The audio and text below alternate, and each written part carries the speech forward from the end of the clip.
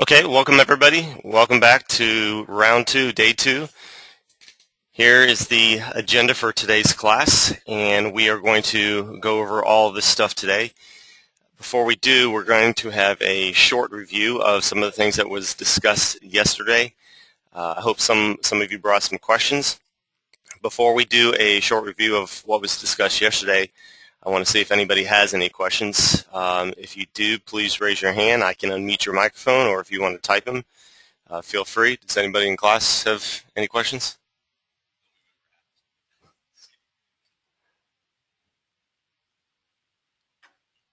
No questions?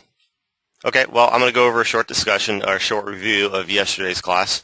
Again, if you have any questions, feel free to ask them, and I will address them right after the review. So yesterday we talked about critical settings, all the different GI options you have. We looked at color mapping and environment lighting, which are also very critical. You have to really use them for all of your scenes. And all scenes have materials, so we looked at materials. And we spent the last hour or two going over some real-world material creation. Let's start in a new scene where VRay has just been activated, and what I would like to do is just go over all the settings that we talked about and initiate the proper test render settings and proper production render settings for your typical setups.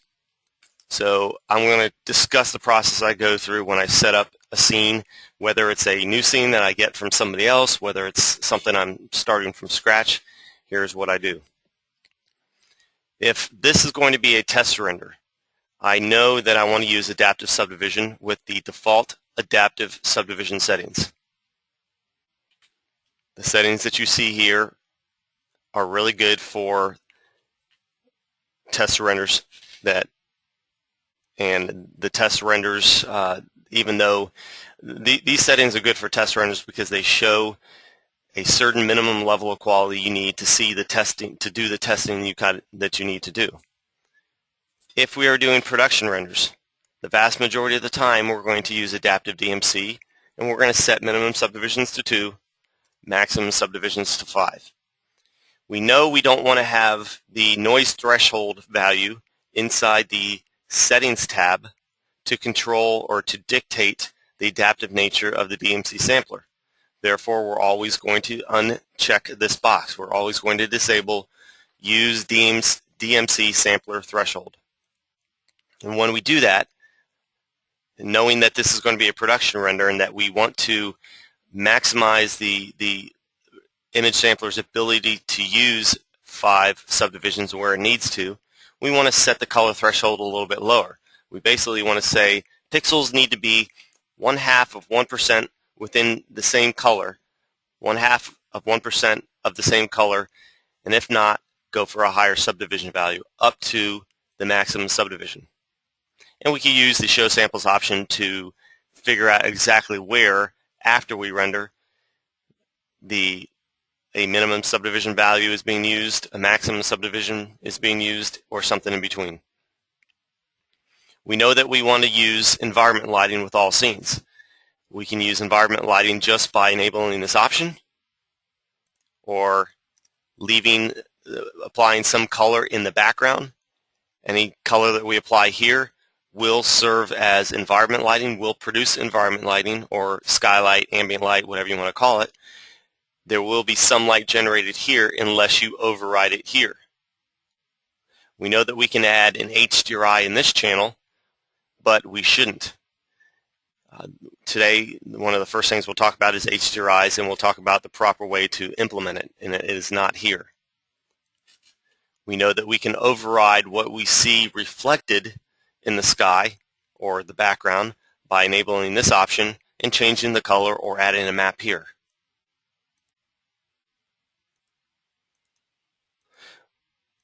We know that there are 7 different color mapping options. Linear is not going to work whenever you have lights in your scene, the vast majority of the time. It's possible to get linear to be sufficient if you have just skylight in your scene, If you're trying to simulate a very low intensity scene, maybe a nighttime scene or a scene with no direct light, but whenever you include lights, whether it's a VRay sun, a standard direct light, or even a simple omni light, you're going to need to use something like exponential or HSV exponential. You could try to use Reinhardt and play with the burn value to get you a mixture somewhere between linear and exponential, but the majority of the time I believe that you should concentrate on exponential and HSV exponential. HSV exponential is the same thing, except that it preserves the hue and saturation and allows you to change the value. So what that simply means is you're going to have more vibrant colors. You're going to have richer colors, and it will look in some cases like you have the contrast set a little bit higher or the saturation set a little bit higher, when in reality the hue and saturation hasn't changed. It just, the colors stand out a little bit more. We know the dark and bright multipliers control the dark and bright pixels. If you want to brighten dark areas of your scene, increase the dark multiplier. If you want to brighten bright areas of your scene, increase the bright multiplier. We always want to have subpixel mapping and clamp output turned on. That helps prevent things like white dots, which are reflections of intense light sources. And we want to disable the effect background because we don't want the background color to change just because we've added a little exponential or HSV exponential. Going into the indirect illumination rollout, once we turn on indirect illumination, we have several options for primary and secondary bounce. First of all, we know primary bounces are bounces that occur in your view, in your camera's view. Secondary bounces are all the bounces of light that occur outside your view. There are 3 different types of options for primary bounce, but we know that unless we use progressive path tracing, which we will look at later today, we're not going to touch light cache. So it goes down to a radiance map and brute force. And the vast majority of the time, you're going to want to use a radiance map because it's fast and accurate. Secondary bounces, we really have only 2 options, brute force and light cache. Light cache is by far the most widely used because it's fast and able to calculate a lot of bounces in a very short period of time.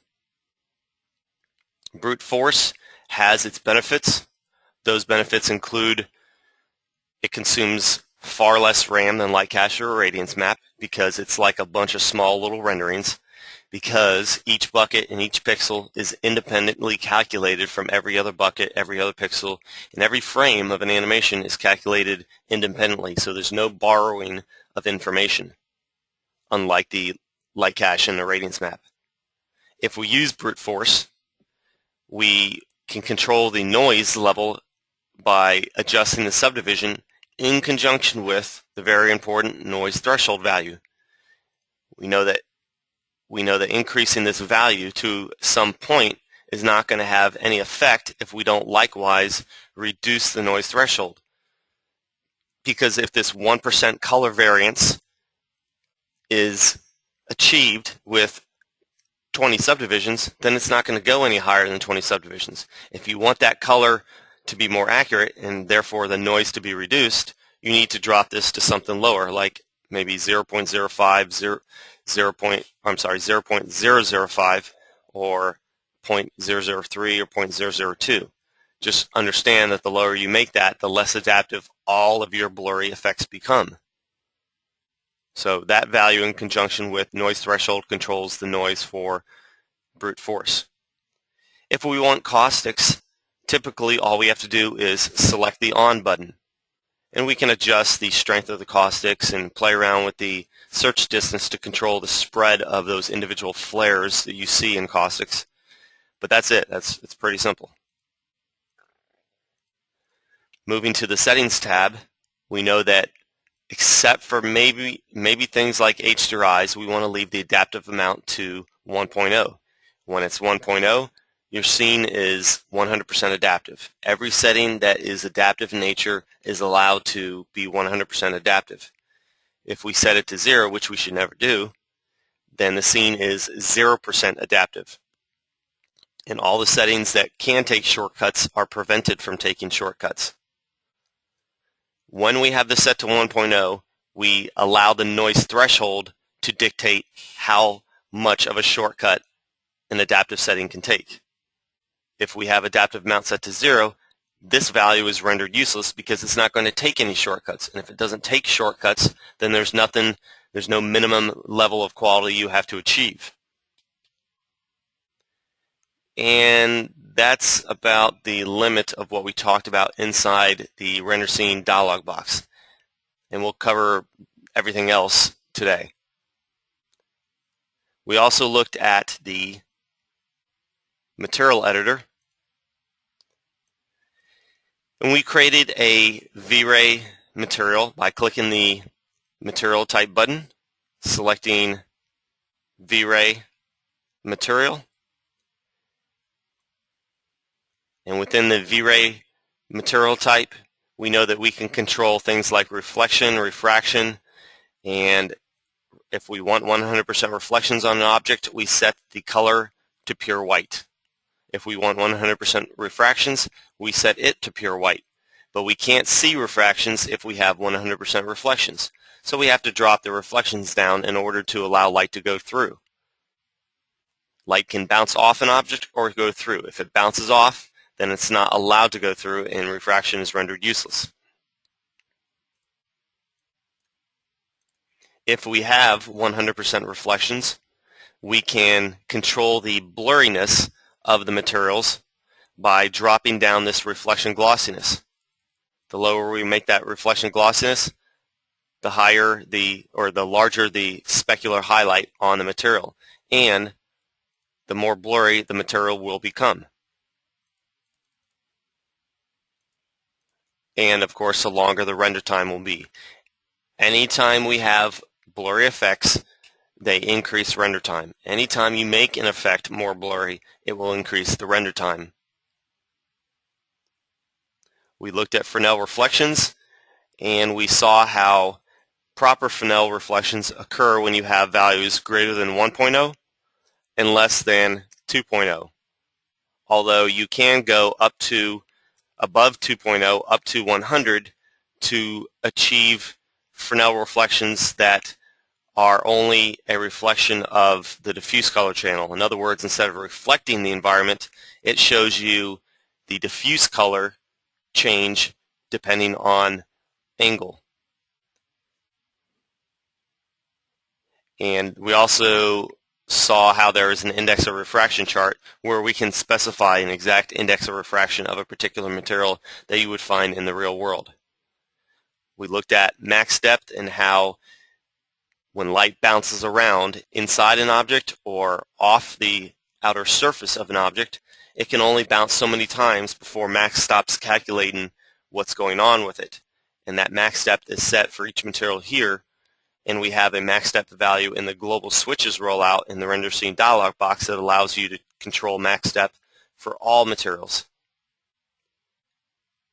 We looked at fog color and decided if we wanted to add a little bit of color to some glass or water, some transparent material, we can set the fog color to the color we want, and then we generally want to start the fog color out something very small like 0.01 and go up from there. Effect shadows will allow us to see the shadows created properly for transparent materials, or refractive materials I should say. And we saw how interpolation can be used to speed up the calculation of interpolation. But when we have interpolation for things like reflection or refraction, notice how it changes the amount of blur quite significantly. So if I had reflection glossiness set really high to 0.95, that would be a place where you wouldn't want to use interpolation, because instead of seeing something like this, which is nice and glossy, it'll make your reflections too blurry. So values of 0.75 and below, that's probably a good place to start using interpolation, because the difference between using interpolation and not using it is less dramatic. But if you use interpolation, you need to set the interpolation to the same values you have inside the irradiance map. So whatever is in the irradiance map, that's what you set here for all these settings. And finally, if we convert a scene to VRay materials by right-clicking and selecting VRay Scene Converter, which will convert all materials and ray trace shadows, we know that we should be mindful of the fact that this option, trace reflections, might be turned off. And if it's turned off, there will be no reflections on the material other than the specular highlight.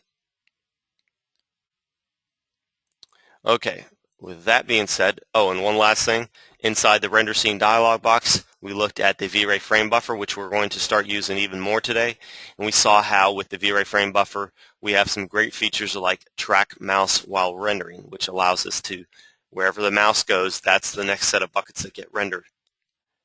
And we have a render region option here that allows us to quickly select an area to do a render region of.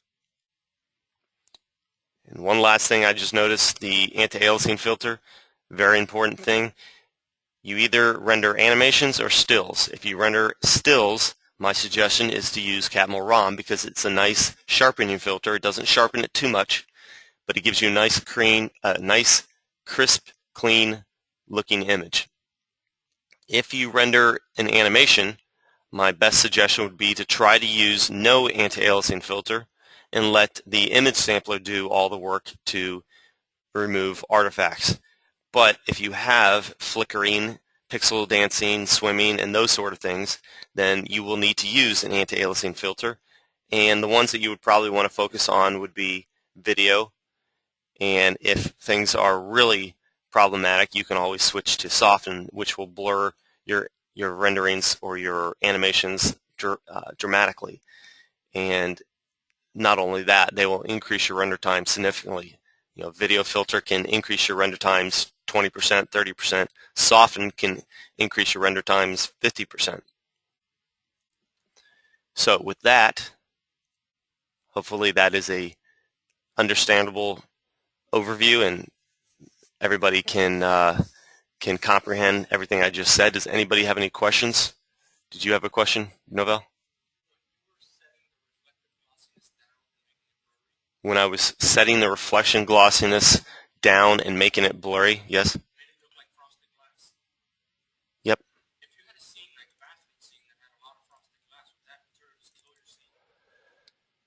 The question is, if I had a scene with a lot of frosted glass, like I get when I have a reflection glossiness really low and the reflection amount really high, if I had a scene with a lot of low reflections like that, would it kill my render times? You mean refraction, if we use it for refraction?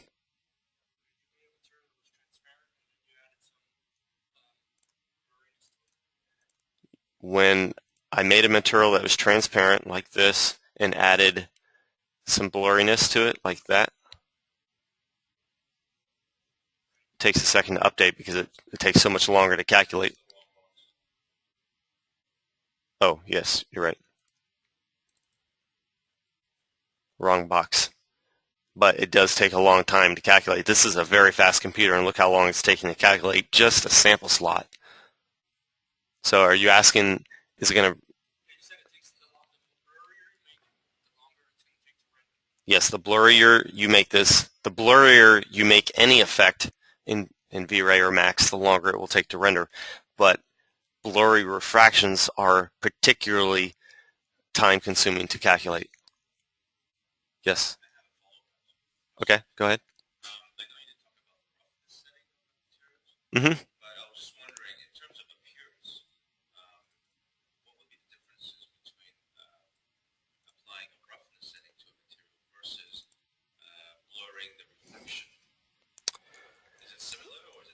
What is the difference between applying roughness and blurriness? I honestly haven't been able to play around with roughness in some real world scenes, so I can't answer what exactly the roughness will do for you. I have not been able to nail that down yet, and it's one of those settings I don't think is going to be...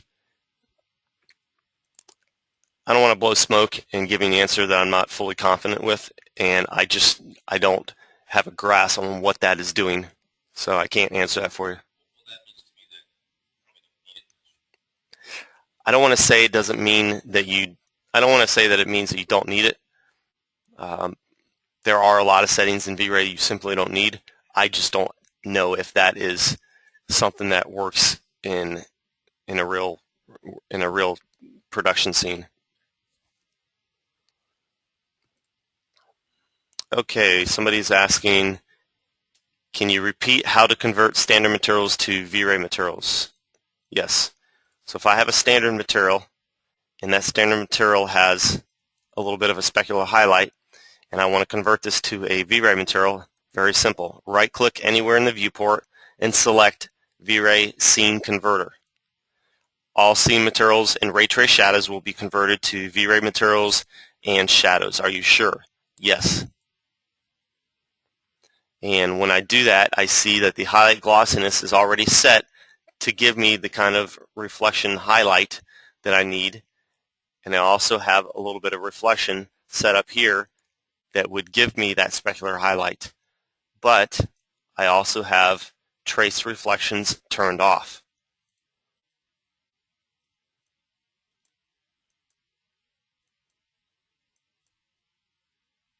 So let's see, anyone else? You're welcome. Anybody else have any questions?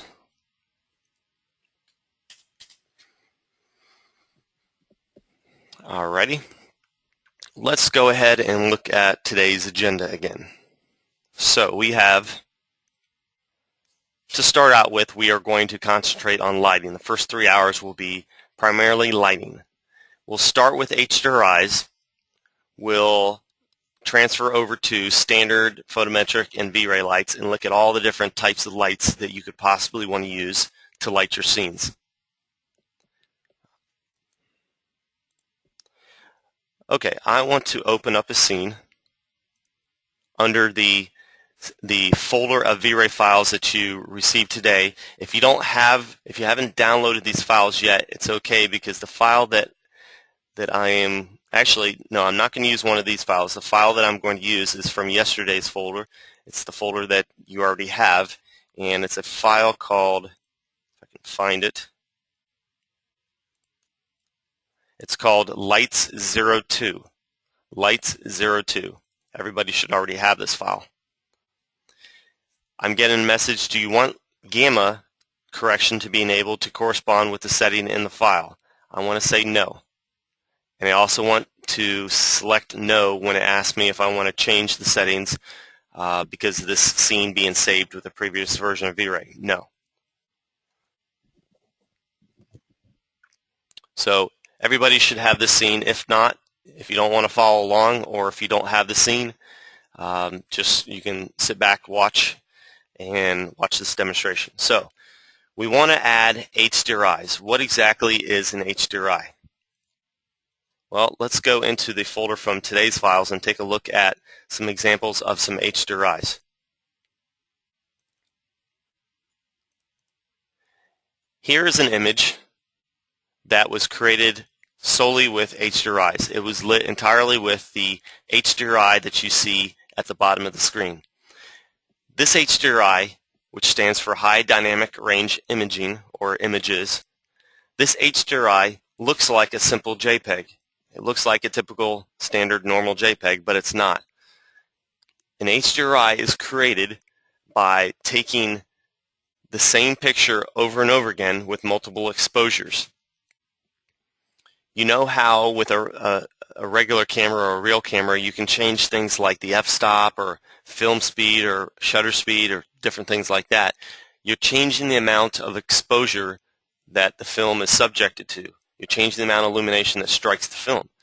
Well, when you create an HDRI, you take shots at different exposures. It's almost like going outside on a sunny day and squinting your eyes. The more you squint your eyes, the more you change the exposure.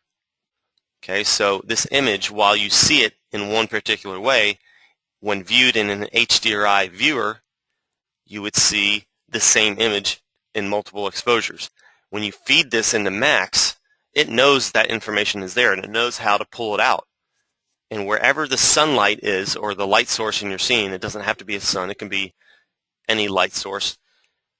wherever the light source is in your scene, that is the direction from which you're going to have light striking your building. So in this example, you can see this side of the building, this area, is lit a lot more than this side because this sunlight is somewhere over on the left-hand side of the screen.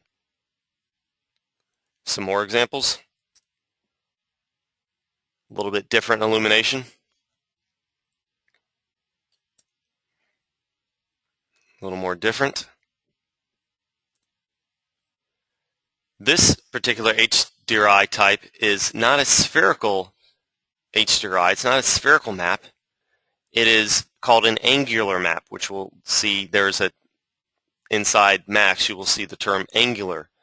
So this image, unlike a spherical, which is rectangular, 2 times longer or 2 times wider than it is taller, the angular map is just a circular type of image that wraps around your environment like a spherical map. It wraps around your entire environment, and this image shows you what you see in a full 360 degree field of view. Everything that you would see if you were standing in the spot that this image was taken, you would see everything that you see in this image. Here's another one. And another one. Now, a lot of people use HDRIs in a lot of different ways. A lot of people use HDRIs for bright sunny days, sunny day, mid-Sunday scenes. I don't like using HDRIs for anything other than low-intensity scenes like this for a few reasons. The lower the intensity of your illumination, the harder it will be to remove noise. I mentioned that yesterday. We sort of saw that yesterday. But if you tried to illuminate your scene like this with a individual light or even multiple lights, it would be pretty difficult. You'd have to have a lot of, in order to get this kind of fill, in order to get nice, smooth, even lighting all around your scene, you would have to have a bunch of low-intensity lights placed around your scene because there's just not enough energy in one light or even probably a couple lights to bounce off all the objects and fill out your illumination properly. The HDRI provides a more even distribution of light. And it's practical for a low-intensity scene like this because even though the HDRI is more susceptible to noise than not using HDRIs for sunny day scenes, the HDRI is better for noise for low-intensity illumination scenes. So if you were to use an HDRI for a scene like this where it's much brighter, you're probably not going to do anything easier or better than you could just do with a simple sun or a simple light placed in your scene, because the noise that you would see in this scene created by an HDRI would probably be greater than the noise you would see created with a sunlight and a little bit of skylight added. It really, in my opinion, is more valuable or more necessary when you have low-intensity scenes. And also, if you have a bright, sunny scene, and I don't want to say this is a really bright scene, but if you have a bright scene, then any light, any direct light that you add, which is going to give you crisper shadows or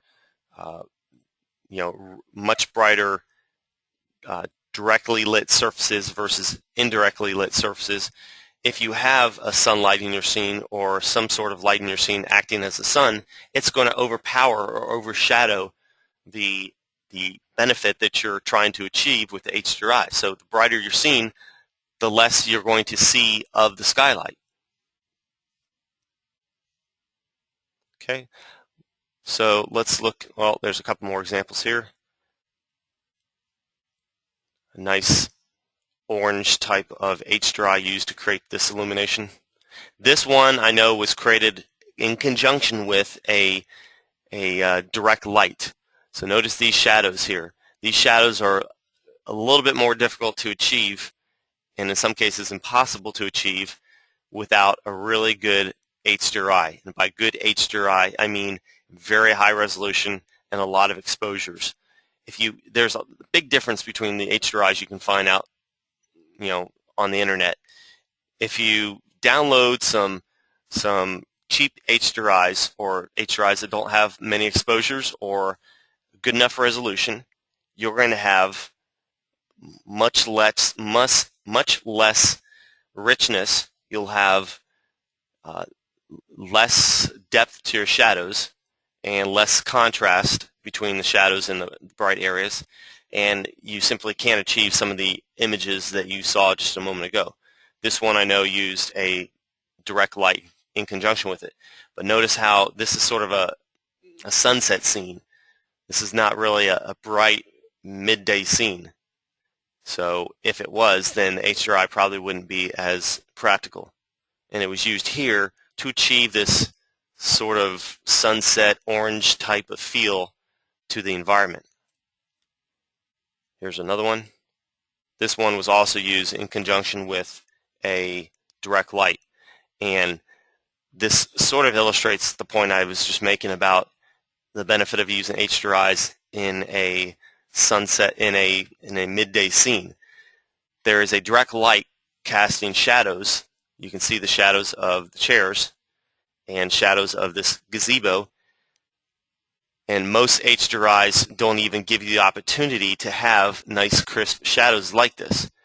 So if you use a direct light or a VRay sun in conjunction with HDRI for this type of lighting, there's really no benefit, because the HDRI, it's only going to is only going to give you an opportunity to have more noise than not having it.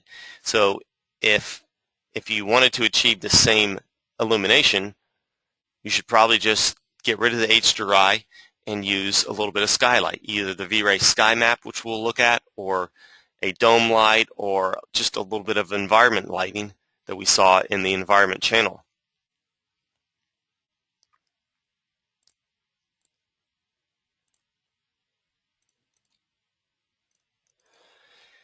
When we create HDRI lighting, you will see that one of a really good trick or a benefit to help position or orient the HDRIs is to have this spherical object, usually just a sphere, that is 100% reflective, and by doing so you can see the reflection of the sun, because if it's not visible in your camera, chances are it's going to be visible somewhere in the reflection of the sphere, like it is here, and you also get to see the shadows created by the HDRI a lot better. So this shadow, while not very harsh, is pretty typical of an HDRI. And if I scroll through these images, you'll see that the sun changes position and the shadow changes position along with it.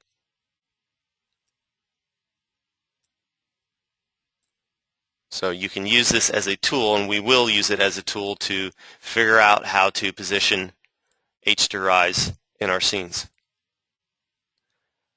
There is a file that is included in the download in the support files, HDR Viewer.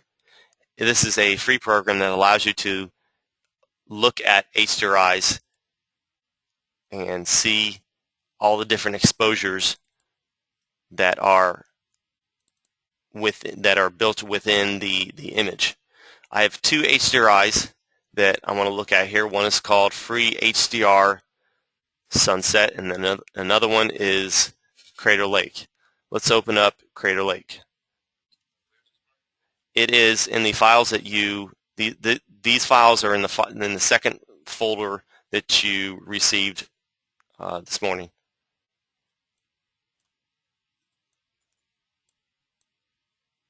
So I have this image, and this is a very large image. HDRIs should be large, and I can pan around just by using my middle mouse button. I can pan around like this. And notice that at the top there is a pixel number corresponding to the pixel that I'm at, and there is a color value, a color strength value from 0 to up to some number that could be in the tens of thousands. I could have numbers in the tens of thousands. Now it looks like a normal image, but if you hold down Shift and click around your image, you will see a bunch of different exposures. And the closer you get to that sun or the light source in your scene, the more you're going to lower your exposure. And if you put your cursor right over the sun, you can see the intensity get higher and higher. Now this HDRI, I can tell just by looking at the color spectrum, is very low. It's quite low. If I move my cursor farther away from the sun, I see the color value go down. The farther away, where you put your cursor indicates, by this color value up here, indicates the intensity of the illumination coming from that spot. And there is no real scale that I can give you in terms of, this number of 1.0 or 0.1 is going to achieve a certain amount of illumination or means a certain amount of color intensity, because all the scales are different. It's a unitless scale. But let's close that image and reopen HDR Viewer and look at the other one that we have, the free HDR Sunset.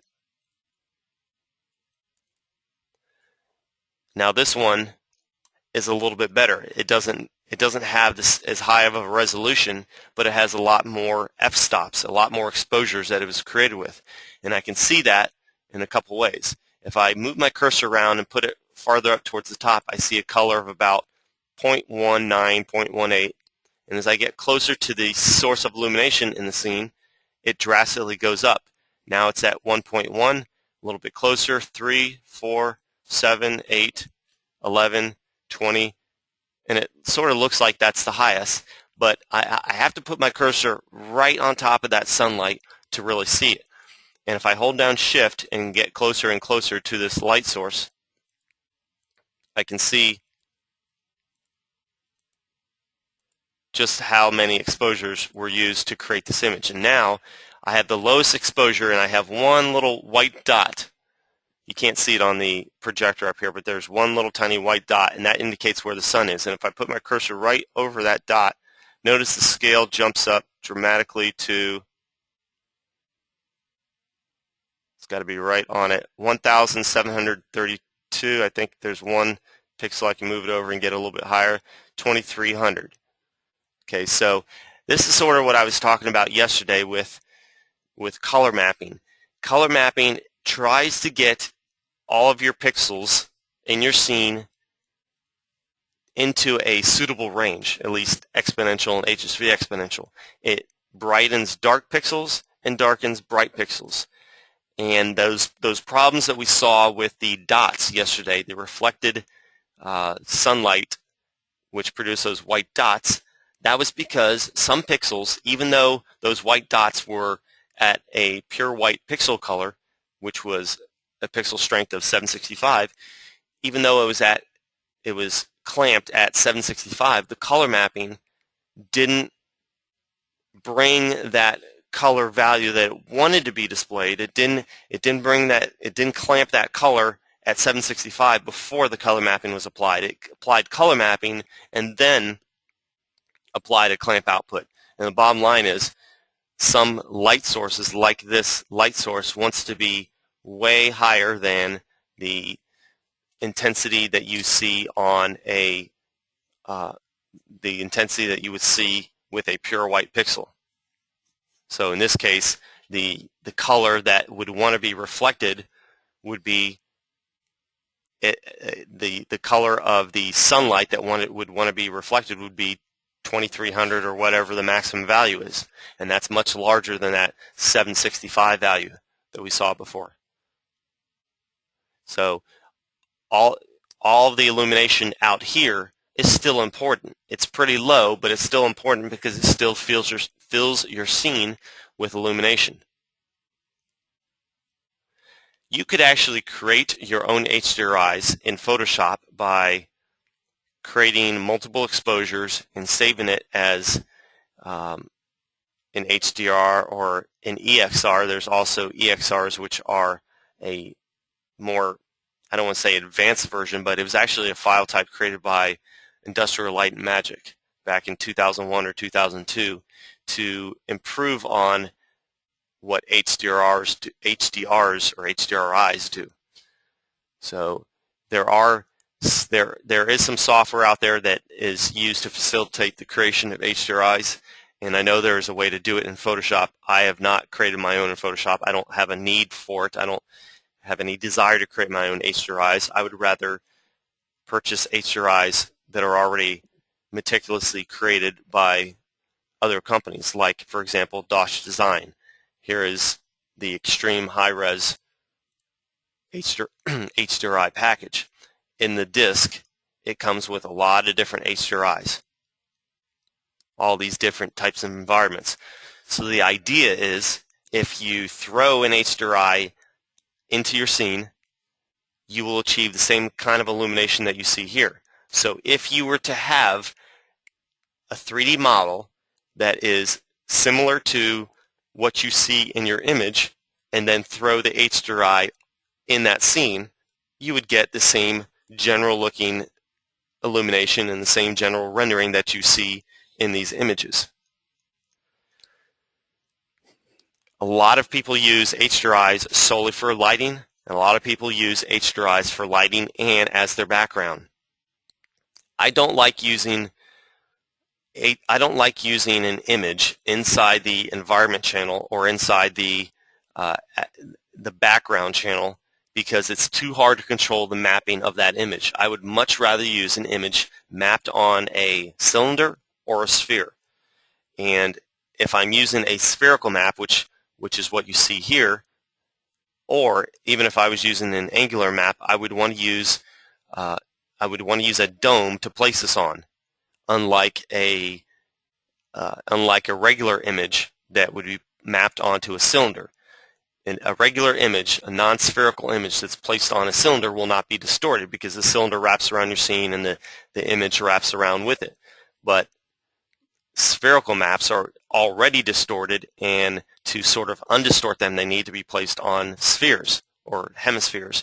So I always like to use what I call a background rig, which is for me a cylinder and or a sphere or a hemisphere.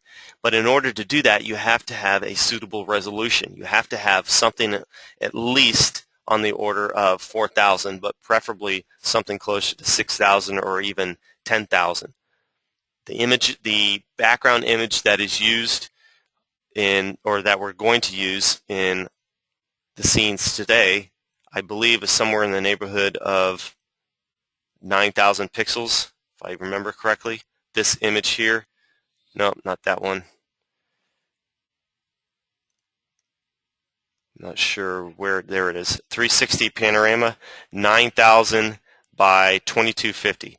So this image here that is placed on the background rig, specifically the background dome that wraps around my scene, that is a spherical image, and that has 9,000 pixels. That I don't think that was part of an HDRI. I believe this was something that was purchased from Marlin Studios, which has some great images that can be used for backgrounds.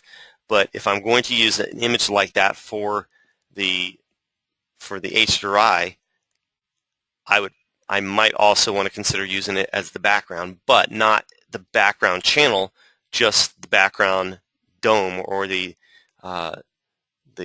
rigging or the objects that I use as my background. HDRIs come in about 5 different shapes and sizes. You have spherical maps, you have light probes, which are also known as angular maps. Some companies call them light probes, other companies call them angular maps, but all it really is a 360 degree view that is shown in what looks like a spherical type of image. But this is not a spherical map. Whenever it says spherical map, it refers to this type of image, which actually looks rectangular. Then you also have cross images, horizontal cross or vertical cross. Horizontal cross will look like this. A vertical cross, I'm not sure if there's one in here, will look like this, except imagine this turned 90 degrees.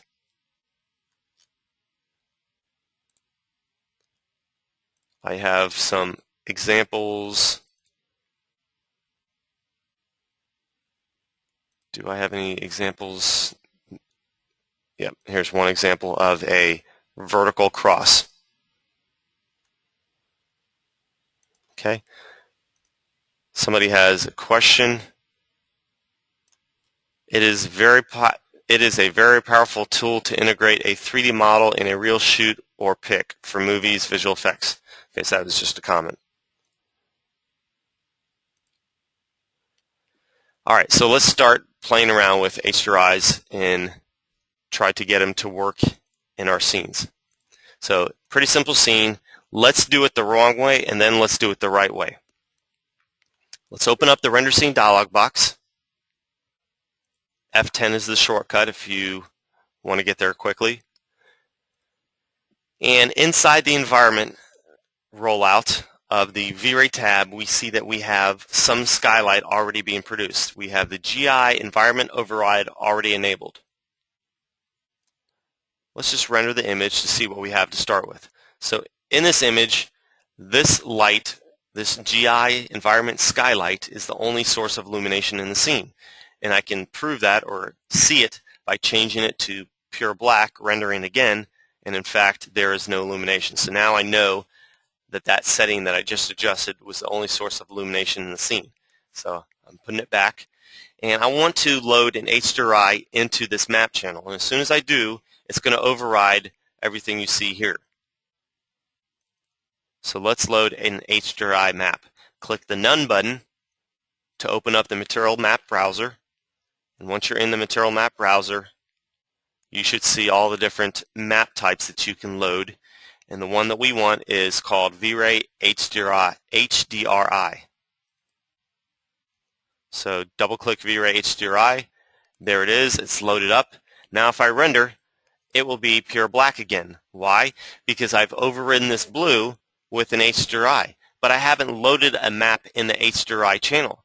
I've just queued it, or I've just loaded the map without loading an image into that map that I loaded. So how do we load the map? We need to go into the material editor and copy that HDRI from the environment channel into an empty sample slot. It doesn't matter if it's empty or not. It actually can be a sample slot that you have already used. It's just going to replace the material that's there. And we want to create an instance so that the material editor sample slot is tied to the environment channel. And now we need to find an HDR. It says HDR map. Whether it says HDR or HDRI, it really doesn't matter. But we want to browse for that map, one of those two maps that we have in the support files.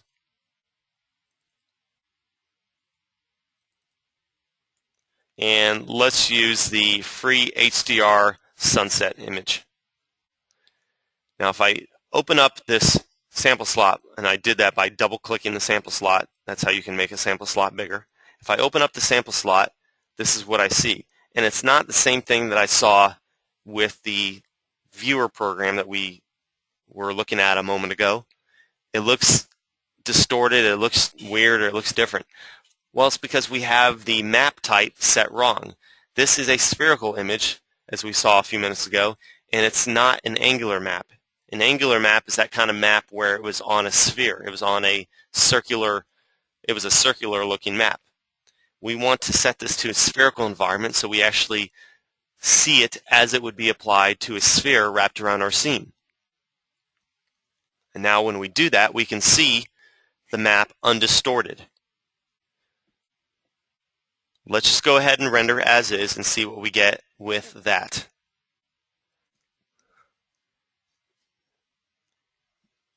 Okay, it's pretty dark. It's not very spectacular. It doesn't have much depth, right? Well, the HDR just because the lighting is set up a certain way does not mean that you're going to just get the kind of lighting that you see in this image without a little bit of work, because that image is only, you can only duplicate that with a certain amount of exposure. And if you have color mapping set incorrectly, or if you don't have if you have other lights in your scene, or if you have some other way that light is bouncing around improperly in your scene, such as materials, then it's very likely that it's going to take a little bit of work to get the kind of illumination that you see here. It's just not, you're never going to just load an HDRI and expect to be able to render as is. There is some amount of work involved, but fortunately it usually only involves changing the multiplier of the HDRI and changing the horizontal rotation, which changes the direction in which the light source is coming from.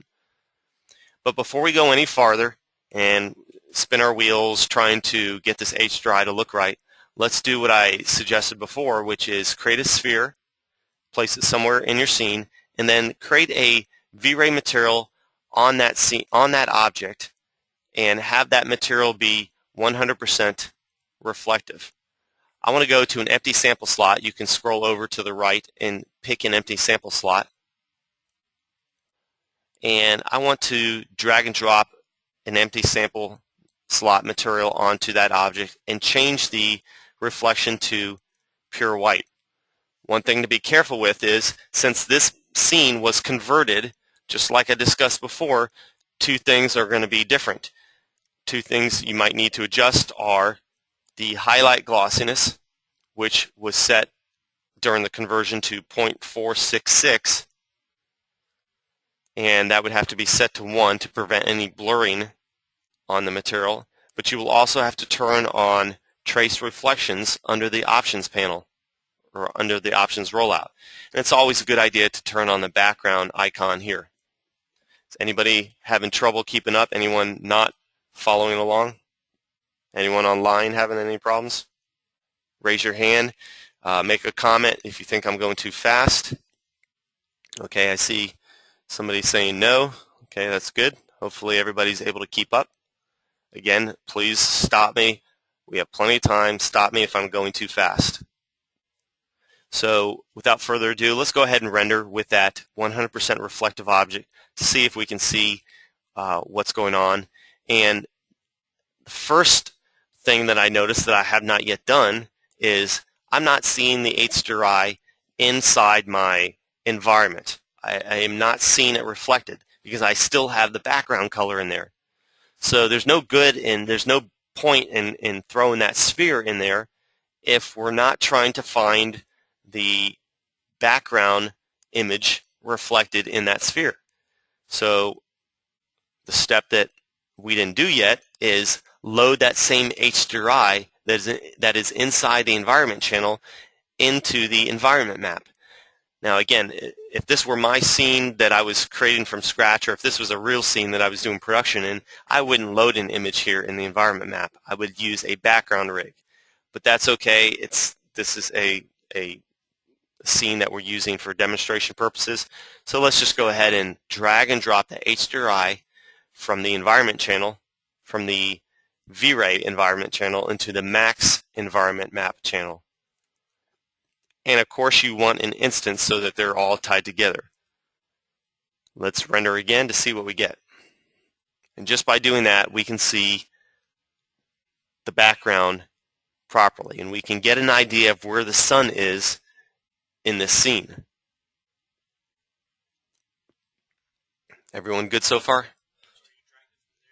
I dragged the HDRI from this map channel, the VRay environment channel, into the background channel under the environment effects dialog box. Did you get it? Okay. So we know the sun is somewhere off to the front right, but to have really good lighting in a scene, you need to see surfaces that are struck with direct light and indirect light. or I should say that differently, because sometimes you won't want direct light in your scene. You should see, if you're going to have a light in your scene, if you're going to have certainly a sunlight in your scene, it's a good idea to not have that light be right behind you or right in front of you.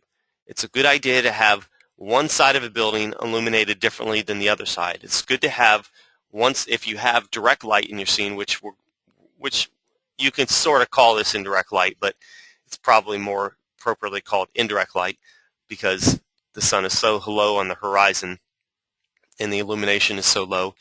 If you're going to have any direct light, it's probably a good idea to have the light coming from the side so that you have one side of your building in direct light and another side in shadow. Because if you had the light right behind you, right behind the camera or right in front of the camera, you're going to not have any depth. You're going to see either all directly lit surfaces or all indirectly lit surfaces, and you won't have a good definition to your illumination. This sun is somewhere over off to the right, but I think I want to make it move farther around, not behind me, but farther to my 3 o'clock position, farther to the left. Instead of being front left, I want it to be, more straight left. So I believe that the sun is coming from somewhere over here. If you look at my camera right there, I believe the sun is coming from right about here. But I really want to push it right over here so it just blasts this side of the building with as much illumination as it can. So how do we do that? Well, we have to find the HDRI that we loaded in the material editor, and all we need to do is rotate the map by using this horizontal rotation. So if we just click up and up and up, notice that the map in the sample slot is changing. So let's type in 30 and see what that does. And personally, I can never remember if that means it's going to rotate the map to the right or left or in front of me more or behind me more, so I always just have to render to see. If I render again, it looks like it did in fact move farther to my right-hand side rather than farther in front of me. So now I know the sun is directly to my left, and I can even see a little bit more illumination here now on this side than I saw before, and the only thing I have to do now is increase the strength of the HDRI. So let's try value of 3 and see what that does. Okay. I see a couple things. I see enough illumination, I believe, but I don't see enough definition to the lighting. I don't see enough shadows. I don't see enough illumination versus shadow. But more importantly, I see some strange artifacts appear. I see right here a bright reflection, and I don't know why. I don't know why that spot is there. I see some splotchy noise here. And the reason why is because the HDRI is really not meant to be used in the environment channel that we have it in. It's supposed to be used, or it's best used, with the VRay dome light. So what we're going to do is create a light, and let me just answer this question here. Where does the highlight on the sphere, on the viewport come from?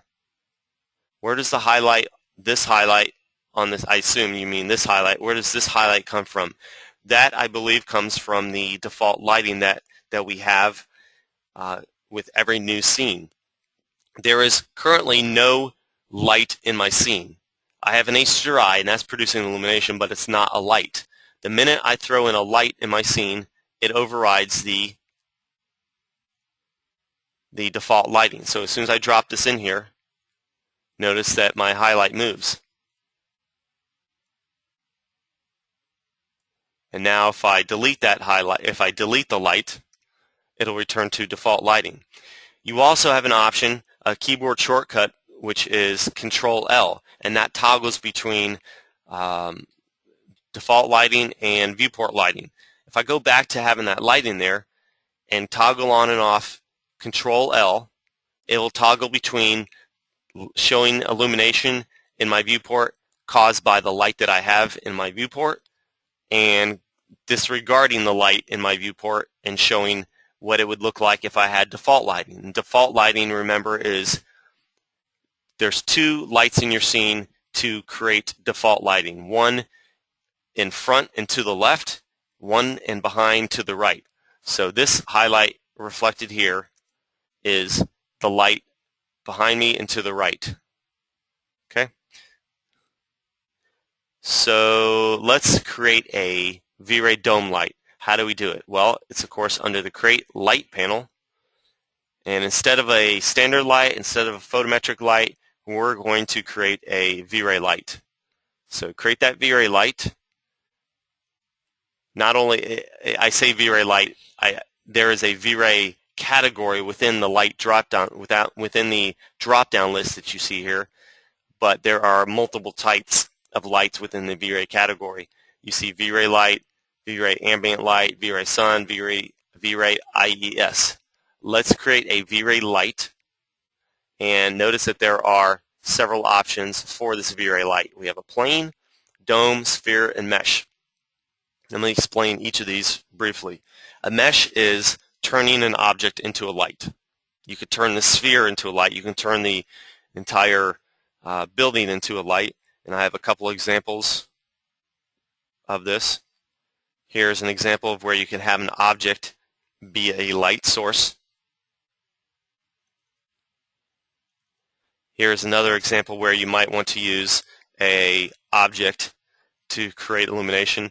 Let's say you have the need for you want to create the appearance that light's coming in from the outside. You can have this, you can set this glass object, which could be one big object. You can set this glass object to cast illumination inward. Very low illumination or very low intensity, but just a little so that you have a feel of ambient light coming in from the outside.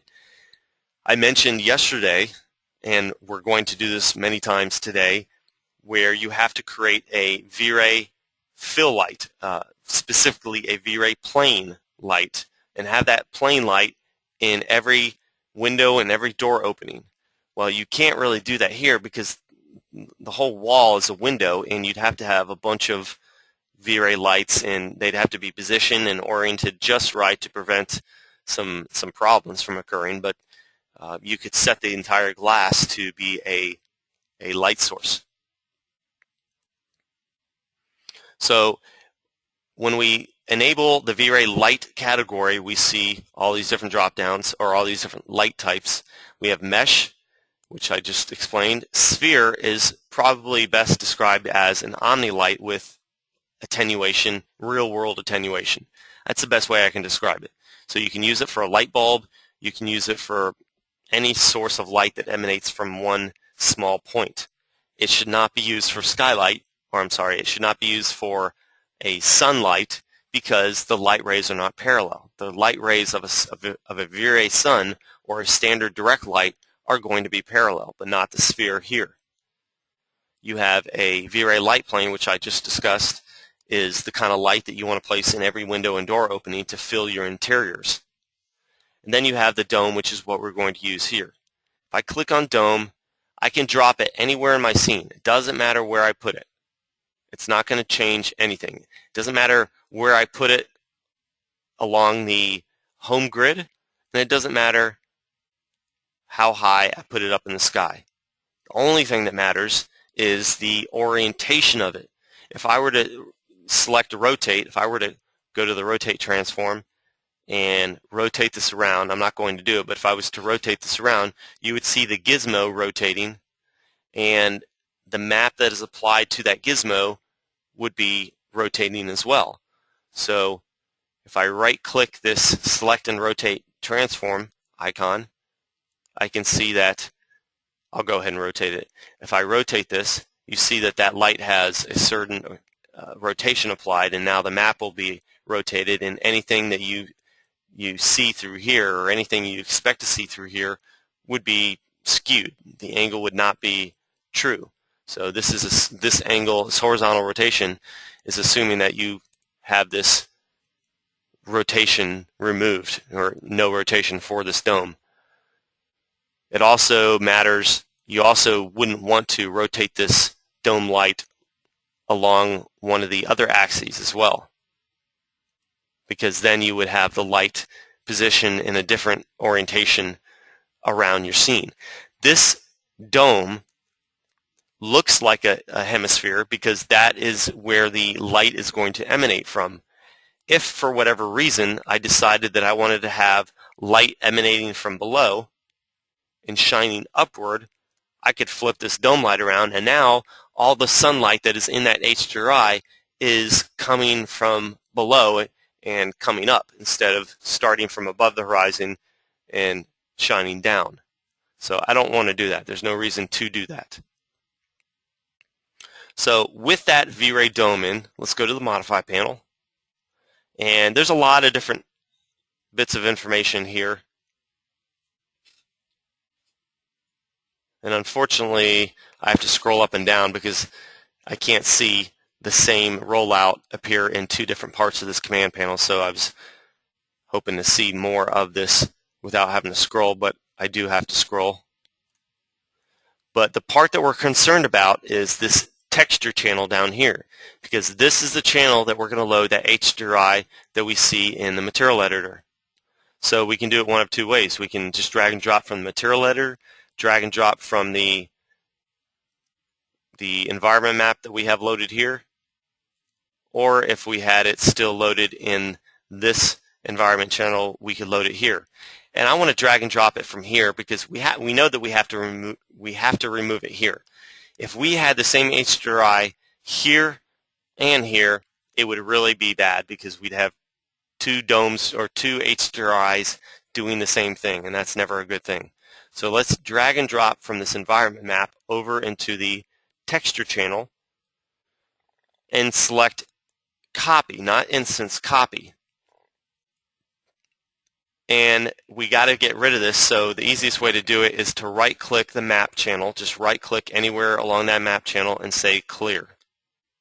Now we have nothing in this environment channel. But since we removed this map, we have to close out this environment that we see here. Because if we don't, then we're going to have extra skylight created here in addition to the dome light. The easiest way to do it, since we have a color here, we don't just want to disable this because we'd still have the same thing right here. So you have to put some thought into this. Easiest way to do this is to make this color swatch black, because if I just disable this, then I would have to worry about this. But actually not this color, I have to worry about the map that's still loaded in the background. So it's sort of crazy, but I have to have this GI environment turned on, because if I don't turn it on, I know that the environment map or the color is going to provide illumination. I want to see the background. I want to see the map in the background, so I have to use this map. And if I use this map, it's going to create illumination unless I override it with this GI environment skylight override. So I have to leave this on, and I have to set this to pure black. Only way I can avoid doing that, the only way I am allowed to turn this off, is if I turn this off and set this color to black. Because one way or the other, this color or this map is going to provide illumination unless I tell it to go to black or not use the map. Does that make sense? Okay. So let's leave the map on here so we see it in the background, but override that map by setting this option on here, GI environment override, and setting the color to black. So now the only source of illumination in the scene should be this HDRI loaded in the texture channel of the VRay dome light. Let's render again as is just to see what we get, and we get a intense bright white source. And why do we get that? Any ideas? Yes. Yes, the multiplier is too bright. By default, the VRay dome light wants to be set to 30. So we can do one of two things. We saw yesterday that light, or the strength of a light, is a result of the multiplier and the color. We could reduce either. We could reduce the color of the light or the multiplier. It's probably easiest just to set the multiplier to 1 and render again and see what that gives you. And as you can see, it's pretty suitable. And it looks much more realistic. It's a little noisy, which we'll fix, but it looks much more realistic. Any idea how we can remove the noise? Anyone online want to take a guess how to remove this noise? The two areas that we would have to focus on to remove the noise? Nobody online has? If you want to type in an answer, feel free to type in your answer, or you can even just use the question field to do it.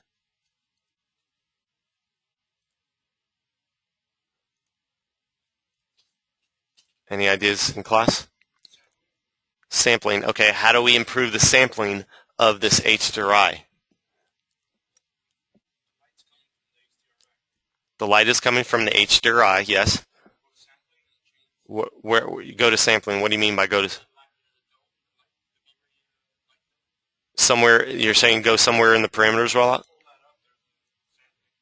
Yep, sampling. Okay. Yes, let's change the subdivision value to something like 20. And I want to see what the difference is between this render and the next render, so I'm going to make a clone. So I'll just click clone, set this off to the side, and render again. So compare two images next to each other. And I see much less noise. I'd have to zoom in to do it. But I see, I guess I shouldn't say much less noise, but I see less noise. It's less variance between the bright spots and the dark spots. Less variation in the new image. But not quite what I'm looking for. Now, what's the other thing that we can do? Well, actually, before I mention that, let's set the subdivision value to 100 and render again. Let's see if that does anything. The first indication that it might be doing something is that it takes longer. But if it doesn't take longer when you increase a quality setting, then you know that quality setting had no benefit. It had nothing to do with it. Clearly, that did a lot in this image. I'm getting a lot less noise. But I don't believe we've gone after 100 subdivisions. If we wanted to go after 100 subdivisions, or if we got to a point where the subdivision value didn't do anything, what's the setting that we need to adjust to make it go after that full amount of subdivisions? I'm sorry? Under settings. What settings? The render scene dialog box? Yes, under settings, noise threshold. Okay, we could set this to something like 0.05 and probably see better results than what we see with 0.01. Okay, let's leave this at 0.01 just for a moment, and I want to demonstrate what I was talking about yesterday, and I think maybe even today. Notice that the adaptive amount is 0.85. That is the default value. I believe that with every scene that you render, you should set this to 1.0, except for possibly HDRI-based scenes. This is a scene with HDRIs. Let's see if this looks any different with an adaptive mount of 1.0. And just to compare very closely one image to the next, I want to turn off the show map calc or show calc phase for light cache and irradiance map, so I don't see the previous image overridden. But right now we are rendering with an adaptive amount of 0.85, and I just want to focus on this area while it's rendering. I want to see if there's any difference when I start to use an adaptive amount of 1.0. So I just increased the adaptive amount to 1.0, and I'm going to just stare at this section while I hit the render button. Now, see all that noise that just popped out? That's because I told VRay to take a shortcut somewhere along that algorithm that was being run behind the scenes. This wouldn't happen with a direct light or a VRay Sun or something like that. I don't know why it happens with HDRIs, but it just tends to happen a lot with HDRIs. Look at all that noise that is just coming out terribly. So it's a good idea to set this to 0.85, and that's why they set this to 0.85 by default. That, new users that don't know why the noise is being created, they don't want to discourage new users, and It induces a little longer render time, as you can see. The last render took about 3 or 4 seconds, and this one's taking, much longer. But if you want to get rid of the noise, that's what you got to do. And the other reason why I believe that we're going after 100 subdivisions, as you see here, is because we're not using a full 100% adaptiveness. If we had a full 100% adaptiveness, if we had this value set to 1.0, of course we're going to get more noise. But one of the reasons why we're going to get more noise is because we're no longer going after more subdivisions. By dropping every time we drop this value down, this adaptive amount down, we tell it to be less adaptive, and therefore take more shortcuts, and therefore go after more of the subdivisions that we specify.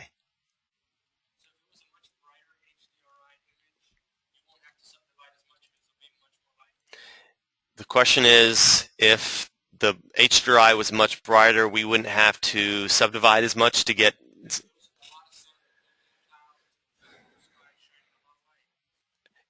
If the brighter your illumination, the less noise you're going to have, just always. So yes, if we have a different HDRI that is brighter, maybe a mid-day scene with the sun up and high in the sky and a lot of illumination, yes. Or we could increase this intensity multiplier and do the same thing. That is true. But you shouldn't brighten your scene just to fix the noise in your scene. Don't ever sacrifice appearance or composition for quality. Don't ever sacrifice appearance or composition for quality. Everything that is a quality setting is fairly easy to learn. All these settings that I'm talking about, like the subdivision value, it's, for the most part, it's fairly easy to learn. It's pretty simple to teach somebody the technical side of a program. The part that's hard to teach is the artistic side, the composition, and the settings that control the composition are not hard to learn, but how to use them to create beautiful scenes, that's the hard part. I don't consider myself a great artist. I'm probably better at the technical side of things than the artistic side of things. There are some people that are good on the art side. Some of the classes that we teach, or some of the instructors that teach for CG School, they do not know VRay as well as me, but they're better artists than me, so in some cases they can produce better imagery than me because for what settings they do know, they can do a lot more with it because they have a better art background than I do. Okay. Anybody online have any questions? Yes. Why you uncheck the subpixel mapping and clamp output in this case? Good question. Why in the world do we have subpixel mapping and clamp output unchecked? Well, it wasn't by intent. It was an accident. So let's turn on subpixel mapping and clamp output. Now, I don't think it will change this image. I don't think that there's any artifacts that are in here that actually I believe there is. If you look really closely right here, yep, this area right here this is the sunlight that we're reflecting here. Anytime that you see a bright source of illumination reflected and you don't have subpixel mapping turned on, then you run the risk of having what you see here. And it's not as apparent here, but I think you'll see when I render this again, it will look different. And the reason why is because when viewed at 100%, you can I don't know if you see it on the projector. You probably don't see it on the projector as well as you do on my screen. But right here, sort of a black line right next to the bright white reflection of the sunlight. So I want to try something. This kind of comparison might be a little bit harder to see if I just hit the render button and change the setting. So I want to load this up into RAM Player. If you don't know anything about RAM Player, it's found under the rendering menu. So if I go to render menu, select RAM Player, I see this little interface that allows me to load up images or animations, and I can play them here. I can rewind them. I can stop it and analyze it. But there's a channel A and a channel B. I can load one image in channel A and another image in channel B and use this slider that you'll see in a minute that allows me to compare channel A image next to channel B image. There's an icon that says Open Last Rendered Image in channel A. So if I click this, it will allow me to load the last rendered image in channel A. I'll just say OK to the options. And there is the image loaded into RAM Player. I'll move that off to the side. With these options enabled, I'll render again. And let's see if that changes over here. It won't induce any longer render time, maybe a second at most.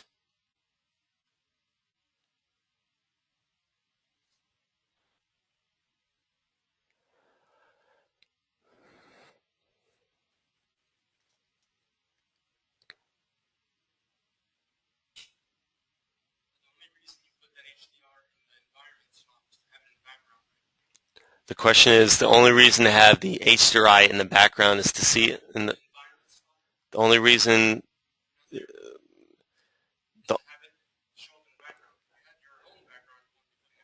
yes, the question is the only reason we have this map loaded here to see in the background? Yes, it's not creating any illumination. We know this is not causing any illumination in the scene. The only reason it's loaded is so that we see it in the background. Yes, question?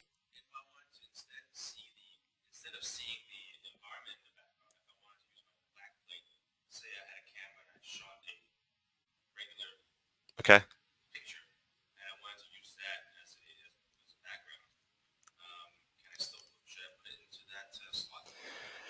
The question is, if you shot your own background plate, would you still be able to put it here in the background? Sure, you could even, where is it right here, the alpha channel. This button here allows you to render an alpha channel. If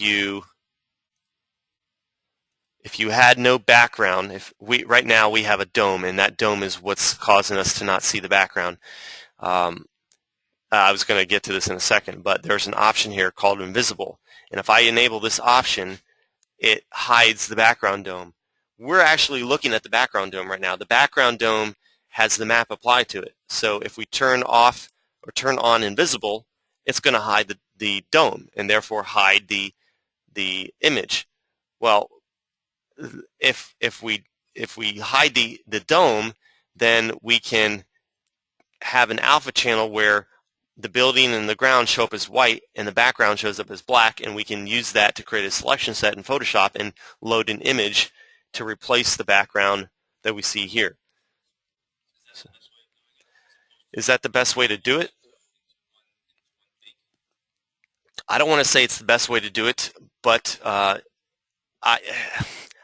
if it's me, I am going to use a physical dome, a background dome. There are so many ways to do the same thing, but some ways I believe are better. Whether I had an animation or a still rendering, I would still use a background dome. And if I decided after I've already rendered out my animation, let's say I got a big long animation and I've already got the background locked in, baked into the image, I can still change it for an animation if I do something in advance, if I do one little thing in advance, and that is use render elements and add a VRay object ID pass, which allows me to create a rendering where every object is a different color. So the building would be one color, the sphere would be one color, the ground would be one color, the dome would be another color, and use compositing software to apply an image to everywhere in my images where a certain color exists. So if I wanted to have an image that I created show up in an animation, create a VRay object ID pass, render it out along with your regular image. It will create a color here for the VRay dome light, and then tell the compositing software that everywhere that color exists in the image, replace the image that exists with my new image. And that's what they do in Hollywood. In Hollywood, in all these movies, none of these movies that you see in CG are ever just rendered fully. Set the scene up, hit the render button, and it's done. they all require a tremendous amount of post-processing. In many cases, more post-processing than the actual rendering and setup of the scenes. So we might have a moment or two to talk about render elements. This is sort of a little more advanced area, and I don't want to lose anybody too bad. And not to get too off track, I want to continue on with this discussion of HDRIs here. I had previously loaded the last rendered image in channel A.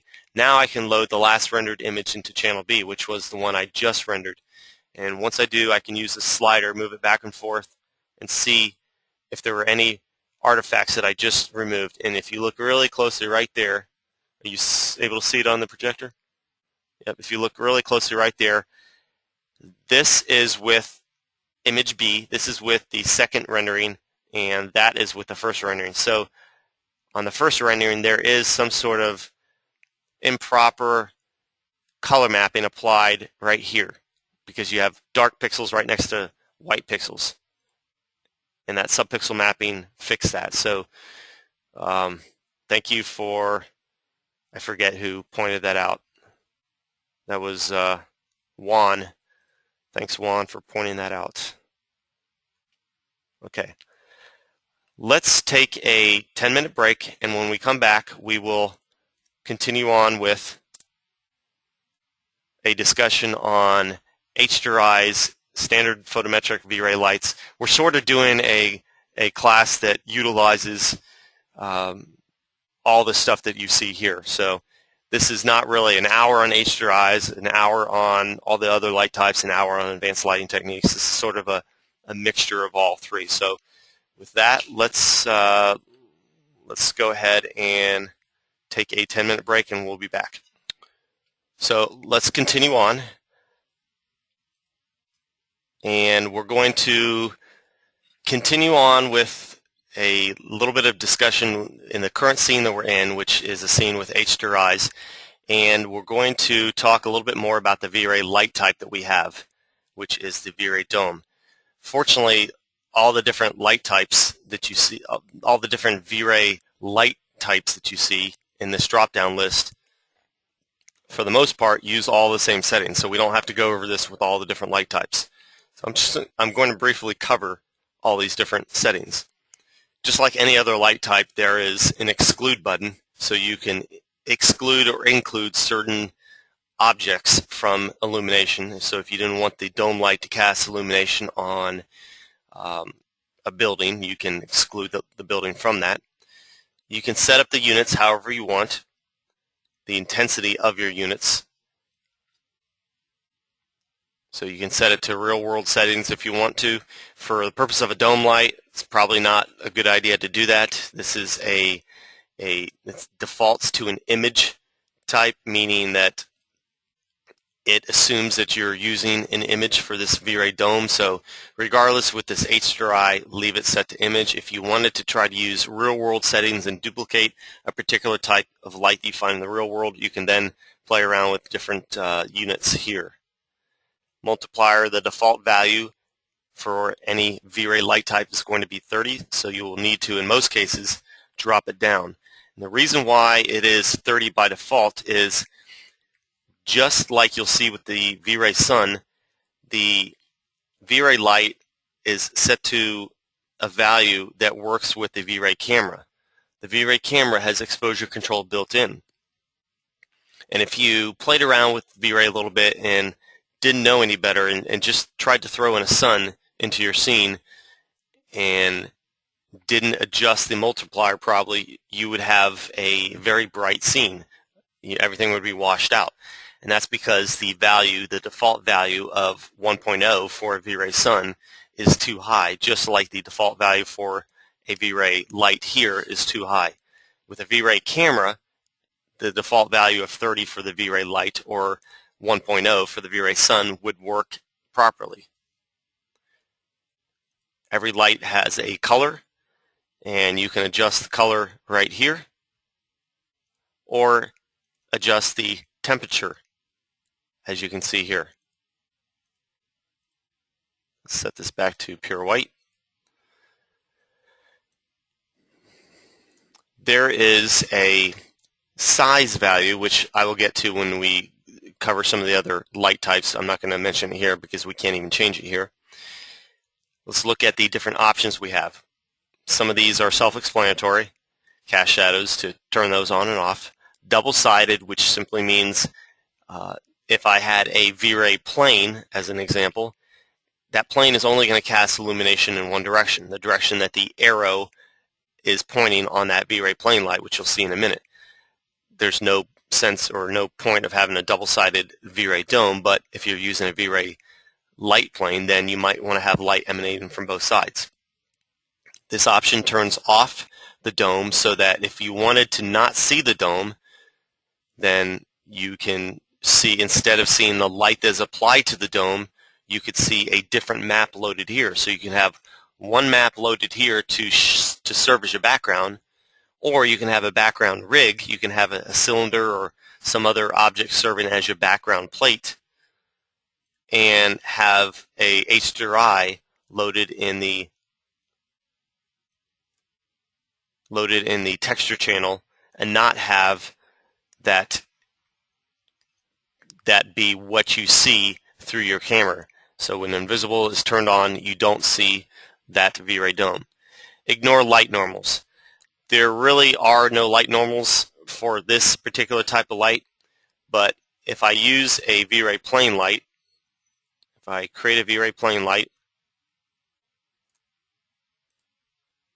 I can see that by rotating this light around, there is a arrow, there is a direction to this VRay light. This should not be used for sunlight, by the way. I've seen some people try to use a VRay light as a sunlight. Do not use it as a sunlight because the light rays are not parallel. Even though it says that even though it shows an arrow, and even though there is an option to respect light normals, and that light normal means that arrow, even though there's an option to ignore it or to respect the light normals, the light rays will never be perfectly parallel or perpendicular to the light plane. Even with this option turned off, this ignore light normals turned off, even with that turned off, some light will curve around to the sides instead of being parallel. Okay, let's go back to the dome light. Skylight portal. If I had a light position in my window, which we'll look at when we start doing some interior scenes, if I have a VRay light plane positioned in my window, I can have the strength and color of that light not be dictated by the color and multiplier here, but rather by the skylight that is applied to the environment map.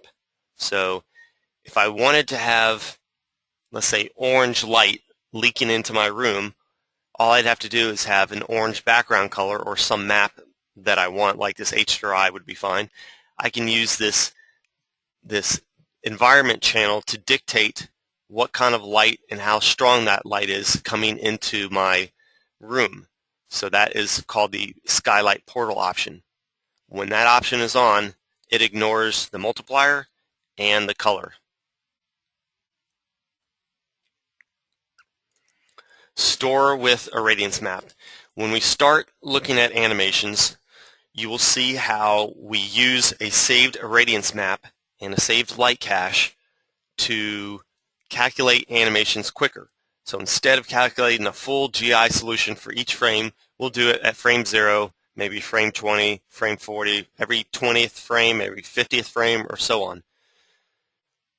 So you know you can store the irradiance map. Well, you can also store the light's information into the irradiance map so that with this option turned on, if you create a rendering and then save that irradiance map, you can delete the light entirely and render again with that saved irradiance map and still have the same effect as that light being in your scene.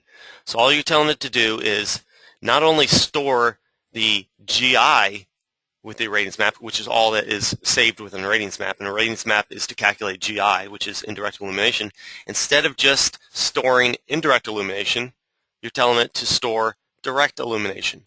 So you can save the irradiance map and remove the lights and still have those lights stored in the irradiance map and still illuminate your scene and casting shadows and all that stuff. I don't really see a huge benefit from that. If you were going to do multiple renderings of the same lighting configuration, yes, then it would be helpful, because once you create the first rendering and save that irradiance map and load that irradiance map, then you don't have to calculate shadows and direct light and all the future subsequent renderings that you do. So in some cases it might be helpful, but probably not in most cases. Affect diffuse, affect specular, affect reflections. I want to show a couple of images here. If I can find the right one. Okay. In this image, we see a light source reflected here. We are actually looking at the VRay light plane, which is placed right inside this window, right inside the room. We are seeing that light reflected on the floor because we have a reflective floor. If we don't want that to be shown, we can disable affect specular. We can disable affect specular. A couple of years ago, there was no option to affect reflections and affect diffuse. It was just affect specular. Now that there is, if we want to also remove, now because of that, if we want to remove that light, we also have to deselect the affect reflections option, and in some cases affect diffuse. Affect diffuse is going to basically turn off reflections of anything that light source illuminates, which we don't probably ever want to do. However, anytime you see a light source reflected, whether it's a light plane or the sunlight or something, and you want to remove that reflection because it just looks too weird or too strong, just remember that it is right here, affect specular or affect reflections.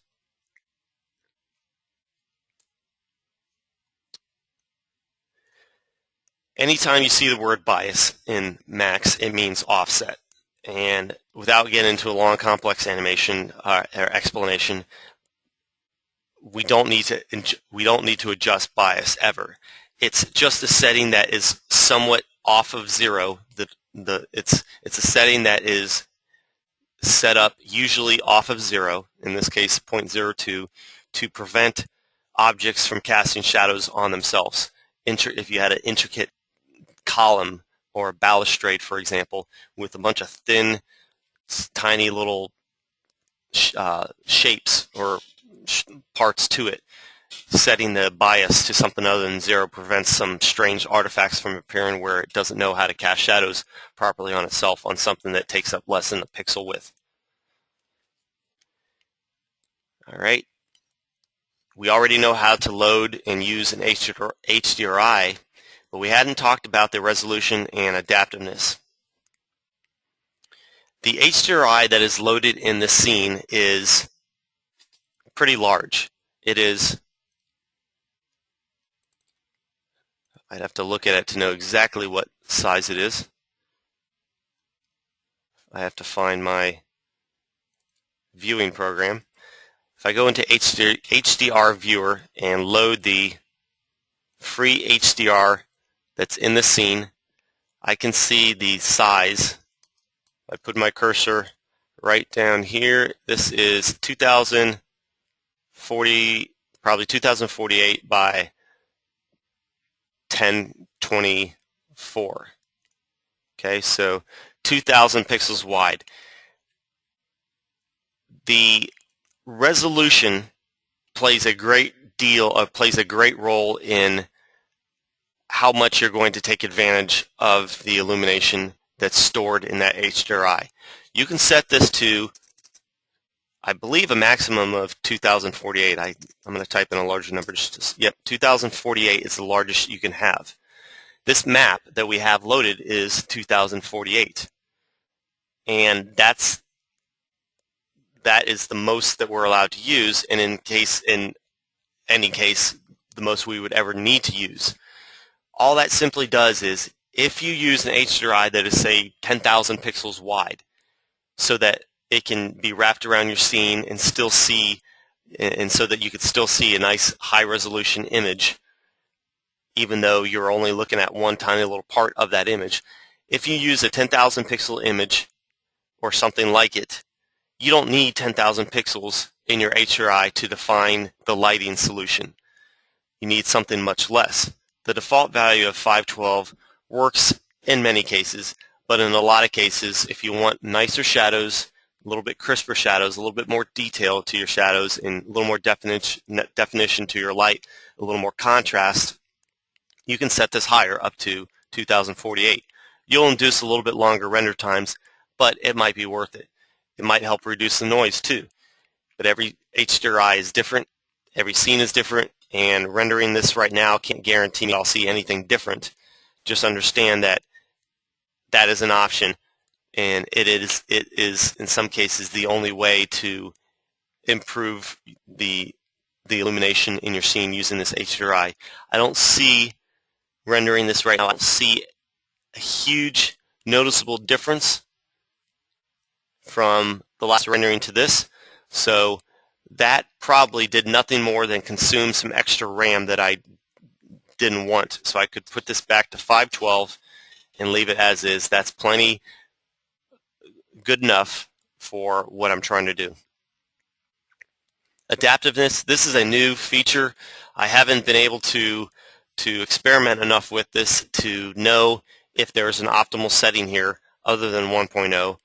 I would just suggest leaving it at 1.0 unless you want to experiment and see if you can get some of the noise to go away with lower settings, just like that noise value in the DMC sampler rollout. Dome light options. We have the option to turn this dome light into a full spherical dome. You won't see the gizmo change, you won't see the icon change, but when we enable this option, what we're telling it to do is, we'd have to go to the HDRI to see this, if we have an HDRI that has something other than pure black below the horizon, this is obviously the horizon. If we had something down here other than pure black, then this option allows us to utilize that. Without this option turned on, everything below the horizon means nothing. Why would that be important? Well, some HDRIs are built so that they only cast illumination from the horizon and up, which makes sense because you shouldn't have illumination emanating from below. Only situation I can think of you would want to do that is if you were rendering an airplane moving through the sky and you didn't even see a ground, you could have light emanating from underneath and create sort of a feel of skylight bouncing off the ground up to the underside of an airplane. Not really important, not really necessary, but that's why you see black below the horizon in a lot of HDRI spherical maps. Anytime you see photon emission, which you see on a couple different light types like the VRay sun, you can disregard it. That's only something you need if you use photon mapping for GI, which we're definitely not going to do. And of course the mental ray rollouts, you don't need to know anything about that. So realistically, 95% of the time, the only thing you need to play around with when you create an HDRI or in many cases when you add any light type, any VRay light type, is the texture channel, the subdivision amount, and the intensity, the multiplier. That's it. Just 3 settings. Most of the time, that's all you need to adjust with the VRay light. Anybody have any questions so far? Any settings that I'm not seeing? Okay. Let's look at different type of light. Let's delete this light type. Let's delete this sphere. We don't need that sphere anymore. And let's delete the map inside the environment map. So I'm going to right-click this environment map, click Clear, and turn Use Map off. So now I should have no illumination in my scene. Yep, completely black scene. let's try a different type of light. Let's try the VRay sun. So let's go to the Create Light VRay drop-down list and select VRay sun. It's best to do this in a top viewport, so if you would switch to a top viewport, T is the shortcut for top view. And my camera is right here. I want to throw in a sun right about here, pointed inwards. I said before that you always want to have one side in shadow and another side in direct light. So by placing a sun like this, I will get that. As soon as I let go of the cursor and drop in my sun, it says, would you like to automatically add a VRay sky environment map? I want to say yes. And before I do anything else, I want to open up the material editor. And I also want to open up the environment and effects dialog box. Notice that since I said yes to that last question, it threw in a VRay sky map for my environment map. So now I will see this VRay sky map as my background. Let's just go ahead and render as is. Of course, as I alluded to before, I'm rendering the wrong viewport, but let's do this again. As I alluded to before, anytime you throw in a VRay sun and don't change the intensity multiplier, you're going to have a completely washed out scene. The VRay sun is set to an intensity multiplier of 1.0 by default.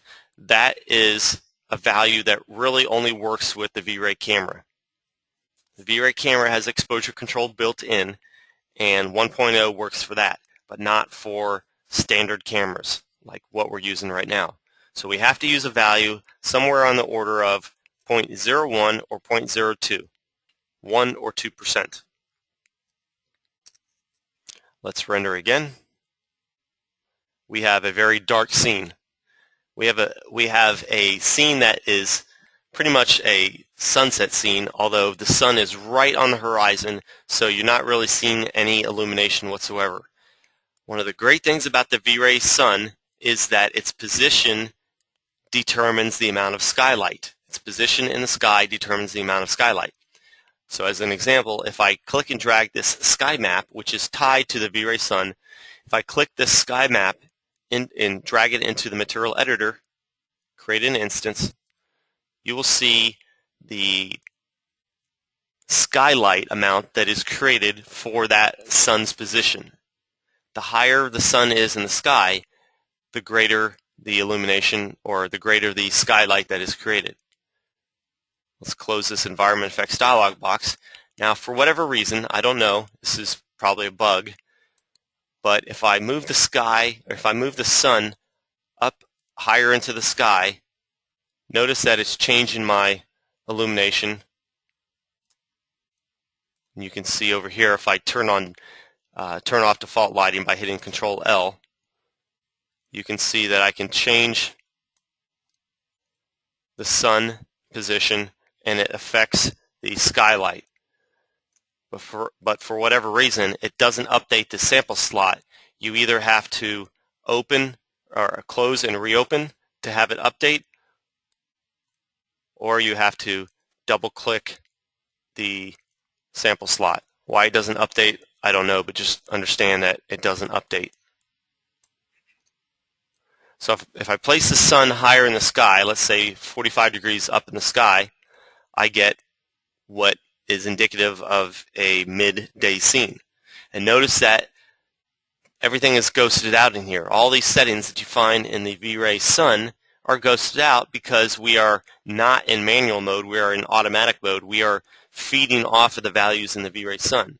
If we wanted to change this, we'd have to select this and set the intensity multiplier here ourselves to 0.2 or 0.1 and so on. But I don't want to do that. I want to feed off the VRay sun, so I will leave this in automatic mode. So if I render again, here's what I get. Okay.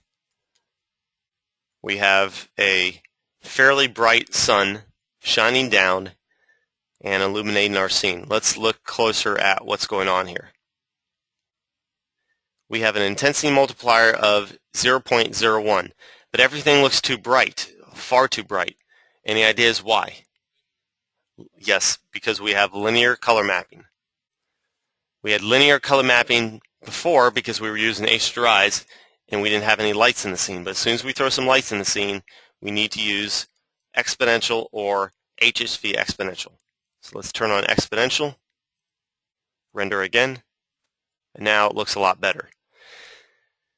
Just like we saw yesterday with materials, the lighting in your scene is only going to be as good as the scene itself is set up for and the objects that you have to bounce light around.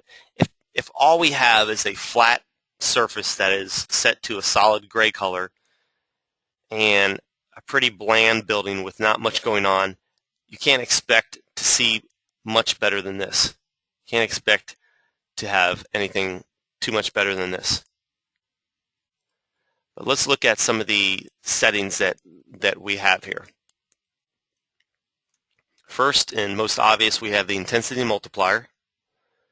We also have turbidity, which controls the, I would say, orange or smog in the scene. If for whatever reason you wanted your scene to look a little dirtier, you could set the turbidity a little higher. Notice when I set it higher, the scene becomes orange, which I don't really ever want it to do, but maybe small, subtle amounts like 5 would be useful. But I always leave this at the default value of 3. Ozone, that doesn't have much of an impact. It can make your scene look a little bluer, a little cleaner or colder, so it doesn't perhaps look as smoggy. That's the best way I would describe it. I'll undo that and put it back to 0.35. Subdivision value. That, of course, just like any other subdivision value, controls sampling, and in this case, sampling for shadows. Let's move the sun around a little bit better so we see shadows fall a little more towards the camera view. So I just moved the sun a little more in front of the camera, render it again, and this is what I get. Anytime you have a shadow, the shadow is going to be more crisp the closer the shadow is to the object that is creating that shadow. So the shadows that you see right here are a little more crisp and will always be a little more crisp than the shadows here. But how do we adjust the shadow spread or the crispness or softness of the shadows? If we were using a VRay light plane or a VRay or a standard direct light or some other light type, we would use this UVW value to control shadow spread. We would turn on an option, we'll look at it in a minute, we would turn on an option called area shadows, which would create a spread for that shadow line. But here we have to adjust the size multiplier of the sun. The size multiplier of the sun is what controls the shadow spread. So let's try increasing the size multiplier to 20 and render again. When we do, that shadow spreads over a greater distance. And the noise that we see in the shadow is controlled, of course, by the shadow subdivision. Shadow subdivision of 3 is pretty low, and we're going to get noise whenever we leave it to 3. I don't know why it's set to 3. Every other subdivision value is set to 8. Let's set this to 20, render again. That window back where? There's a question about a window. That one right there? You're asking what? Yes, that's all GI. We'll look at that in a minute. The noise that you see, that large splotchy noise, what is that caused by? What? A radiance map. Yes. Somebody has a question, does the Z position of the VRay sun affect? Yes, the elevation of the sun in the sky is what changes the amount of skylight that you see applied in your scene. So we got the shadow under control. If we want a little bit less noise, we can increase this value and play around with the noise threshold value here. Let's set this adaptive amount to 1.0, by the way, just because we're no longer using HDRI, so we can set this value to 1.0, render things a little bit faster. Okay. Shadow bias, don't need to worry about that. Photon emissions, we're not doing photon mapping, so we certainly don't need that. You could play around with this sky model. This allows you to make things look a little more clear or overcast. You just experiment to see how it changes. I'm not sure why that actually changed to pure white. But this is a new feature that was added with the last service pack, so I'm not really sure what the benefit of using one of these other options are. And what else? Now, if I drop this sun really low in the sky, this is important to understand. If I drop this sun really low in the sky, let's put it right. I have to be careful how I do this. If I put it right there so it's showing right above the building, when I render this, I have a size multiplier set to 20, so I'm going to see this disk in the sky that represents the sun. But can somebody tell me why, if I have the sun showing in the viewport right here, why is it showing in my image way up here? And by the way, this sun multiplier set to 20 is really unrealistic for this size sun. If it was set to 2 or 3, then I would see a sun size that's more proper, more appropriate for a real sun in the sky. But if I have the sun in my viewport right here, why do I see the sun in the image right here? Anybody online want to entertain a guess? Well, how far away is the sun from us in the real world? Light years? No, not quite light years. That would be the next closest star. It is about 90 million miles away. It's a long ways away. So the VRay sun assumes that you want to see that sun way out towards infinity. So the sun exists here, even though in the viewport it's right here. It's assuming that if you project that line way out into infinity, that's where the sun would be. So the sun, if you carry that line out all the way to infinity, it would exist right there. Why is that important? Well, not so much, it's not that important here because this is where you would want to see the sun. But if you were to add an effect such as the lens effect in the environment effects dialog box, I'm just adding a lens effect, specifically a glow lens effect, which requires me to pick the light source. So I just added the VRay sun to the glow lens effect. If I render this, the glow lens effect occurs here even though the sun is way out here. So that's not good. What it means is that if I want to see that glow properly or any other effect that uses the sun, I literally have to move the sun way out here. Well, probably that's probably good enough, but I got to move it way out, and then I got to reposition it so I see it properly in my viewport. It's a bit of a pain, actually. So let's see if that does it. Yep, you can see that the sun is right. It's hard to see, but it was right about here, and the flare occurred pretty close. It looks like it's good enough, but I could probably move it a little farther back and get a little better result. Alrighty. So let's see if we can improve the quality of this image. I'm going to move the sun back closer. I don't need it that far away just to continue on with this demonstration. So let's bring the sun back closer to our scene. Let's leave it about 60 degrees up in the sky. Let's turn off that lens effect that I had in the environment effect dialogues box. Okay, that's off. Now if I render one more time, this is what I get. I see a lot of noise, I see a lot of splotches, and there's not a lot of objects to bounce light back into my scene. There's really nothing much that is able to bounce light to this area. That's why it's so dark here, because the light is striking the ground and bouncing back up, and only light that bounces back up to this area of the wall and then bounces back to this wall, that's the only way this wall gets illuminated. If there was an object in front of this wall, if I put a big box in front of this wall, the light would bounce off the box and back onto that wall here.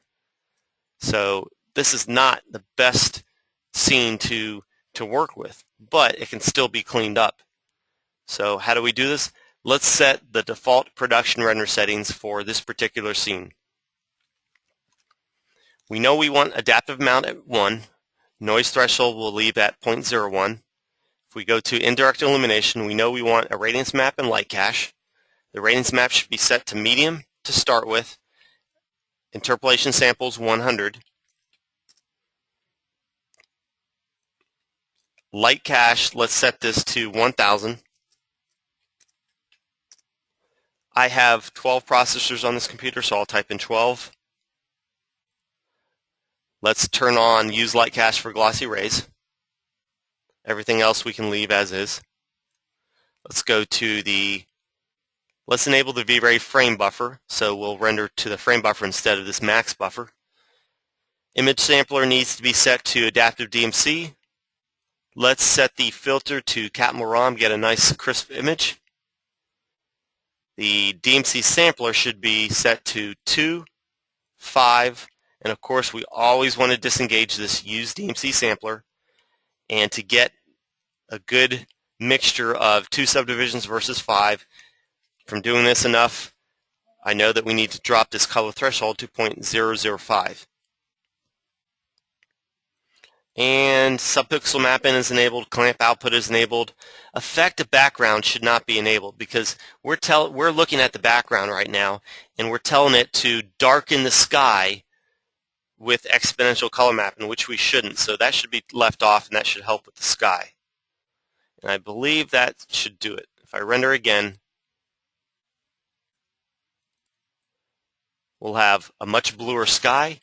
We will have much less noise on this wall, and that artifact you were asking about earlier a few minutes ago, that artifact on that back wall will go away.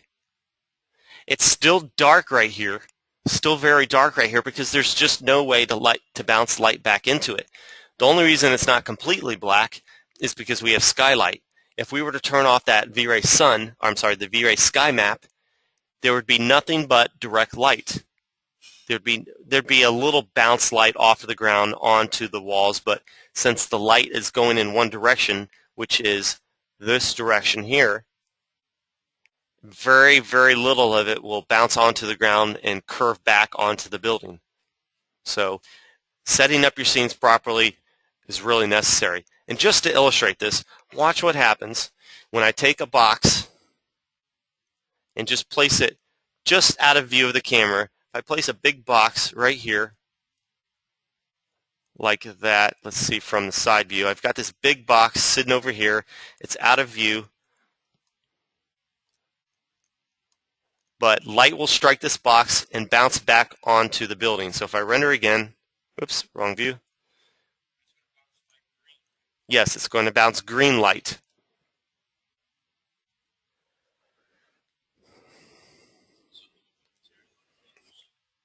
If you don't put a material on it, whatever the color is here, that's what's going to be displayed. This is the same kind of little tool that studios use to do studio lighting. They will have these little reflecting, this almost like aluminum foil. These people will hold up aluminum foil so that it reflects light back onto, somebody that's being photographed or some object. Notice one second. Notice how the green or yellow, whatever color this is best seen in shadow. The reason why is there's still this amount of yellow striking the ground here. You just don't see it because it's washed out by the sun. The sun is much brighter than the skylight striking the side of the building. So every time you deal with shadows, you're going to see more skylight and more noise. You have a question?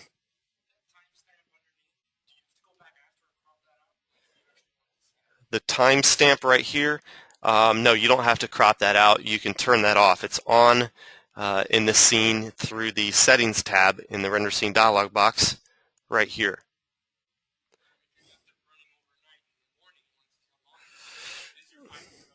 If you render it overnight and you want to see how long it took, there's two ways to see it. I could turn this off.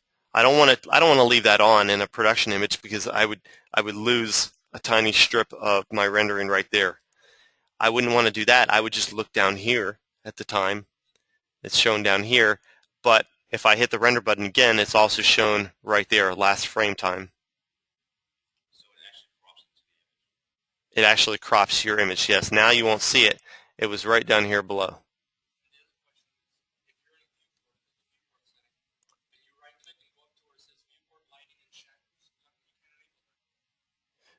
I'm sorry, say that one more time. If I right click what? In my viewport, if I right click in my viewport? Yeah. Yes. If I want to see lighting and shadows, I have to turn it on through the Configure dialog box, which is found by clicking the plus sign in my viewport, setting it to Configure, or opening Configure, and there's a Lighting and Shadows tab. If I want to see scene lights, I need to enable hardware shading and enable shadows. I can select hard shadows, good shadows. I can select good, best to change the quality of the shadows. As soon as I enable that, I see shadows in my viewport. And now as I move my sun around, notice that it changes the shadows in my viewport. Yeah, it would be useful. Yes, it's totally useful. And even better than this, I don't have time to discuss this because this is a class, this would take hours to explain. But if you wanted to really get into something cool, you can look into texture baking, which is something called, it's also called render to texture. And I can see that option right here, render to texture. If I enable render to texture, or if I start using render to texture, what it simply means is I can render each object out, or render the material for each object, so that instead of having my material be the way it exists right now, it renders an object with that material on it, and it renders an object with the GI and the shadows falling on that object, and then it takes that render texture and places it back into the material editor and hence back onto your object, so that you can turn off lights, turn off shadows, turn off GI, turn off everything, render in real time, or render very, very quickly, very large scenes in literally seconds, and still see all that lighting and shadows baked into your scene. You can move around in your viewport interactively. You can move around in your viewport and see all that GI and all the shadows and all the cool textures baked into your scene. Because right now, if I was going to show a client this building, I wouldn't want to show them this. This looks ugly. But if I do a render to texture, then I can see all the GI and shadows properly.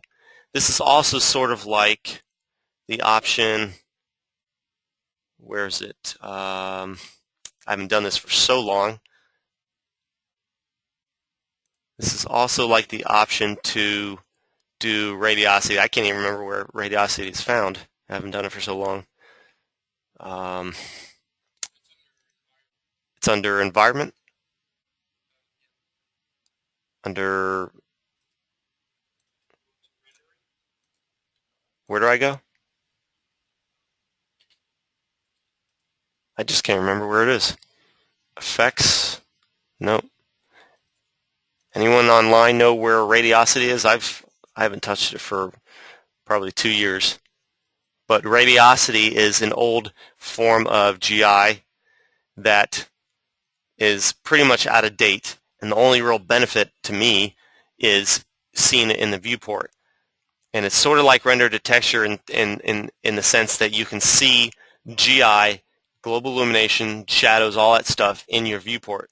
So when you render to radiosity, you render the solution out, and when the solution is finished baking or cooking, you see it updating your viewport, and you're able to show a client your scene with lighting and shadows properly. And it's pretty sad that I can't find it, considering I wrote a chapter on it a long time ago. That's bizarre. I can't believe I can't remember where to find it. Oh yeah, somebody says, I think you have to change to scan line. That's right. He's totally right. Yeah, I can't find it because I have to change to scan line. I'm in VRay, and if I change to scan line, which I'm not going to do, I would see a radiosity. I would see an indirect illumination tab that had a radiosity option in it. Thanks. That was starting to baffle me.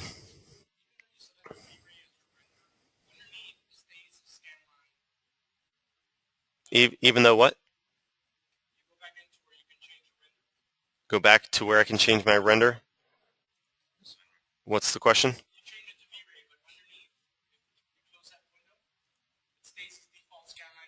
Yes. Yes. The question is, why is default scanline renderer enabled here? Why is it here? Active shade is a feature in Max that is enabled through this option down here. Notice it says production active shade. If I click active shade, this is sort of an interactive feature that allows me to take advantage of things like VRay RT. If I was rendering with VRay RT, which means VRay real time, it's this extra plugin that you can purchase for, I don't know, 300, 400 bucks, something like that. If you purchase VRay RT, you would be rendering in the active shade mode. You wouldn't render an image like you normally would. You wouldn't see all these same settings that you see with VRay. You wouldn't see the image, you wouldn't see all this stuff that you see with all these different tabs. You would render to an active shade, and as you move objects around, it updates your scene in real time. So the moment you hit render, you see a rendering with proper GI and proper shadows and proper everything, and it just cooks, it bakes, it fills in pixel by pixel, it fills in your scene so that you have a more noiseless image over time. And if you move let's just say you finished getting a nice, good, clean image, but then moved your object around, it would update the GI solution and get to a final end result much faster, because a lot of the information wouldn't need to change or wouldn't need to update. So the active shade is just something you would use for interactive plugins like VRay RT. But as soon as I switch to active shade, I would have to go to VRay RT. I don't have VRay RT installed, but if I did, I would see it right there.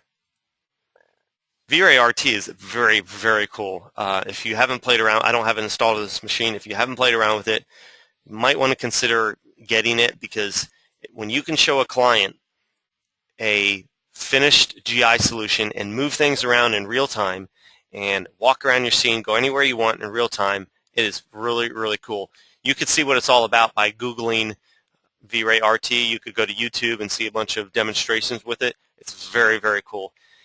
And the future of 3D, at least the immediate future of 3D in the next 5 years, is going to be driven by what's known as GPU processing, or GPU rendering, which means graphic processing unit rendering. In the past, years ago, the graphics card had never really been utilized to do any rendering, or to do anything more than process your viewport display, to show to show the screen on your computer properly. But with advancements in GPUs and graphics cards, the way that you are probably going to be doing rendering 5 years from now is going to be GPU rendering. You're going to be, when somebody asks you what kind of computer are you rendering on, more important than the processor that you're using will probably be the graphics card that you're using. So, and I guess one of the reasons why I'm not an expert at hardware by any means, but one of the reasons why is it's scalable and you're able to double or quadruple or add more and more processors in your graphics card or chips in your graphics card than unlike a typical computer like I'm working on right now. So, anybody have any questions about that?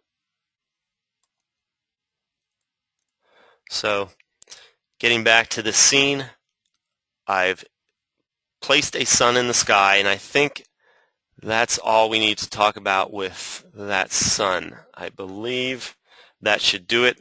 We could talk more about the sky map, but there's really nothing much more to do.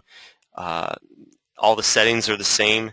If I disabled automatic mode and went to manual mode, I could have my sun one place in the sky and not have it update the skylight that I have in my sky. And that might be important because if I want my shadows to fall a certain way, or if I want the direct light to look a certain way and the skylight to look a different way, I would have to disassociate this. I could also have a completely separate light, like a standard direct light in my scene that I turn off through the modify panel. I can turn it off here, or I could even right-click the light and turn it off right here. I can have a light turned off but used as my sun node so that the position of this light will dictate the amount of skylight in my scene. And why this updates the sample slot with a direct light or a standard light but yet not a VRay light, I have no idea. But now this position of this light that's not even being used dictates the amount of skylight in my scene, and that might be helpful for setting up your light in a certain way. Okay, that's pretty much it for the VRay sun. Let's remove this sky map. That didn't remove the sky map. I have to remove it here inside the environment effects dialog box. Let's clear this sky map out, and now let's create a standard direct light shining down, same position as the sun. So we'll go to target direct, which is the second possible type of sun that you might want to use in your scenes. There's nothing that you can do with the sun that you can't do with the direct light. There's actually a few things you can do with the direct light that you can't do with the sun.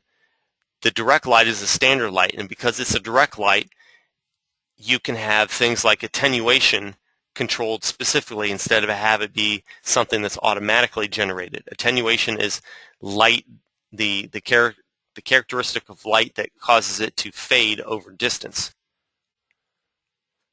Before I go any farther, I'm going to switch to top view and look at my beams of light, or my gizmo coming out of this light.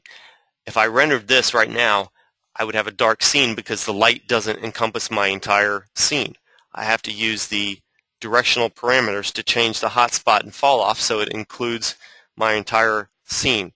Or I can use this overshoot setting to simply allow my fall off.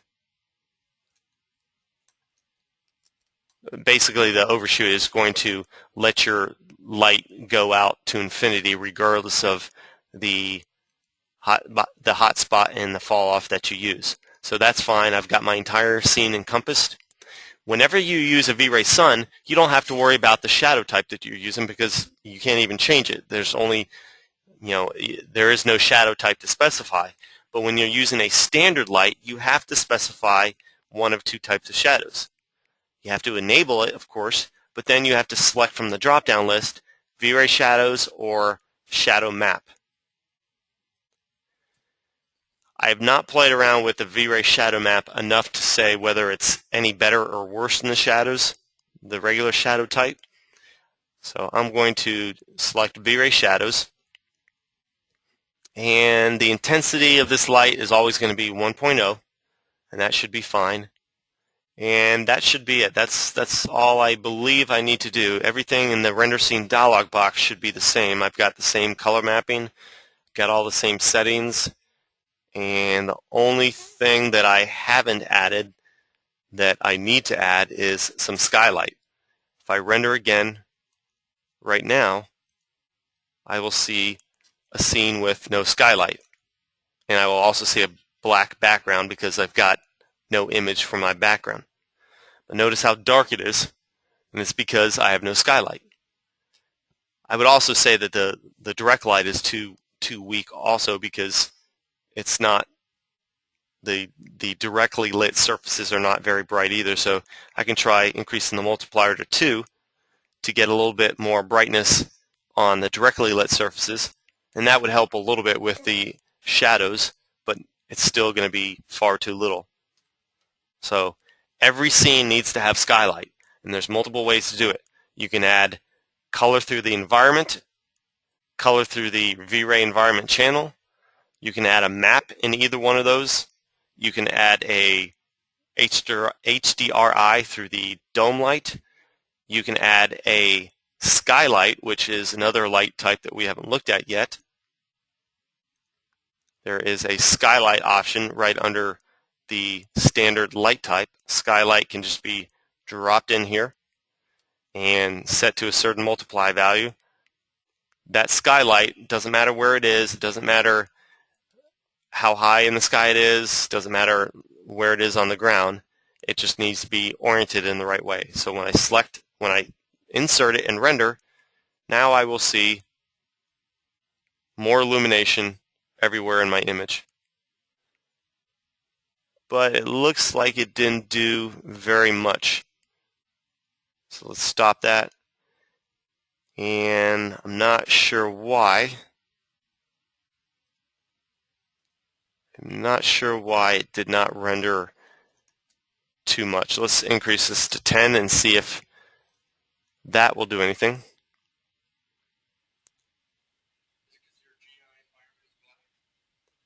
Is it because my GI environment is black? My GI environment is black because I have nothing in the environment map and I've got no color here. But the skylight is not using the scene environment, it is using this sky color. So I'm not really sure why it's not affecting my scene. I must be missing something. Not really sure why that's not affecting my scene. That should be painting my scene with some amount of illumination, and it's not.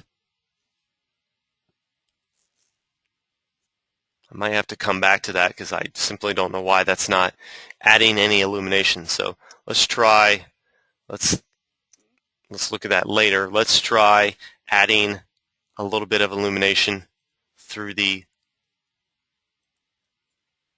environment effects dialog box. It might be because of that map that I'm going to try to put that light back in there because I'm wondering if it's because of this use map option that's enabled.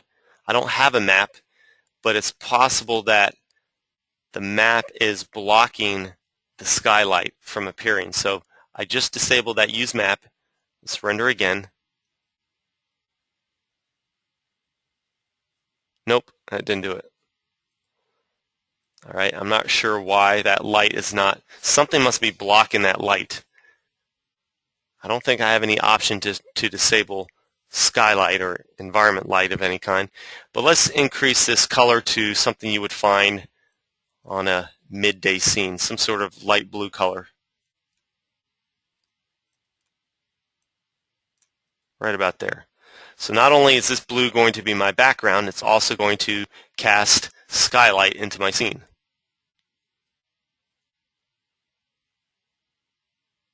and that still didn't affect the skylight.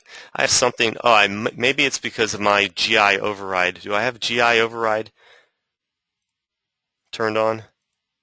Yes, I do. Oh, I'm sorry, I didn't know you were talking about that.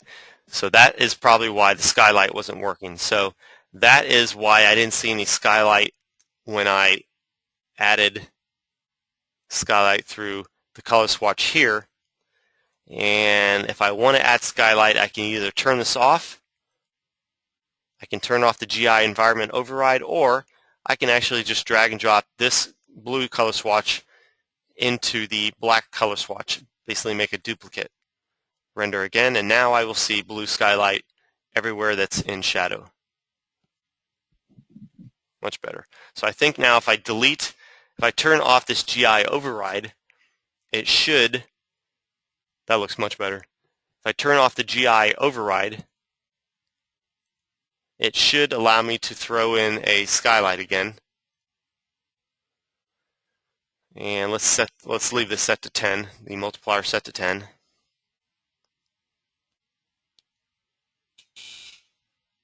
And it looks like that's what it was.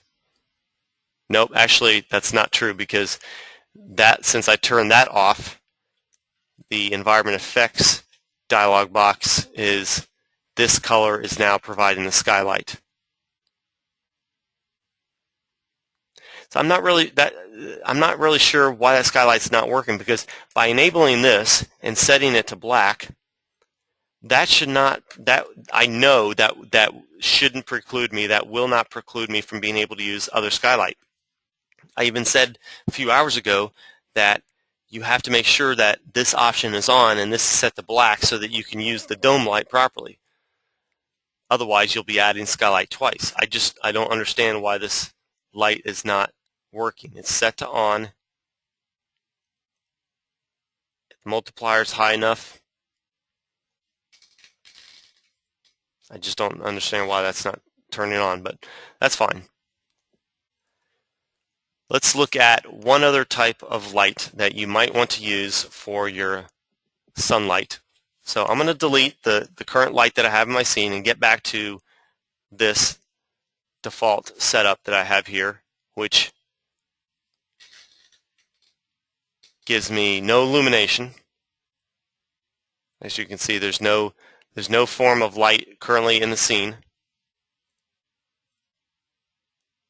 Somebody was suggesting, could it be under the ground? Could it be under the ground?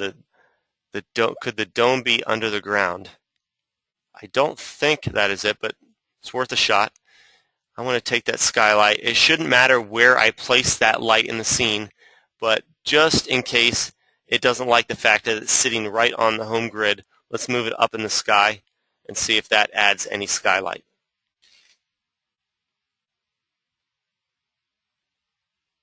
Nope, still not providing any skylight, so I just don't understand why that's not working. Somebody says the VRay environment. Nope, that's what we were looking at. So let's look at the last type of sunlight that you might want to use in your scene.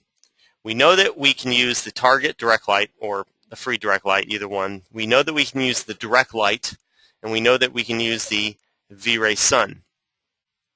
What about the VRay IES or the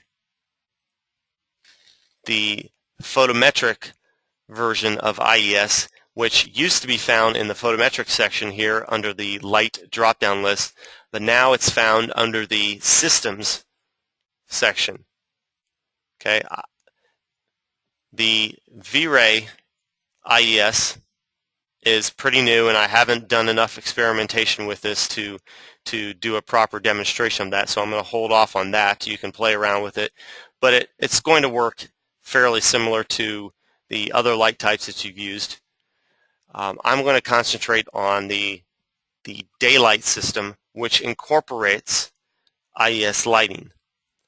I can add let me switch to top view here.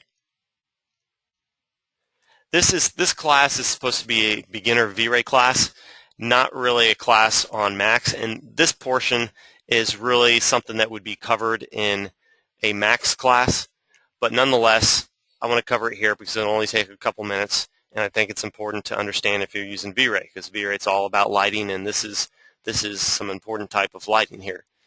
If I add a sunlight, if I click on sunlight and then click and drag in my viewport, notice this compass rose that appears. This compass rose has a north, east, south, and west setting. As soon as I let go and drag my mouse, I will see this light moving up into the sky. And then I got to click to actually drop it in there. So one more time, click on sunlight, click and drag to create this compass rose, let go, drag again, move it away from its current location, click the mouse again to actually drop it in the scene, and now there is my sunlight system. This is a system. Why is it a system? Because it is comprised of two components, or it is utilizing two different components, maybe I should say.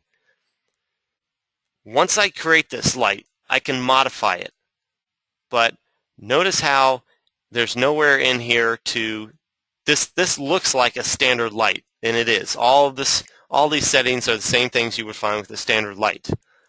But I can't move this light. I can't just grab this gizmo and move it. I can select the compass rose and move the light, but it's not allowing me to change the light, how far up in the sky the light is. I can't really do anything other than rotate this compass rose or move it around. The location of the compass rose means nothing because this sun is infinitely far out away from my scene. So you can imagine this light projected way far away from my scene. That's why it doesn't matter where physically in my scene this compass rose and hence my light is. Only thing that matters is the orientation of the light. If I look at this from top view, I can rotate my compass rose and therefore rotate the light in the sky so it can come from a different time of day. But the idea behind this is you simply set this compass rose so that north is pointed towards north. So if north in my scene is pointed in this direction, then I can see proper lighting in my scene, real world shadows, by setting this light to be a certain time of day and certain time of year and certain place on Earth. And that is not done through the modify panel, it's done through the motion panel. It's done through the motion panel because we are controlling the motion of this sun throughout the day and throughout the year. So I can change the position of the sun just by clicking on the hours, months, and setting the location. So we are in, this class is being broadcast from Miami, which is right there. And the time of day is 10:47, so I can type in 10:47, and it is, what is today's date? July 7/17, July 17th, 2010. So if I go out in the sky, if I go outside right now and look up in the sky, I will see, let's point north straight up towards the top of the viewport. If I look towards north, I will see the sun off to my right and slightly behind my shoulders and pretty high up in the sky, just like that. So it's really helpful for real world studies. So this is a sunlight system that I just created, and I have the ability to implement VRay shadows. I can change the intensity. I can do all the same things I could do with a directional light. And here's where I can add those area shadows and make the shadow transition or make the shadow spread much larger so that it can occur over, so the spread occurs over 10 inches. In this case, inches. This computer is set to, this max is set to to inches by default. I can set this to 100, which means 100 inches or 100 units. That would be the size of my shadow spread. I can do everything here that I would do with a standard light. But I don't have skylight automatically generated with this sunlight system. The difference between the sunlight system and the daylight system is they are both the same, except that daylight also incorporates a skylight. So I drop in the compass rose just like before, move it away, click to release it, and now I see almost the same thing. I actually still see the direct gizmo, the direct light gizmo. I just now see this skylight, this dome gizmo added to it. I go to the modify panel, and there is my standard direct light. There's my sunlight. And I have all the same options that I had before. But what's different is I have a drop-down list, and I can choose all the different types of lights, everything from IES sun to mental ray sun, VRay sun. I can use a VRay sun right here. Would you like to automatically add sky map? No. I can add a VRay sun, a standard sun, an IES sun, and if I'm going to use an IES sun, and I can't remember what IES stands for, so I always have to type this, I have to Google this, so I never remember what this stands for. Illuminating Engineering Society. Illuminating Engineering Society. It's this society that, I guess, dictates how light values for all the different lights that are produced, how the units for them are created, or how they are calculated or calibrated. If I have an IES sun, I also need to have an IES sky. Just always need to do that. You shouldn't mix an IES light type with a non-IES skylight type. So I have an IES sun, an IES sky. I've got all the same settings I have before. I always need to make sure I have VRay shadows turned on, not ray trace shadows, not mental ray shadows. Ray trace shadows and mental ray shadows and advanced ray trace shadows won't even render with VRay. They won't work. You could use shadow map or area shadows, but you shouldn't, because those are not nearly as good and they don't render as fast. Basically, always use VRay shadows. If I try to render this image right now as is, I will probably see a washed out bright scene. Even though I am using some pretty good color mapping, I'm using exponential color mapping. Even though I'm using exponential color mapping, it's still too bright. And the reason why is this intensity value is set really high. This intensity value is 99,222.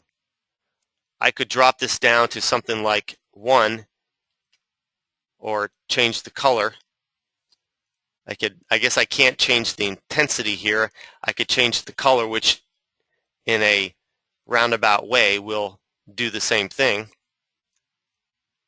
I can make the color really weak, and that should have an effect on this IES sky.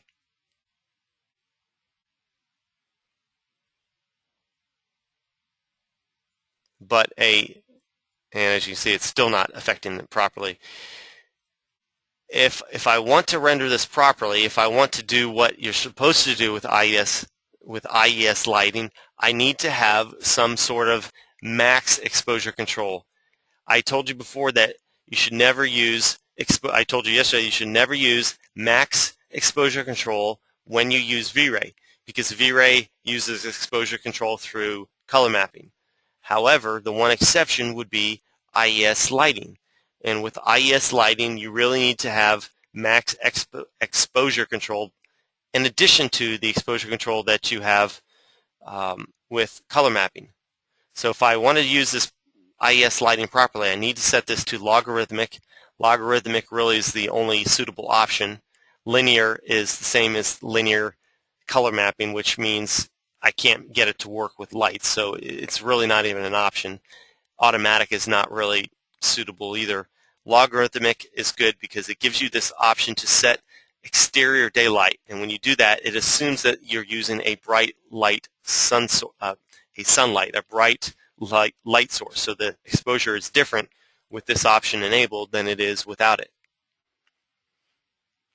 So I've got logarithmic exposure control, exterior daylight activated, and let's render again.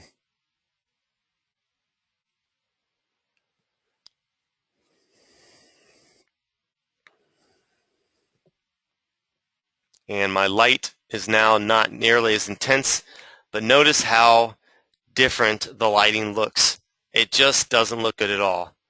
I don't like IS lighting. You could, I guess, make it work if you worked hard enough and you played around with enough settings. I just don't like it. It's just too hard to make it look good.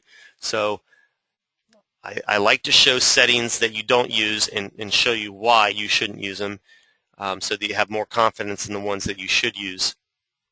So if you're going to create an exterior scene, you really need to have a VRay sun or a direct light. Okay, before we go on a 10-minute break, does anybody have any questions or comments? Somebody says delete the direction light or switch it off. Delete the direction light or switch it off. I'm not really sure. I believe that was for the discussion we had on the skylight, where the skylight was not working properly. But that was not doing the trick. I think but it made me, I don't know if this is what he means, but I think I might have just found the reason why that skylight wasn't working. I'm going to delete this daylight system. I'm going to open up my Environment Effects dialog box and my Render Scene dialog box again. I've got GI Override turned on, which means it overrides this color, so I should have no illumination in the scene right now. Should be black, which it is. So now if I render again with that skylight, oops, skylight, where's skylight? If I render with the skylight and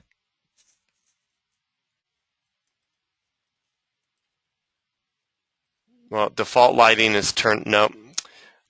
I was thinking of something else. That's not going to work. Default lighting is turned off, so that's not going to work. Okay, not really sure why that skylight is not working, but in reality, I wouldn't use that skylight very much. I would use a VRay Sun sky map or a dome light with some texture on it, an HDRI on it, or you could even use a dome light, a VRay dome light with no texture on it, and just set the color and intensity of that dome light to cast illumination. I don't believe the skylight, the max skylight that you see here, is any slower than the VRay dome light, but the VRay dome light might it's supposed to be optimized for VRay, which may mean that it is going to produce less noise. Somebody's asking, what is the light you often use? The light that I use most often for sunlight is the VRay Sun, and the VRay Sky Map is what I use for skylight. And for low intensity illumination, for scenes with very little illumination like sunset scenes or dark nighttime scenes, I will use an HDRI, simply because setting up a nighttime scene with a bunch of lights is so much harder and usually requires more rendering time, because with more lights and the higher quality settings that you need to set to get the noise to not appear, the HDRI is the way to go. Any other questions?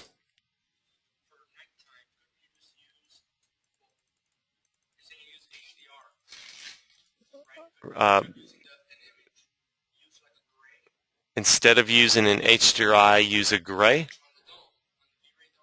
If I use, if I use a VRay light with a VRay dome, there's my dome, and instead of using a texture, you're saying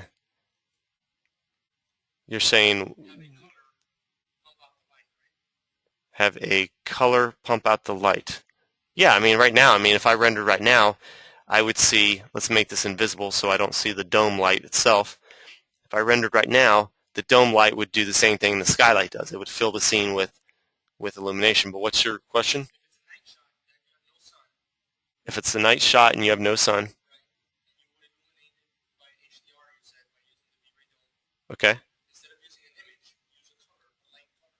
Instead, you're saying instead of using an HDRI in this channel, use a darker color to simulate a... Yeah, I mean, you can see right now, it's on my screen, you can see it, but on the projector, you can't see it. It's pitch black on the projector, but it's already dark, and I'm going to have to increase this multiplier to get it to even show up anything. But yeah, I mean, the multiplier and the color can be changed to do the same thing. You saw yesterday when I adjust the multiplier, I can offset it by adjusting the color. When I adjust the color, I can offset it with the light multiplier. So whether you change the multiplier or the strength of the color, doesn't matter. But if you're just doing it to try to create a nighttime scene, yeah, you can say that it's filling out your scene. Well, you can't see it on the projector, but on my computer screen, and people online can see that it's filling out the scene with illumination. So yeah, that's the only difference between the dome light with and without an HDRI is the dome light casts illumination the exact same amount all directions. HDRI casts it differently in different directions. So you're not going to have, the dome light's not good by itself because an HDRI will always have some greater illumination coming from one part of the scene than the other. So to answer your question, I would not use the dome like you're saying because you would have what you see here. You would have the exact same amount of illumination on all four sides of this building, and you don't want that. Well, if you don't have HDRIs, then yes. I mean, I would if I didn't have an HDRI and I was trying to do a nighttime scene, I wouldn't use a dome solely. I would use a dome and then a very low intensity light to create some stronger illumination coming from some direction. Because I don't think you can go anywhere in a metropolitan area or anywhere in any city of any size and not see some skylight coming stronger from one direction. You'd have to go out in the middle of the ocean on a moonless night to not see any skylight. So, any other questions?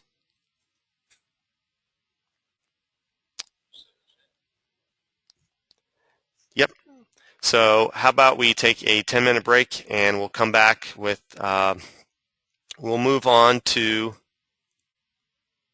a discussion on animation. Let's continue on. During the break, I guess somebody asked, is the correct place to put the HDRI on VRay HDR material, then put it on GI environment? Is it correct to put the HDRI on the VRay HDR material, then put it on the GI environment? No. You're actually putting a VRay HDR map, not a material. There is no such thing as HDR map.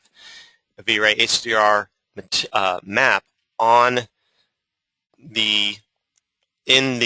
not the GI environment slot, but the dome light. You put in an HDRI map on the dome light, not an HDR material in the GI environment. Anybody else have any questions? Okay, let's switch gears and we'll come back. We'll be doing a lot of lighting between now and the end of the day, and we'll be using the VRay Sun a lot more and standard lights and a lot of different things. But for now, let's switch gears and talk about animation. I know some of you probably don't do animation or don't have a burning desire to do it, but even if you don't, maybe sometime in the future you will. I included in the download files for you today in addition to the files that you see here that hopefully you downloaded, in addition to these, I included a link for 3 different animations that were pretty lengthy, so I made them a separate download. They were 600 something megabytes. So if you haven't downloaded them, not a big deal, but I might refer to those animations at some point, and if you have them on your computer, you'll probably want to play them on your computer if you haven't already to see what I'm talking about, because this webinar, as good as it is, it only broadcasts 8 frames per second, and that's if both connections are running properly. So even at best, you're going to see a choppy animation play, and that 8 frames per second is really not even doable when you're starting to deal with very large animations. So nonetheless, let's continue on and discuss animation. Inside the files that hopefully you downloaded, there is a animation checklist. There's a PDF called Animation Checklist. Just to give you an overview of the way we're going to do this animation, we're going to do a couple different types of animations. The first type that we're going to do is creating an animation for a static scene. Anytime you see somebody talk about creating an animation for a static scene, it simply means a scene where there's no moving objects. There's no geometry moving, there's no lights moving, there's no particle effects moving.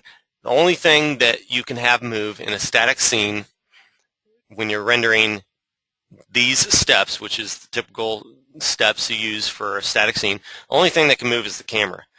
And this procedure is completely different than what you would need to do if you had moving objects in your scene.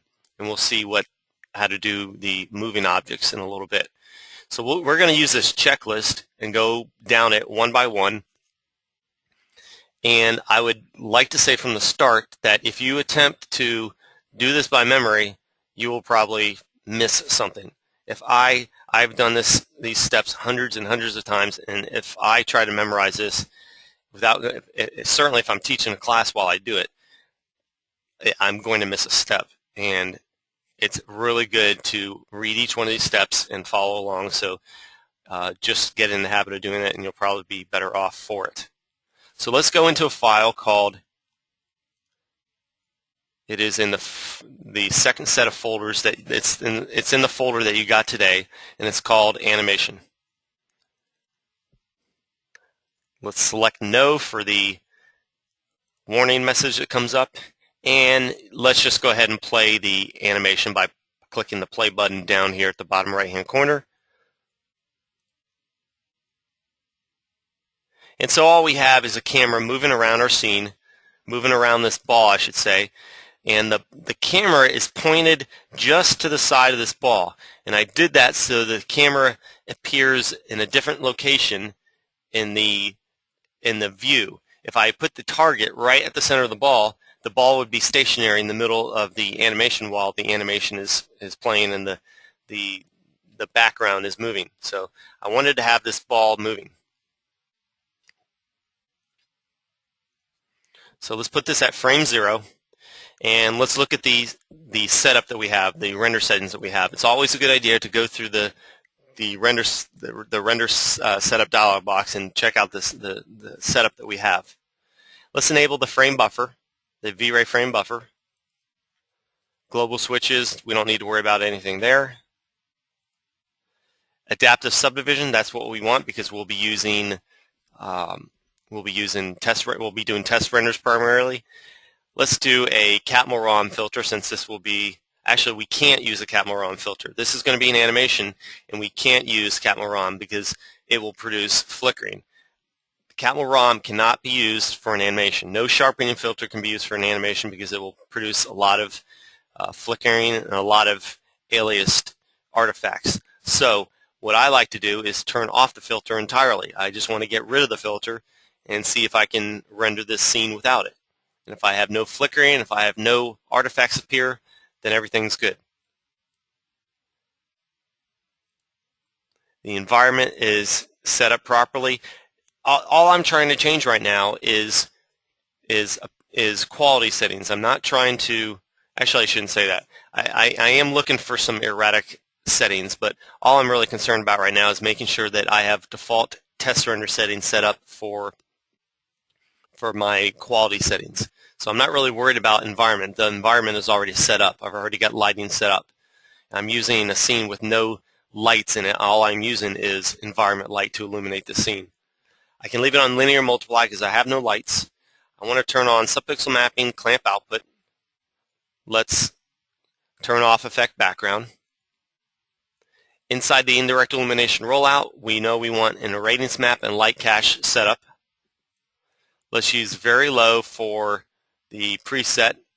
Let's use 100 for interpolation samples. Everything else looks fine here.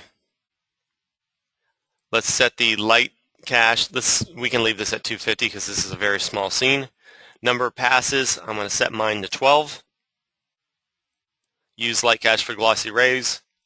So as I said yesterday and today also, these settings I like to do, I like to do them over and over to just ingrain them in your memory. Same settings over and over.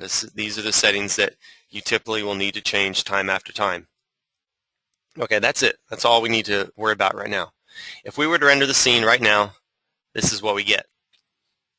Not very spectacular, not a lot of definition to this.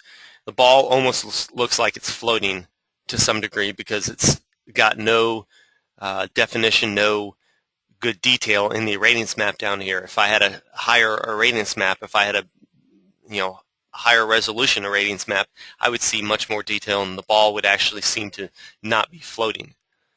Okay, so let's animate this ball.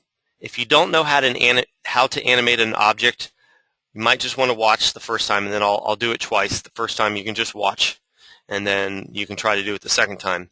So you need to select an object, click Auto key down here in the bottom middle of the screen, select the object and click Auto key.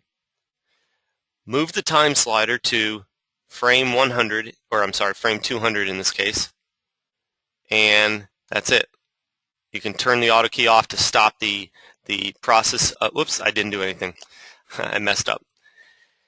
Let's do this again. I have to select auto key, and actually, you know what? I'm not trying to move the ball right now. The camera is moving. Sorry about that. It's confusing myself. Disregard that. We're not worried about animating the ball right now. That's the next thing that we're doing. That's the next procedure. We can't animate the ball right now because we're going to use a saved light cache and irradiance map. And if we move this ball, that red that you saw bleeding onto the floor and the shadows that you saw would be burned into the floor. So if we move the ball with a saved light cache and irradiance map, not only would the ball not be illuminated properly, you'd see a bunch of red over where it was during frame 1. So let's undo that. Okay, how do you render an animation of a static scene? This is a static scene, only the camera is moving. If I was using the brute force method, I would have to render every frame of my sequence the same amount. I would have to render a full complete irradiance map, or I'm sorry, a full complete GI solution with every frame. I don't have to do that with the irradiance map and the light cache. I can take a big shortcut, which is what I'm going to do now. So I want to minimize, or I want to make this max file a little bit smaller so that I can see my checklist off to the side. So I'm just going to position this checklist over on the side so I can see it a little bit easier.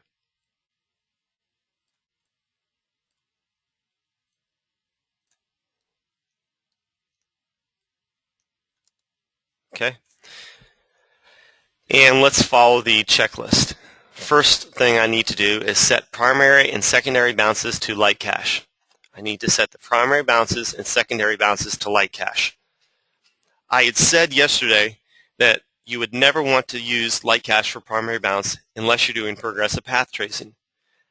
I guess I misspoke because this is not a step that we're doing to actually produce a final rendered image, but you do need to set the light cache right now in order to do the process that we're doing here.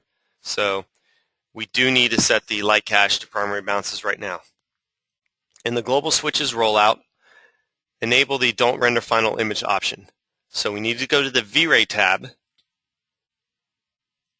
and enable this option under global switches called Don't Render Final Image. And the reason why we're doing that is because we're going to create a light cache and save it. We're then going to create an irradiance map and save it. And then we're going to render the final image.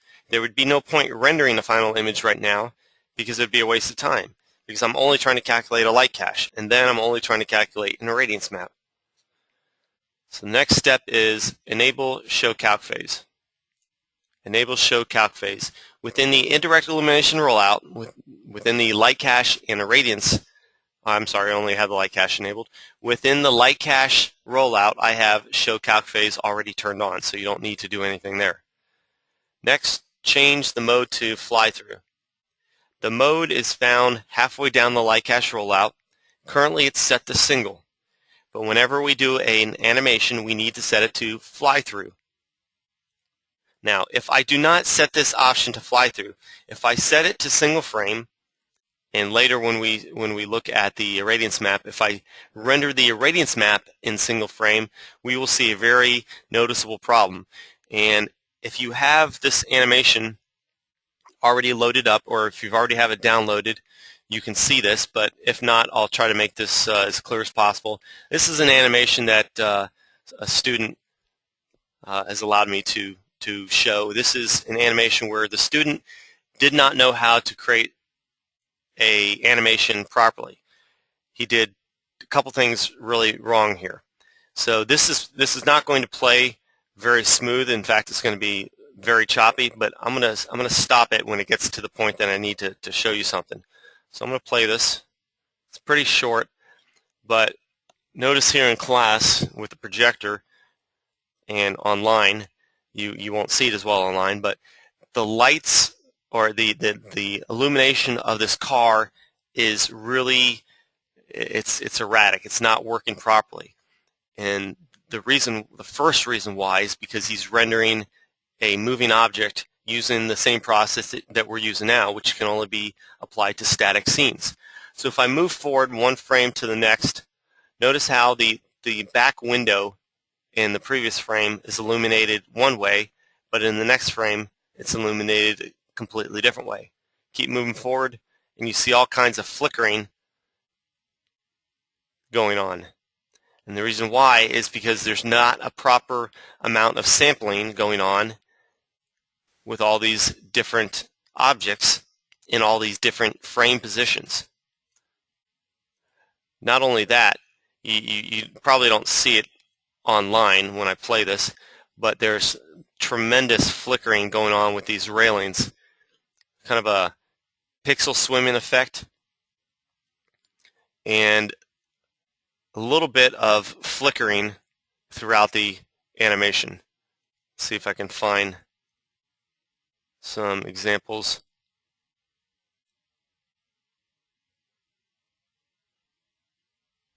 You see a moire effect on this brick pattern too, especially when it's moving. Well, the flickering's not too bad on this, but the animation was not created properly. So this process we're using shows how to create it properly. Whenever you have flickering in your animations, it will be caused by one of two things, the GI or the image sampler. If the flickering is large splotchy, then it's going to be because of your GI. If your flickering is fine and granular, it's going to be because of image sampling. It's just that simple. The only exception is brute force, which we talked about yesterday, because brute force gives you fine granular noise. So the biggest reason why people have flickering in their animations is because they try to render in single frame mode, and you simply cannot do that. Why? Because the irradiance map in the light cache is an approximate solution. You know that it tries to take a shortcut. So at frame 0, it calculates a full and complete irradiance map in light cache when you're in single frame mode, because it's rendering every single frame. It's computing GI for every single frame. but the way it computes it at frame 0, even though it's very similar and only slightly different than the way it creates it in frame 1 and then frame 2, the slightest variance between one frame and the other and how it's calculated will lead to some major flickering, because the samples are always going to fall on different locations. If your view changes from frame 0 to 1, even just an inch or a few millimeters, it completely changes the way the bounces happen and the samples are taken. It changes everything, and the result is, from one frame to another, you might have what appears to be a dark spot, or I don't want to say dark, but a spot that appears in one type of illumination, but in the next frame the illumination is just ever so slightly different, and that's what causes the flickering. So don't ever render animations in single frame mode. You have to set it to fly through mode. Next, we're going to set the subdivision value. Subdivision value right there, that's what we're talking about. With a still image, we know that 1000 will give us a good light cache. With 1000, we will get a good light cache. However, I'm going to leave this at 1000 for a moment and minimize this render scene dialog box.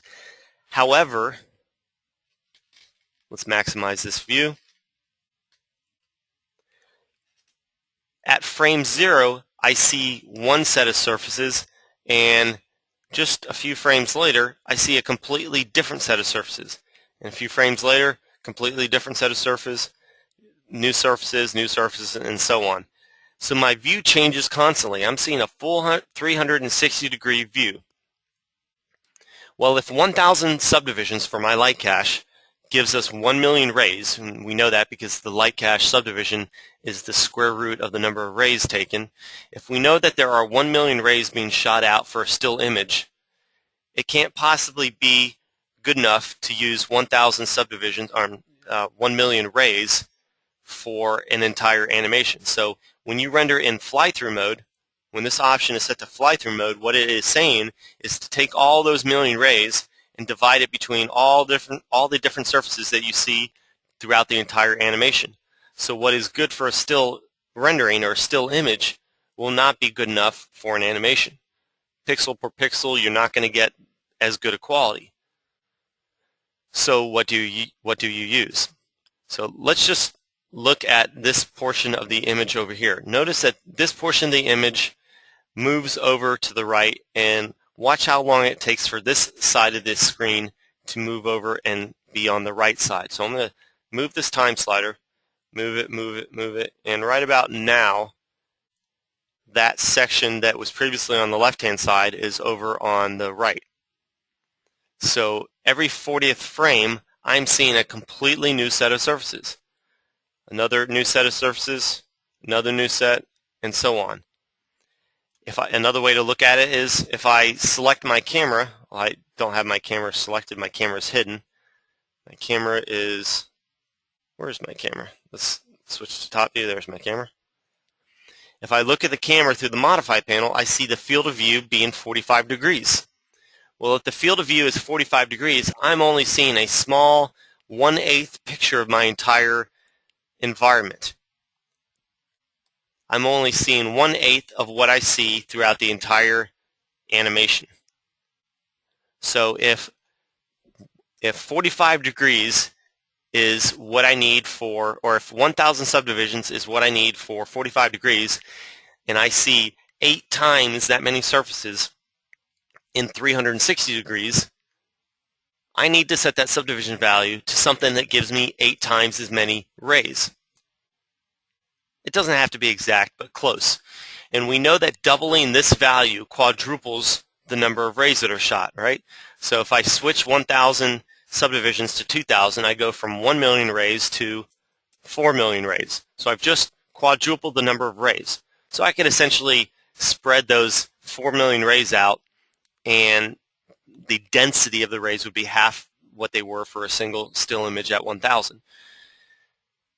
So all I'm trying to do is come up with some value for subdivision that gives me the same quality for an animation that I get for a still image. How do you do that? Well, the easiest way to do it is to figure out what subdivision value I can use to get 8 times as many rays. So any idea how to do that? What subdivision value will give me 8 million rays? Because that's what I'm trying to do. I'm sorry? No. 1,000 subdivisions means I will have 1 million rays. I need 8 million because I have 8 times the number of surfaces that I see in an animation. So what will give me that? And somebody is saying 8,000 also. Exactly.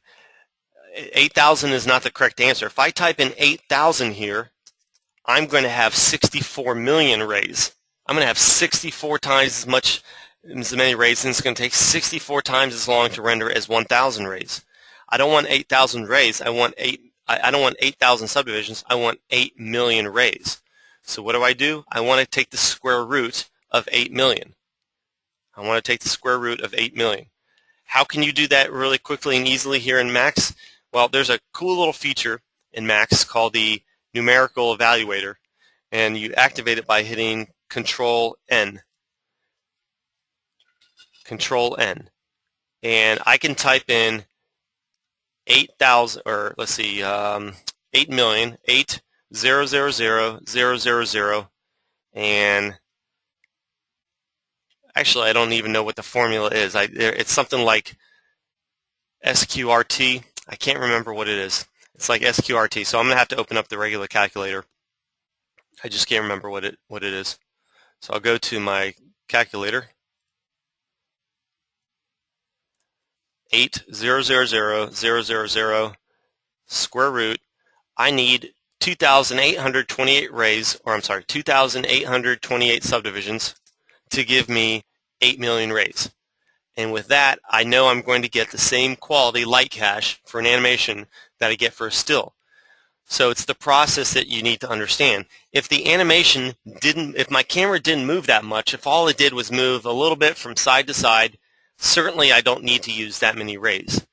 But the idea is that you figure out roughly how many more surfaces you see in your entire animation, and that's how many more rays you need. Now, if you're rendering a very, very long animation, it's just not practical to get crazy and have something ridiculous with this value here. Let me show you another animation. I want to open up a new Max file because I don't have the animation. I can't actually show you the animation. This is an FBI building that we did a few years ago, and I can't show the final render image. I'm just going to show a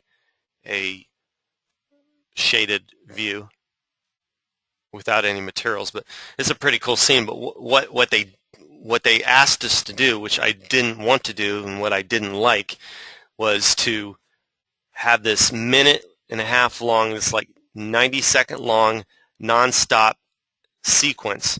Here's the project. It's sort of hard to see. Let me see if I can maximize this viewport. Still loading up.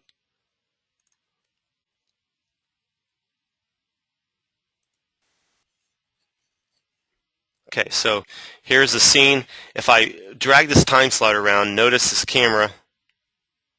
It's taking a while to update. Notice this camera moving around my scene. All these squares that you see around the outside, those are trees, by the way. And so this camera is just moving around, and it comes back around, and it starts where it ends where it started.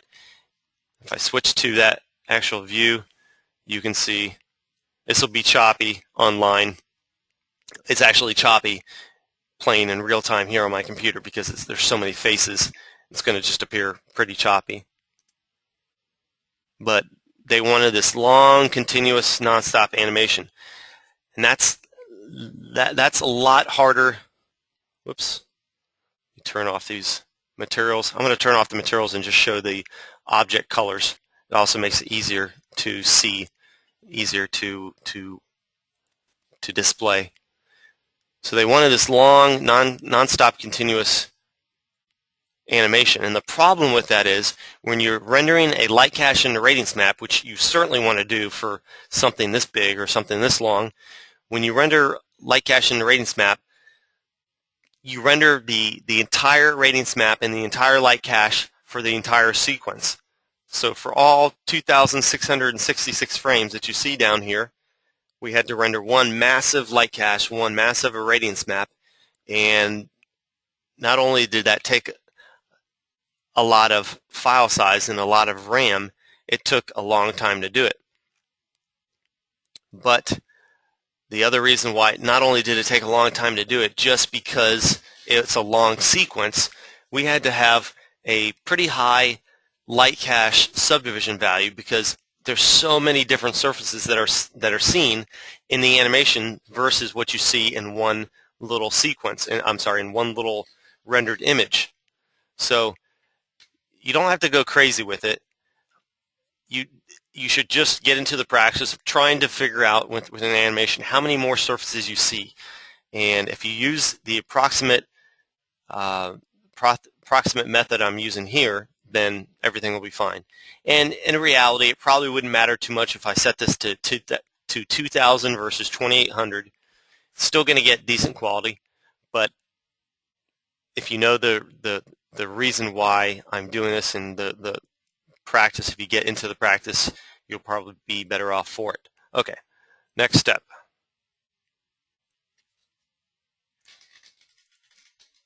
Next step is to autosave the light cache. It's a good idea to autosave the light cache, meaning when the light cache is created or rendered, automatically save it to file. And that's done down here under autosave. So if I autosave this, I have to actually find as it says, well, it doesn't say it here, but it assumes that you give it a location. Click Browse. I'm going to save this to my desktop, and I'm going to call this light cache. And notice the file that's created, a .vrl map file, a VRay light map file. Let's save that, and there we go. So we've automatically saved the light cache. Now when I click the render button, it will save that file to the light cache. And the reason why that's good is if I'm rendering a scene like you saw a minute ago, that FBI scene, and I'm rendering the light cache, and it takes all night to do it, which it would in that instance. If I render the light cache overnight and the power goes out or Max crashes after it finishes or something happens, and I don't have that file saved immediately after it's finished, then I'm not going to have anything to show for the night's work. So it's just a good habit to get into. So next it says render the light cache. Now we want to render the light cache. So I click render, and this happens pretty fast, but what you're seeing here is a bunch of sparkles, a bunch of red dots flickering around here, and it's just the light cache samples being spread out on all the different surfaces as the camera moves around. So you're seeing the ball on the left-hand side of the screen at frame 1, and then on the right-hand side somewhere in the middle, and the end result is a light cache that covers all of the surfaces that you see. So now I have a light cache saved to my desktop right there. And this file size is pretty small, 1.63 megabytes. But for that animation that you saw a minute ago, it would probably be, if I remember correctly, somewhere around 200 megabytes. Okay. Next, change the mode to from file. Change the mode to from file. So I'm going to switch from fly through to from file. Okay. Click Browse and load the saved light cache. I need to click Browse right over here and save that light cache that I just created. Next, in the indirect illumination rollout, switch the primary bounce type to a radiance map. So now when I switch the primary bounce to a radiance map, I still have the light cache as the secondary bounce, but I'm not going to calculate the light cache again.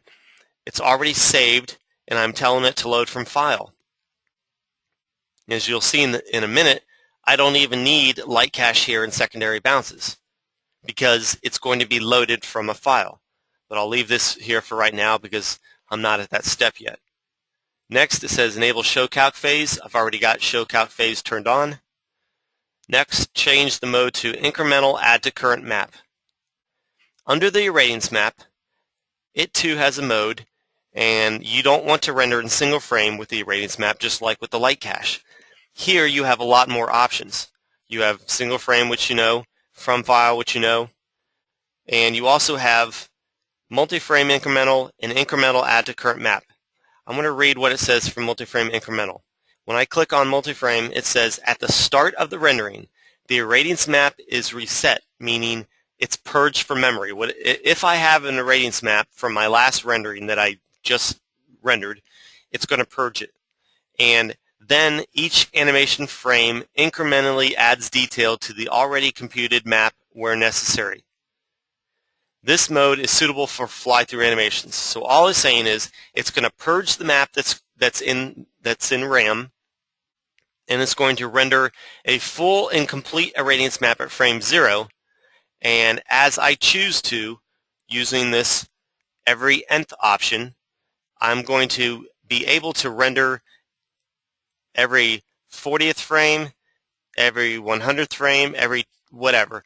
I'm able to render a full irradiance map at frame 0 and incrementally add to it samples as needed. So I set this to multi-frame incremental, but it says change the mode to incremental add to current map. It really shouldn't say that. It really should say change the mode to multi-frame or incremental add to current map. The reason why is there's really no difference between incremental add to current map and multi-frame incremental. It says at each frame samples are added to the existing map only where necessary.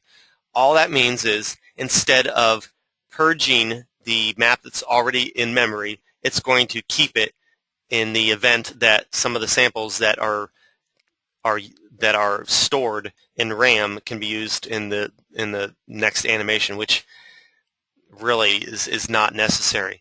So whether you use multi-frame or incremental, it really doesn't matter. I tend to use multi-frame incremental just so I can purge the memory and start with a fresh new irradiance map. Autosave the irradiance map. Just like before, we want to autosave this, and it's set to autosave to my C drive. I'm going to change that to my desktop, and notice it creates a file extension called VR map, which stands for VRay map. So I'm going to save this, and in the next step it says in the comment tab switch to the active time segment option.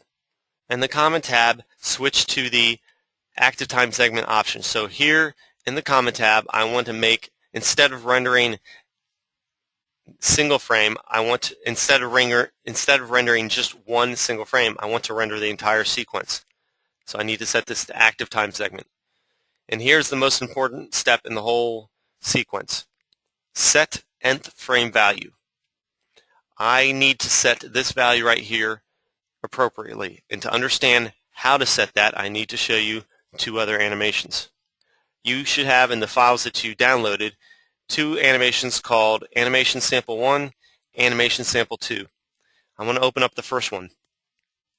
In this animation, when I play it, what you will see is a camera rotating upward. That's all it's doing. It's just rotating upward. Nothing special going on there. Notice that the frame count, or the time, the animation time length is 8 seconds. 30 frames per second, which is standard animation time length, is 30 frames per second. So I have roughly 240 frames in this animation. Look at this window right here and watch where that window goes at the end of the animation. The window is moving down to the middle of the view. What does that tell you? It should tell you that at the last frame, at this frame right here, the only surfaces that I see now that I didn't see at frame 0 are the surfaces right around here. And it should also tell you that between frame 0 and frame 240, there are really no extra surfaces that I didn't see. So in other words, if I were to take a full and complete irradiance map at frame 0 and sample all the surfaces that I see, and then take a full and complete irradiance map at frame 240 and sample all the new surfaces that I see, I will pretty much have everything covered. However, as a matter of practice, in my opinion, you should take one extra step somewhere in the middle just to be safe in the strange event that there are some surfaces that were not caught somewhere in frame 0 or frame 240. So for this sequence, my every nth frame would be set to 120, which means I can just cut through that irradiance map very quickly. It will take me very little time to calculate it. That animation is completely different than this animation. Same building, practically the same spot, but what this animation will show you is the camera moves up the building. The camera moves up the length of the building. This time sequence is 6 seconds, so approximately 180 frames. If I move the frame rate, if I go back to frame 0 and look at this trim feature here, I can see how many frames or how much time goes by before it's down here and out of view. So I'm going to move this slider to right here, and now that tells me after 3 seconds, or approximately 90 frames, I see a completely new set of surfaces. I'm going to move this farther and look at the top of this window, and move it, and I see another completely new set of surfaces. Not completely, but I see half of my screen is filled with new surfaces. But it's pretty safe to say that for a sequence like this, every 90th frame I'm going to see a completely new set of surfaces. So what does that tell you? What amount should I use for a nth frame value on a sequence like this if every 90 frames I see a new sequence?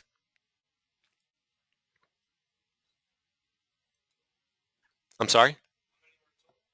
I have, well, that shouldn't matter how many there are total in the animation. Disregard the fact that this animation is only 6 seconds long. Just pretend that it's 2 minutes long and this camera keeps moving up and up and up and up. Every 90 seconds, or I'm sorry, every 90 frames, I see a completely new set of surfaces. So I need a complete irradiance map at frame 0, a complete irradiance map at frame 90, and no, that's not what I'm getting at. And we know we need a complete irradiance map at frame 0, right? And we know we need a complete irradiance map at frame 90. Is it a good idea to do one more in between to be safe? Yes, because look at the top of this, look right up here, how you can, at frame 0, you don't see the top side of this trim feature, and at frame 90, you might also miss it. So it's a good idea to do something right in between, just to ensure that there's no surfaces that didn't get hit with a sample. So all I'm trying to say is that it's a good idea in this animation to set your nth frame value to 45. Yes, 45. However, this sequence here, this particular animation, is a little different. So if we look at this animation, every 40, let's see how often the view changes. So if I want to be really precise, I can draw a little sphere. Let's switch to safe frame. This little plus sign up here allows us to access a lot of things in, well, actually it's not in there, it's in the camera view. Inside the camera view, or if you click on the camera name, you see this show safe frame options, and that just shows us the proper aspect ratio, the real aspect ratio of the camera. And it also shows us these lines that indicate this orange line indicates where I would have to place text within my image to ensure that it's not going to be cropped when I play it on a TV or something like that. It's got a name to it. I can't remember what it is. I think it's the broadcast safe line or the TV safe line, something like that. But anyway, this is going to be the left side or the far left part of my animation or my frame 0. So if I create a ball right here, just a little tiny ball, and move the time slider and then move that, see what frame that ball appears on the right hand side, it's about every 40th frame. So every 40th frame my view changes. So if I see a completely new set of surfaces every 40th frame, what should I use for the nth frame value? What value should I use right here for nth frame? 20. Yes, halfway, 20. That will ensure I have a proper amount of samples all throughout my animation. So next it says render the irradiance map. Let's render the irradiance map. When I click the render button, it says you are rendering a sequence with no assigned file. Frames may be lost. Do you want to continue? Yes. We don't care if there's frames lost because we're not rendering the final image. We were just rendering the irradiance map. And I sort of forgot one thing. It's not in the list, but it should be. It shouldn't have to be in the list because it would assume that you want to do this anyway. But I didn't set my preset to something higher. I should have set this to medium, but assuming that I did, it's going to be just fine as is. Only difference between this irradiance map and using a medium preset is the medium preset will have more definition to my shadows in more detail, but the process would still be the same. So I'll leave that right there. I've just now created an irradiance map and it's stored on my desktop. Its size is 575 kilobytes, 575 kilobytes. Next it says change the mode to from file. So I need to change the irradiance map mode from multi-frame incremental to from file. And as soon as I do that, this dialog opens up automatically where I can just select the irradiance map and there it pops into this file field. So now I'm loading this irradiance map into the from file field. Next, check whether or not to use light cache for glossy rays option and none for secondary bounces. Check whether or not to use light cache for glossy rays and none for secondary bounces. What does that mean? That means to determine whether or not we need this option on. This option we know allows us to cut through glossy reflections, or I should say blurry reflections and refractions very quickly. If I do not have any blurry reflections or refractions, there's no need for this option on. And if I don't need this option on, I don't need to take advantage of the light cache. And I could therefore set it to none. Why would we care? We're not going to calculate it again, but we still have to load it into RAM. When I hit that render button, it loads the light cache and irradiance map into RAM, and then it renders the image. For a scene this small, it doesn't matter, but for a scene like this FBI building, it will matter, because if this scene has a 200 megabyte light cache, that's 200 megabytes less that I'll have to render with. So it's a good idea to at least consider whether or not you need that light cache. And if you don't need the light cache, then you shouldn't have it turned on here. So that's all that setting meant. That's all that step meant, to figure out whether you use light cache for glossy rays. Okay, turn off the don't render final image option. Now that we've rendered the light cache and irradiance map, we can render the final image. And in order to do that, we need to enable, or we need to turn off this don't render final image option. In the Common tab, change the nth frame back to 1. In the Common tab, change the every nth frame back to 1, because we now want to render every single image of our sequence. Next, save the final rendered output to file. We want to save this rendering to a file, so we need to select Save and click Files to actually save this file to some location. Let's just save this to desktop as a JPEG. If you're not going to do any compositing, JPEG's a good option. Another good option is PNG because it is a very small file size, really good compression and high quality, and it's actually starting to become the standard for a lot of people that work in 3D. If you don't do any compositing and you don't plan to change anything with your images, JPEG or PNG is the way to go. And even if you did do compositing, even if you did render out different elements using the Render Elements tab up here, even if you rendered a raw image sequence and then a ambient occlusion pass and then a object ID pass, you still probably want to use JPEG or PNG for each one of those passes. Nonetheless, let's create a folder, call it Sphere.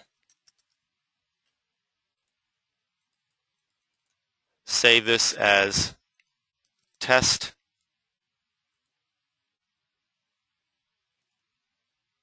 And we can render the final image. Well, let's check the checklist, make sure we got everything. Yes, everything is done. Render the final output. Click the render button, and now it will render the entire sequence.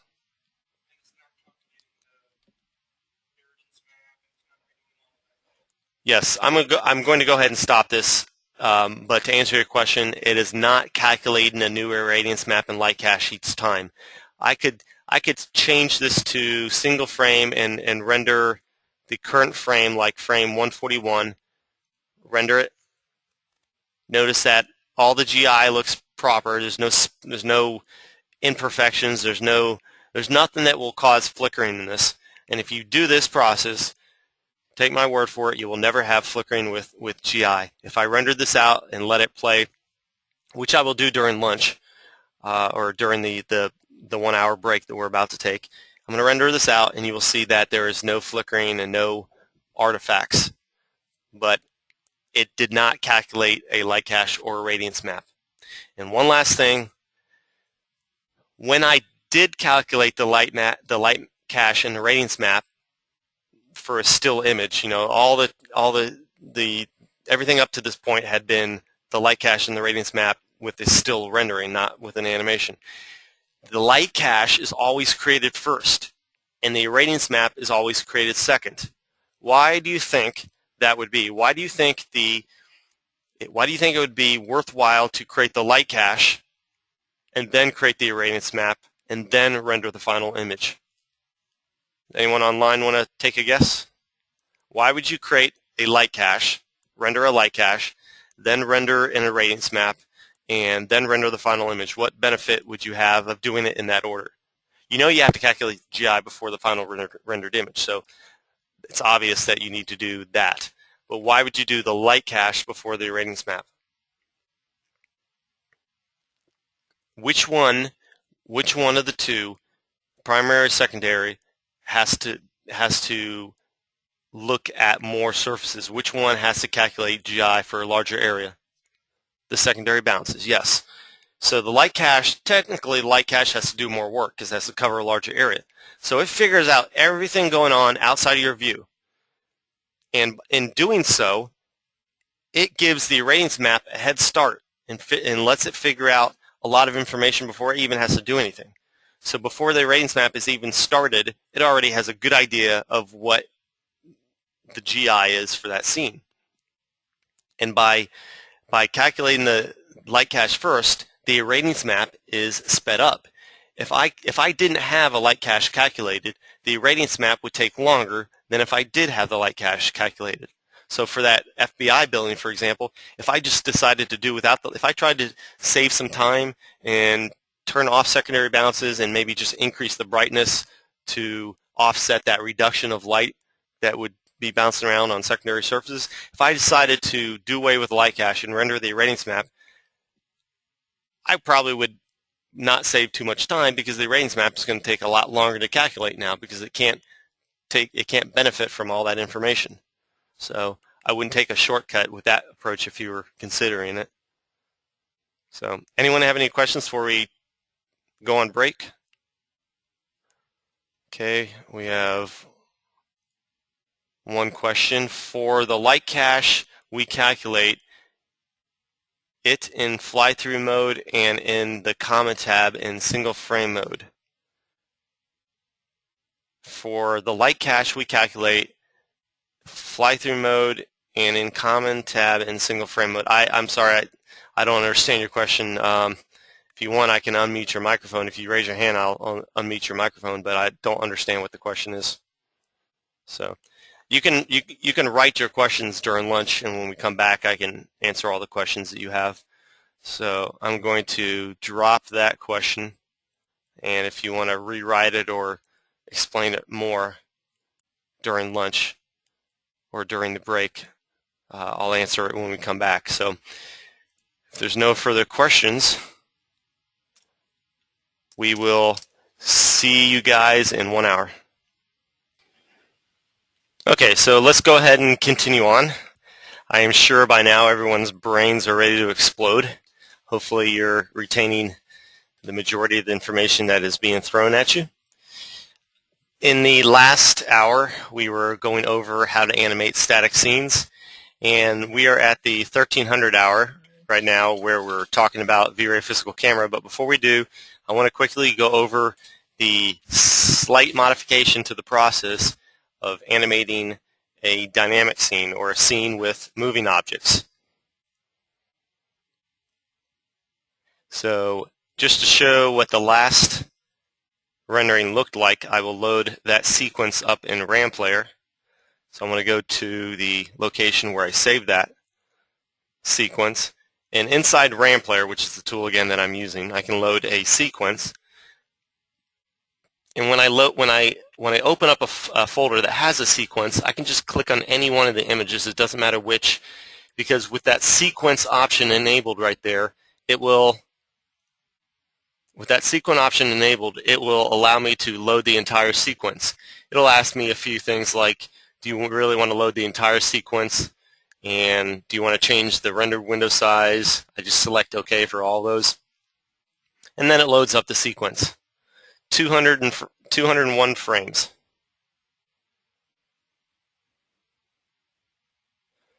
Okay, so if I play this, it'll play choppy for those of you watching online. That's all right. The point is you can go anywhere in this animation and it's going to look the same. The quality will look the same. And the quality will be just as good as it was when you rendered a still image. Okay? So what do we do if we want to render a scene, a dynamic scene where instead of the camera moving, the object's moving? Well, let's reopen the scene. And let's delete the camera and recreate it in the same exact spot by hitting Control-C. When you hit Control-C, it will create a camera in your current view. And all I did that for is so that I can delete the camera that was animated and replace it with one that was static. Now what I want to do instead is animate the sphere and move it from one side of the screen to the other.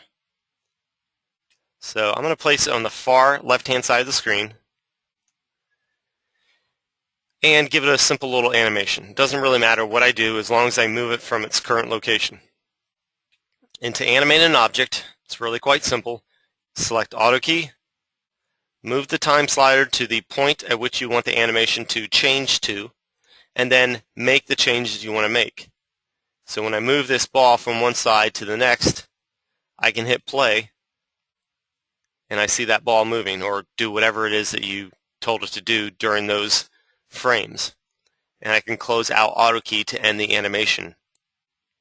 So I want to render one frame, frame 0, at its current location, save the light cache and radiance map, and then render it again with the ball in a new location.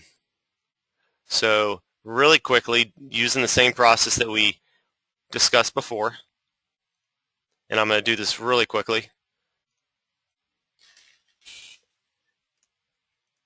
I'm going to just blow through the parts that we've already discussed, and then for the change that I have to make, I'm going to mention that change in with a little more clarity. Let's turn on show safe frames. There we go. So first thing, set primary and secondary bounce to light cache. Primary, secondary bounce to light cache.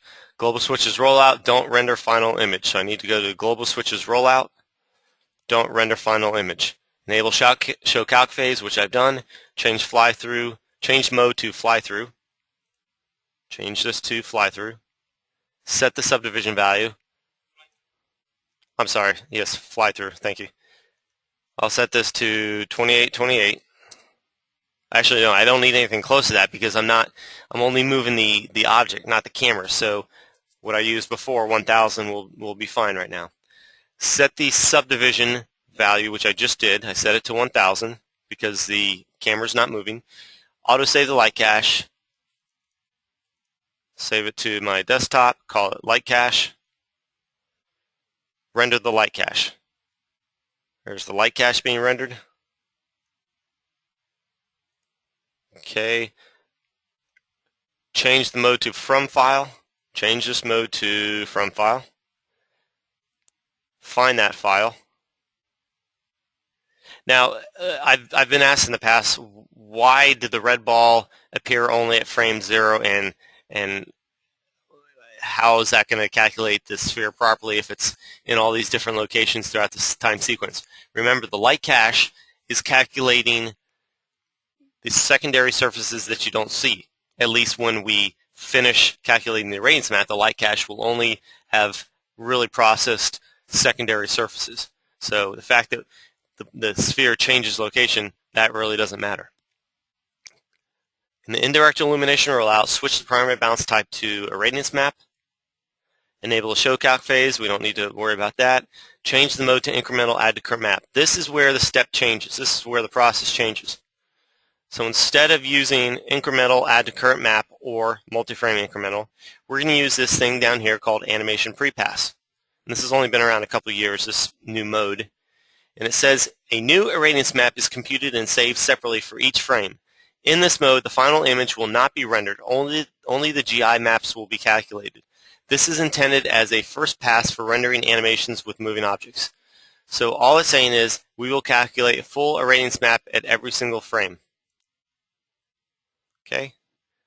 Autosave the irradiance map. Let's autosave it to the desktop. Do you want to replace the irradiance map? Yes. In the Common tab, switch to the active time segment. Go to the Common tab, switch to active time segment, set the nth frame value. We want to render every nth frame. We want to render a irradiance map at every nth frame. If the object does not move very fast, if there's not a big change in location from frame 0 to frame 1, then you don't have to render a new irradiance map at every single frame. You could set it to every second frame or every third frame. But if in the course of one frame it moves from one side of the screen to the other, obviously you can't do that because the GI and the shadows have to be exactly where that ball is. So we'll leave it set to 1. We have to render the irradiance map. Okay, now we need to render the irradiance map. Yes, we're rendering very low, and you can see the sphere moving.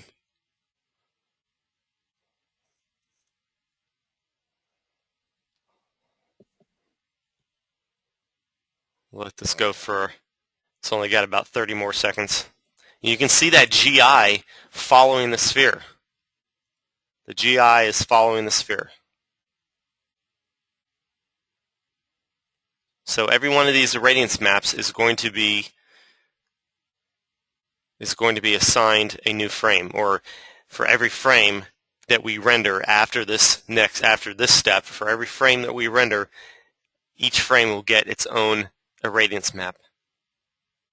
And because of that, the GI and the shadows and everything else will follow. But you can see how much longer this process could take than a static scene where there are no moving objects. Now pretend that let's pretend this is a different type of scene. Let's pretend this is an interior scene and we're rendering a kitchen. And that kitchen has some cabinets or some some shelves and a countertop that's blocking the view of somebody standing in the kitchen, blocking the view of their feet. Let's just say we had a kitchen scene, and actually I think I have exactly the image I'm thinking of. Let's just say we have this scene right here, and you see a person in the kitchen moving from one side to the other. Could you animate something like that using the static process? Sure. And the reason why is the GI and the shadows that are bouncing off that person are going to not, unless that person is really close to another object like the wall, like inches away, it's not going to matter. You're not going to see the floor, so you're not going to see the shadows or the lack of shadows falling on the floor. And as long as that person doesn't move very quickly, and you add samples every 10th frame, every 20th frame, every 50th frame, or so often, as long as you have every so many nth frames being calculated, you'll have that object that's moving sampled good enough, and it will render good enough. So that's an example of an object that you could move and still render with the static process. If you had a scene like, that's not the one I'm looking for.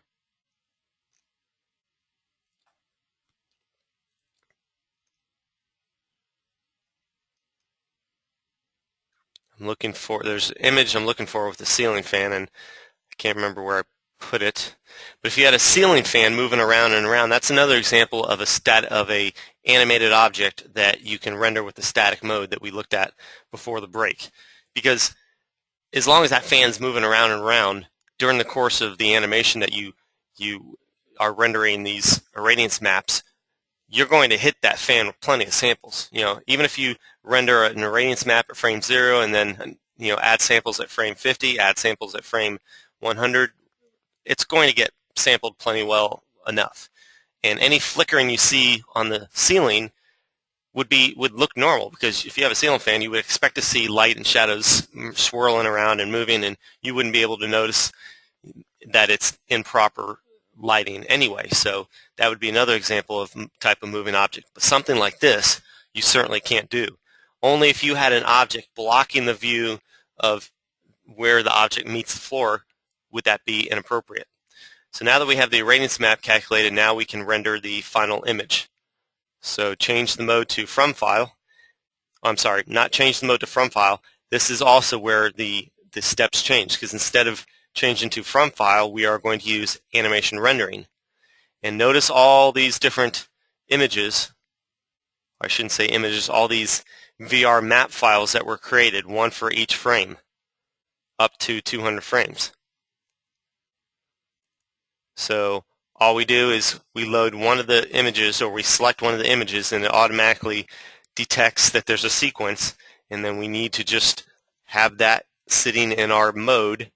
And now when we render the final image, it's going to pull one of the unique irradiance maps for each unique frame. Check whether or not to use light cache for glossy rays. We simply need to determine whether or not we need this option. If we don't, then we can just turn off light cache entirely. We don't need the light cache now. Next step, turn off the Don't Render Final Image option. So let's go to Don't Render Final Image. There we go. In the Common tab, change the nth frame back to 1. It's already set to 1. Save the file output.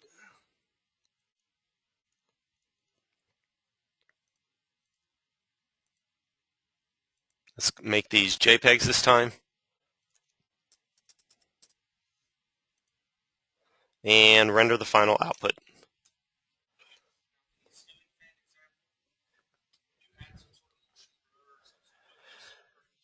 Would I add motion blur to the ceiling fan? Yes, pretty much any object I would add motion blur to. However, it's a very good idea to be very careful how you add it. There are two ways to add motion blur through mechs. You've got multipass effect, which is a setting within a camera, and that is a horrible way to do it, because if you know anything about multipass effects, you have to literally render about 10 or 12 versions of a single rendering just to get that one little area motion blurred. That's not a good way to do it. That's not a smart way to do it. You can also do it through the environment effects dialog box. You can enable motion blur as a rendering effect through the environment effects dialog box. That's an okay way to do it. The problem with that way is once it's in there, once you render it, there's no change in it. One of the great things about rendering with a compositing software is that you can change things on the fly. Just imagine you wanted to work on a single image. So you render the raw image. I just stopped the rendering because I got a notification saying that my audio was degraded. So some of you might have experienced a degraded audio. If you did, all I was talking about is if you're going to do motion blur, you should probably do it through compositing, whether you're talking about an animation using software like Fusion or Combustion, or if you're talking about just a still rendering and use Photoshop. When you render an image like this ball is moving, so there should be some blur to it. Even if it was a still image, I should apply that blur in Photoshop because I can control the blur better and it'd be easier to render, easier to faster and more efficient to do it in Photoshop, and I can get rid of it or change it or increase it as I want to. And there's so many benefits to doing it that way than doing it in Max and burning it into the image. Yes, you have a question?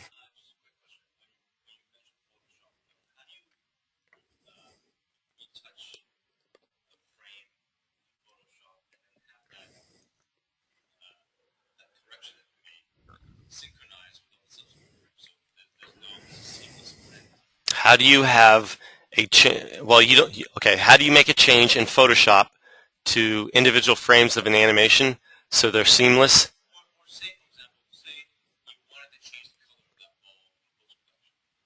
Okay.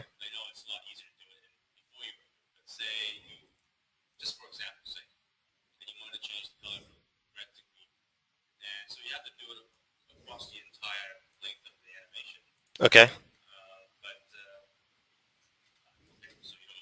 No, I don't use Photoshop. Let me show you what I do use. This is what I'm going to open.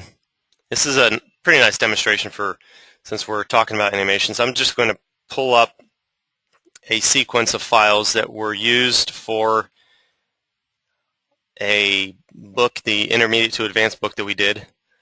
And I'll open this up just as is and then show you the animation that was processed with this exercise in the book.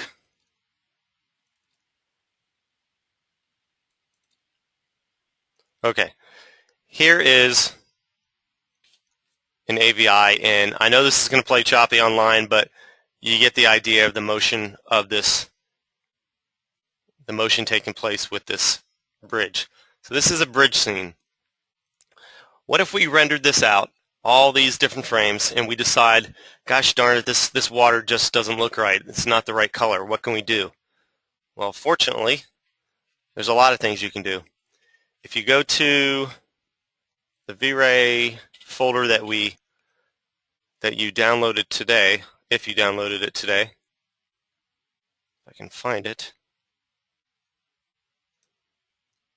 Maybe it was yesterday. I'm looking for a particular file, and I'm not, there it is. Here's that same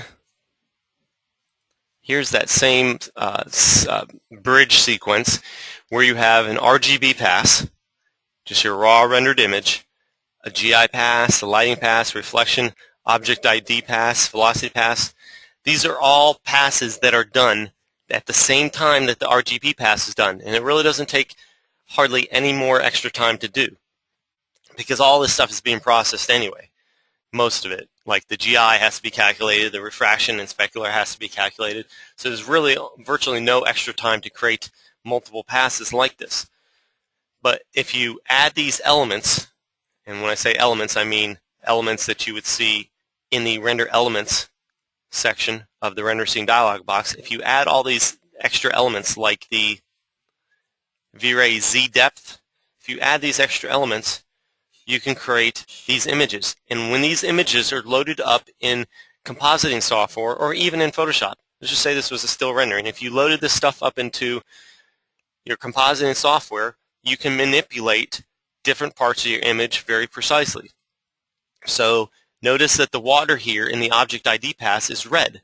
So I can go into Photoshop, create a selection set for all the red pixels, everything that's red in this image, and then use that selection set to isolate the pixels in the water in the RGB pass and make the change that I want. And to really show you what I'm talking about, I'll just make this really quick. This, you don't really have to follow what I'm doing here, but I have to repath a couple of things because the location of these files have changed. So just give me about 20 seconds to do this. Oops, let's see. I picked the wrong file.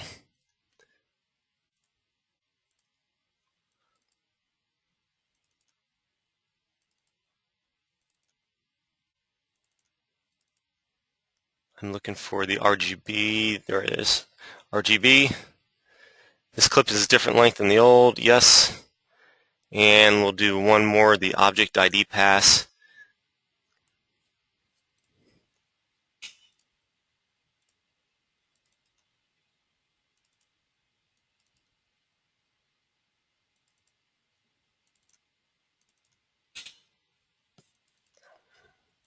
Okay. Let's divide the screen into two, throw that up there. We can hit the play button, which is right there. And now we see the sequence. This is just a 25 frame clip, 25 frames of this larger animation. And if we want to change something on the red pixels, we can apply this filter, this bitmap filter that only affects the red pixels from this channel that's being fed into the bitmap node, and then we can apply color correction on the fly. And to really see this, I need to drag and drop this color correction, this portion of the, oops, that's not what let's see. I have to do one of that. Let me delete that loader there, drag that in there. Okay, so now I select the color correction, I move this around, and now I've changed the color of the water on the fly, and it updates all of the frames on the fly. That's just to give you an idea of what's possible. There's so much you can do with this, and it's almost discouraging when you think of all the software that's available and all the things that you can do, and if you just had the time to learn it all. Unfortunately, we never do. I get discouraged from time to time when I see all these special effects in movies and wish I had time to use this plugin and that piece of software. You just got to pick your fights good and decide what you need to do good work. But if you're doing animations and you're not using compositing software like Fusion, which is the best thing out there, this is the best program out there. If you're not using something like this, then you're probably wasting your time doing a lot of extra work. And talking once more about the motion blur and the depth of field, notice there's a velocity pass. So I can assign a blur to a certain color of pixels. If my camera were stationary and it was just my car that was moving, the car would be red as it is, but everything else would be black, and I can assign a motion blur just to the red pixels, and everything else would be black. But since my camera is moving, the objects in the foreground move faster. The things I see move faster through my screen than the objects in the background. So that's why you see sort of a strange set of colors here. I can also apply a depth of field, meaning a blurring effect based on an object's distance from the camera. So everything that is white won't be blurred. Everything that's gray or darker will be blurred. So the blur will get stronger as it goes farther into the distance. It's so simple once you know the basics of the compositing software that you're using. So anybody have any questions about that? Someone is saying using After Effects with Real Smart Motion Blur plugin is better and faster and easier to control. Yep. After Effects, it's the same thing as, well, it's not the same thing. It's another type of software that allows you to do much of the same things, many of the same things. It's another good piece of software out there. Final Cut is an editing software. It's completely different than compositing software. Compositing is to an animation what Photoshop is to a still. Editing software is just, let's cut this 10 seconds out, let's splice these two videos together, let's lower the sound here, let's bump up the speed of the video here. So, and editing software is extremely important. I used to try to do editing with Premiere, but not anymore. I mean, I played around with it, and unless you do editing full time and know the software extremely well, like as well as I know VRay, you're not going to get the best results you can get. You're not going to get really great, crisp, clean, artifact-free animations. And it's a shame when you spend all your time create a nice, pretty animation and getting rid of all the problems, only to have somebody edit it for you and return all those problems, just because they didn't know the right settings to use. So we send all of our animations out to a third party, a company that knows what they're doing, and when we get the animations back, they're always just crystal clear and crisp. Give it to them with noise and no, they can't remove noise. They can't remove something that is already in there. So that is animation really in a nutshell. That's a pretty condensed version of what could be talked about with animation. Now it's time to look at the VRay physical camera. Let's open up a new scene we haven't looked at yet, and that scene is from yesterday's folder. So go into yesterday's folder, and the file that we are going to look at is called House.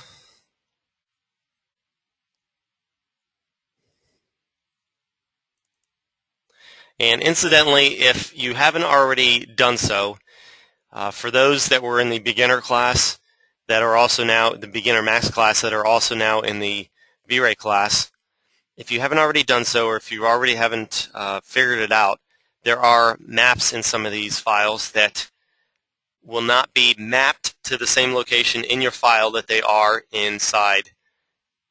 As the location of the maps that are specified in the file will not be the same as the location of where the maps are in your computer. And you need to do something to your computer to configure that.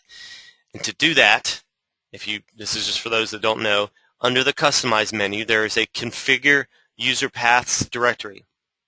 And here is where you specify where to find the maps, all those bitmaps that are used in this scene. Where do you find those bitmaps if those paths defined in the material editor do not exist on your computer? Select Configure User Paths, and the tab we want is External Files, and you simply need to add the folder that has all the maps that you're looking for. So in the case of the files that I gave you, you would add the directory that you were provided, and to ensure that all the subpaths, all the subdirectories are included, you can use the Add Subpaths option down here to add all those paths to your external paths section. So notice I just added this, and I'm not sure where it put it. Oh, there it is.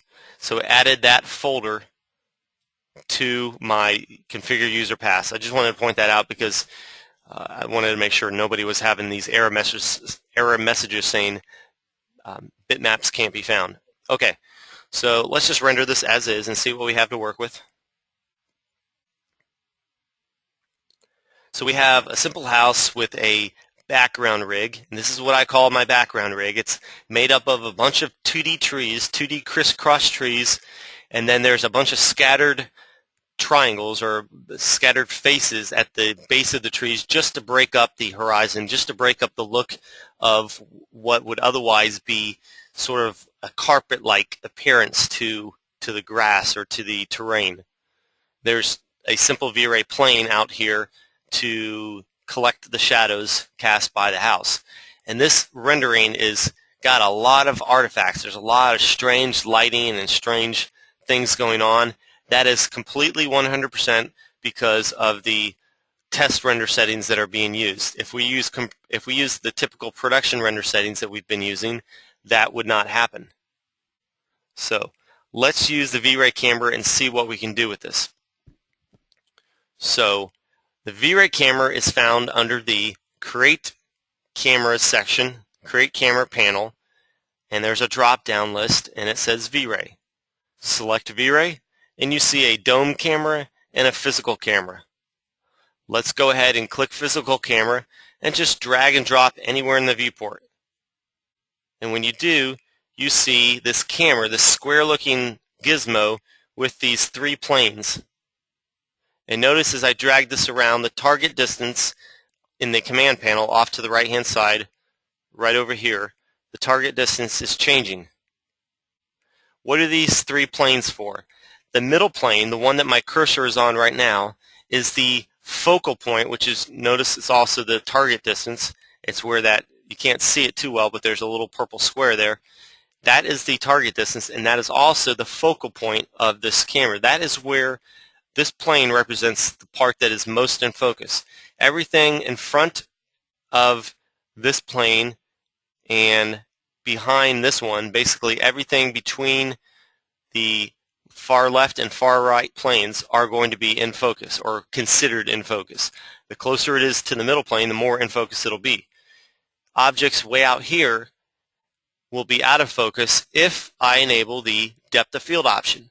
That depth of field option allows me to make objects way out here or objects that are really close blurred. Now, I just said a moment ago, if you're going to do things like motion blur or depth of field, compositing software for an animation or Photoshop for a still is probably where you would want to do it. I don't want to discourage you from using it here because the depth of field and motion blur here is very fast. It's much, much faster and much better than the depth of field and motion blur that you get with the standard camera. However, once it's in there for good, and there's no getting rid of it. Once you render an image with some blurred to it, it's in there for good. So just understand that. But the whole idea about the VRay physical camera is that it simulates the settings of a real-world camera. You have things like focal length, f-stop, it's called f-number, but it means f-stop, exposure, film speed, shutter speed, all these things you find on a commercial camera, not necessarily a consumer camera, but a commercial camera. So let's go ahead and put this camera in the exact same spot as the standard camera and see what the difference between the two renderings are. You have a question? I explained that. The middle plane is the focal point. That's the plane. That's the point. Anything around that plane will be in focus. The plane right here on the far left and the plane here, those are the two planes between which objects have to be in focus. So an object right around here will be in focus. Objects out here, well beyond this last plane, objects out here will be out of focus if you have depth of field enabled.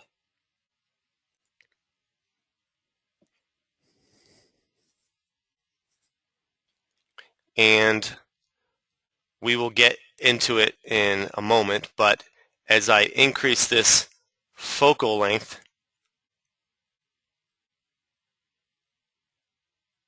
you see that the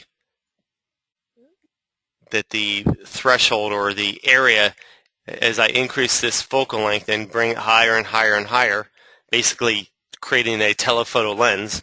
Anything 100 millimeters and greater is a telephoto lens. So as I click and drag over here, up on the focal length, that point that an object can be at and be in focus becomes smaller and smaller. You know, if I use a standard camera that has about a focal length of, you know, somewhere around 50, that's what I would get. Any object in this area would be in focus. But if I just hold down on that upper slider and make this focal length larger, that area that an object would have to be at to be in focus becomes smaller.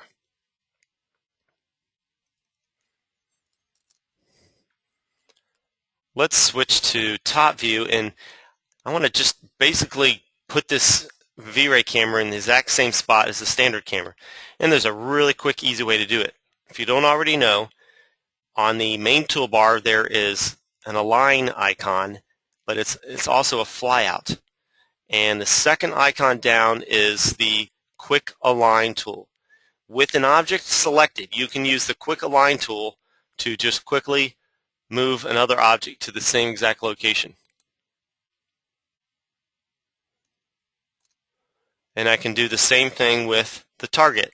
If I want to have the camera be oriented in the same way, I have to place the target of the camera in the exact same spot as the target for the standard camera. There's an easy way to do that too. If I want to do the quick align here and can't see the target of the standard camera, I can just select quick align and then use the select by name icon to select this target from the pick object dialog box. And the one that I'm looking for is ghosted out because I can't see it because I've got this, I don't have that icon turned on. I don't have the camera icon turned on. If you select the camera icon now, you'd be able to see all those icons. But the one that I want is the camera target object right there. So I double click on this, and now my VRay camera and my standard camera are in the exact same spot, and they're pointed the exact same way. And in fact, it says VRay physical camera here. I can have my physical camera in one spot and my standard camera in another spot. Turn on show safe frame so I can see the difference between the two cameras.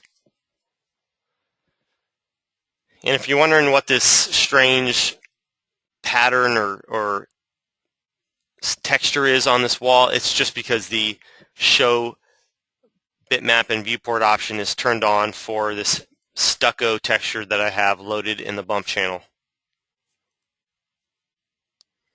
Alright, so we saw what this rendering looks like with a standard camera. This is what it looks like with a standard camera. Let's see what it looks like with a VRay camera. Same exact spot. The focal length is a little different. I'm not worried about that. I'll adjust that in a minute. The focal length is a little different, but everything else is the same. So if I highlight the VRay camera viewport and render, that's what I get. And on the projector you can't see it, but there is some illumination. It's just the projector doesn't have high enough contrast to pick it up. It's very, very dark, needless to say. So something is amiss. Something is not right. So before we go any farther in the scene, let's look at some fundamentals of photography. And the files that I'm looking for are in today's folder. And they're under a folder called VRay camera. So what is going on inside a real camera? Well, a digital camera, a cheap digital camera, or a camera that you would find in a store, the kind that you would either dispose of or something that is not very expensive, you wouldn't have this kind of mechanisms going on inside the camera, but an expensive camera, digital or not, would have this going on. So what we have is a lens, a few different lenses, and they're just, in some cases, many different lenses. But you have some lenses that focus this light that's coming through to a specific point on the film. Number 4 is this film. This is the film back here. When you click the button, this mirror, which is closed all the time and reflects through the lens, or reflects through the eye opening, or whatever you want to call this. This light comes through the lenses, reflects off the mirror, bounces off another mirror up here, bounces off another mirror here, and goes out through where you look with your eye. So when that mirror comes up, the light is allowed to strike the light is allowed to illuminate the film. The longer the film is exposed, and the larger the opening in which the light can pass, and the speed of the film, those three things determine the total amount of exposure on the film. The three ingredients of exposure are shutter speed, aperture size, and film speed. This is what a standard set of shutter speeds look like. The slowest shutter speed you see here is 8 seconds. So literally the shutter's open for 8 seconds, and that would only be something you would use for an extremely low illumination scene, a scene with very, very little illumination. A very fast shutter speed would be something like 500 or 1,000th of a second. A typical shutter speed on a disposable camera or a cheap camera you would find in a store is 1/125th of a second. Anything 1/60th or less, or slower I should say, is considered too slow for holding with your hands. Just the movement of your hands is going to cause some blurring effect to the camera. So if you're a photographer and you're filming fast action sports, something like NASCAR or some football or something, you'll need something even higher than 1/250th of a second, something in the order of 1/500th or 1/1000th. Otherwise, you're going to see everything blurred that's moving fast. Here's a drop of water that was probably rendered with 1/500th, maybe 1/1000th of a second shutter speed. Focal length. What is focal length? Here's the lens of a camera, and here is the film of the camera. If you're looking at a picture of a tree, the object gets flipped and sort of put upside down onto the film. But what's important is, and this, by the way, represents the outline of the camera, this light line here. What's important is if you move this lens closer towards the film, if you make the image distance closer or smaller, then the object will appear to get bigger, which is why when we're looking at looking through the VRay camera, let's select the VRay camera. When we look at the focal length, we see that as you reduce the focal length, you see more of the environment. When you increase the focal length, you basically zoom in. So if this lens were to go out farther and farther, this tree would appear to be smaller. I shouldn't say the tree wouldn't appear to be smaller, because that's totally wrong. You just decrease this angle decreases, and you see a smaller area of it. So you're basically zooming in to one little area. Here are some typical focal lengths. Typical camera will have 50 millimeter. And that is what your eyes see. If you were standing right where this camera is being taken and close one eye, this is about the view that you would have. You'd have a peripheral view of other things out here, but the area that would be really in focus would be just what you see here. If you were rendering with something 24 millimeter and less, that would be considered wide angle. Notice this tree is visible, where in this 50 millimeter image it's not. Everything 100 millimeters and higher is considered a telephoto lens. A lens that can see 1200 with a 1200 millimeter lens would be, or I should say a lens that is 1200 meters, because it's never the camera that's 1200 meters, it's the lens that you attach to the camera. A 1200 millimeter lens is going to be far more expensive than, say, a 200 millimeter lens. So you can zoom in much farther with a lens like that.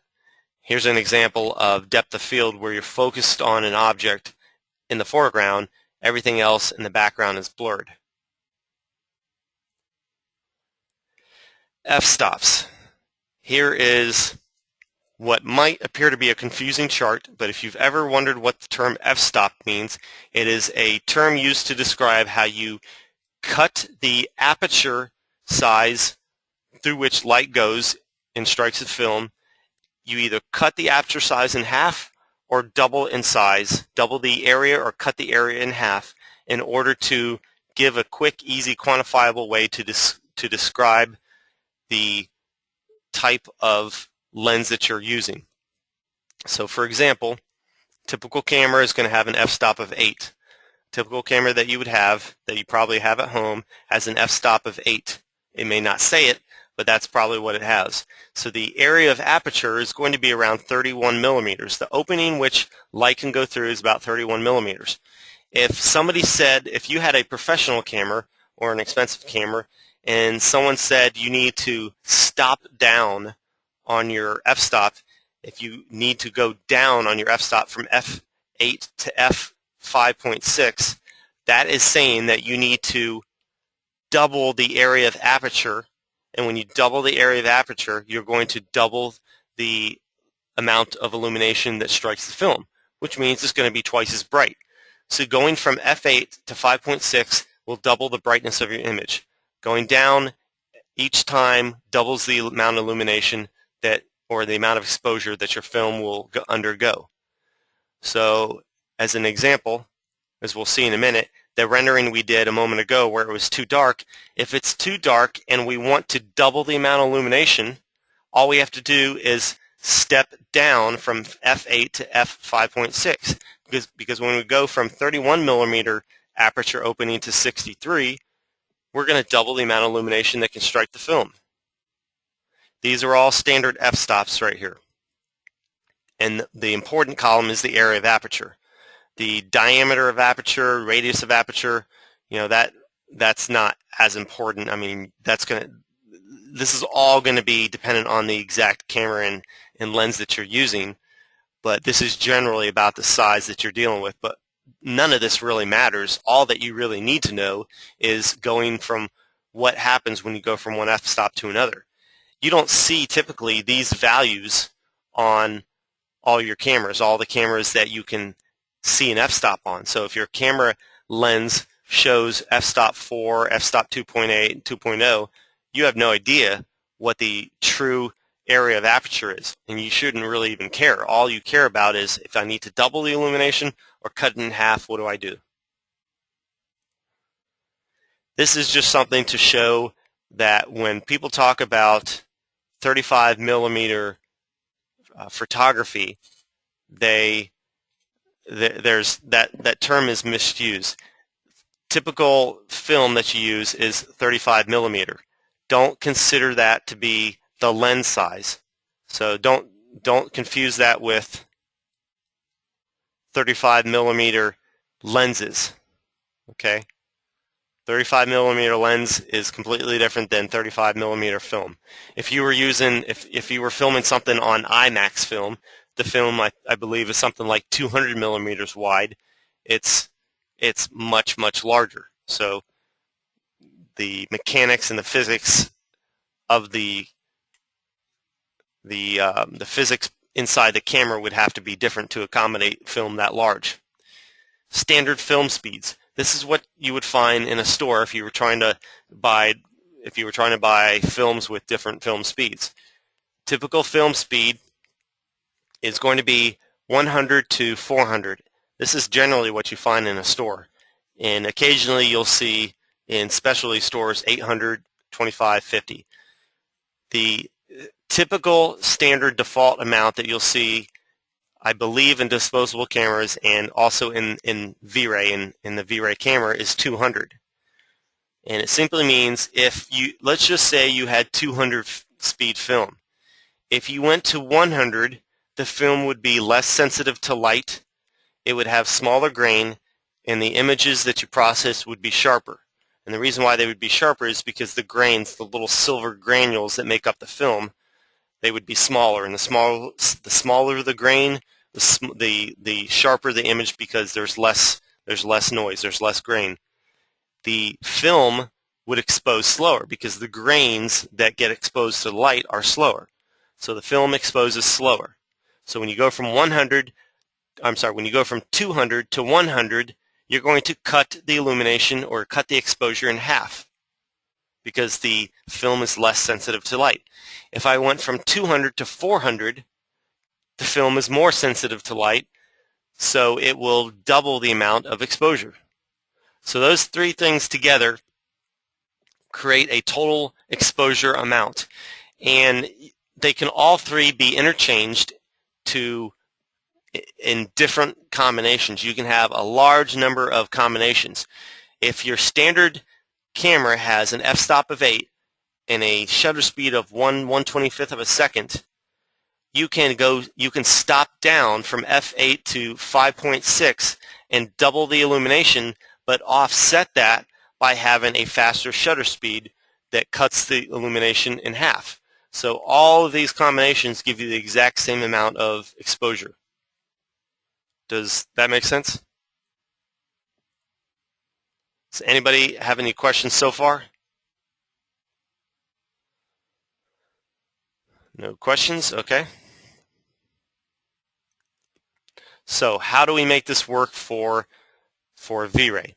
Let's get the VRay camera to look like the standard camera. First thing we have to do is set the focal length properly. We have to go down on this focal length to back up and get the same general look to the building in the VRay camera as a standard camera. So that's what I've done. I've set my focal length to 35. Okay, going back to this chart, I can adjust the shutter in order to get that rendering that was too dark. I can adjust my shutter speed, let's see, let me go back to the first chart. I can adjust my shutter speed, my aperture size, or my film speed. So let's do one at a time. Let's look at probably the simplest one, shutter speed. Notice that it says S to the -1 power. That simply means that it's 1 over whatever this is. So if it says 200, it's 1/200th of a second. So if I'm at 1/200th of a second shutter speed, what can I do to double that, or to double the amount of illumination? Looking at this chart. Well, first of all, notice that these are standard shutter speeds. These are standard shutter speeds. For whatever reason, they set the shutter speed to 200, and that's not even a standard shutter speed. The standard shutter speed we should start at is 1/125th of a second. So if I set this to 125, what can I do to double the illumination? Do I go down or up? Do I go to 1/60th or 1/250th? Down, what do you mean down? 1/60th? I want the aperture open longer, yes. So do I do that with 1/60th or 1/250? 1/60th, yes. I'm at 125, and if I go down to 1/60th of a second, my shutter will be open twice as long. And let's render that and see what happens. So it looks a little bit brighter. Okay? It's still too bright. So let's try something else. Instead of adjusting shutter speed, let's adjust the aperture size. Let's go to aperture size, which is the f-stop. It's controlled by the f-stop. So if we're at f-stop, I believe we're at f-stop 8 right now. Let's see. F-stop of F number, which is f-stop, is set to 8. So f-stop is set to 8. If we're at an f-stop of 8 and our aperture size or area of aperture is 31, what do we got to go to double the amount of exposure? Up one to 5.6 or 11? 5.6, yes. So we have to go to 5.6 on our F number. If I type in 5.6, render again, my image will be twice as bright. Still too little amount of illumination. Now, let me stop here. What did I say about the VRay Sun and its relationship to the VRay camera?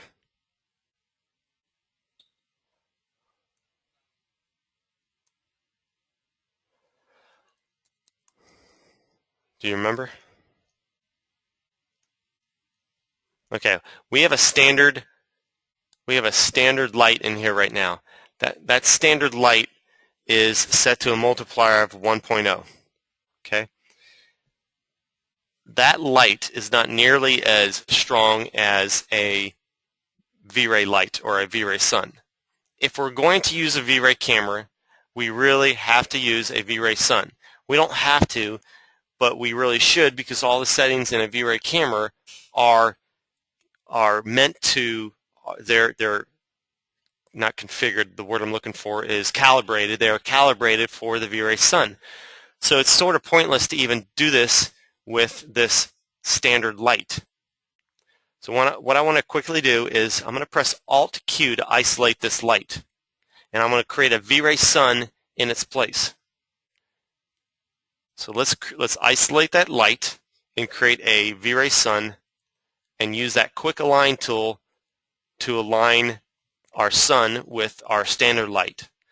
It asks, do you want to automatically add a VRay sky environment map? Sure, let's go ahead and say yes. And we will need to use the quick align tool to align the VRay Sun and the VRay Sun target to the target of the standard light. And since we have a new light, we can delete the old one. We can delete the direct target light that we have, and we're left with just the VRay Sun. And that VRay Sun, set to a multiplier of 1.0, is perfectly configured to work with the VRay camera. And as we see inside, the environment effects dialog box, I'm trying to get there. As we see inside the environment effects dialog box, we have a VRay sky map loaded in the environment map.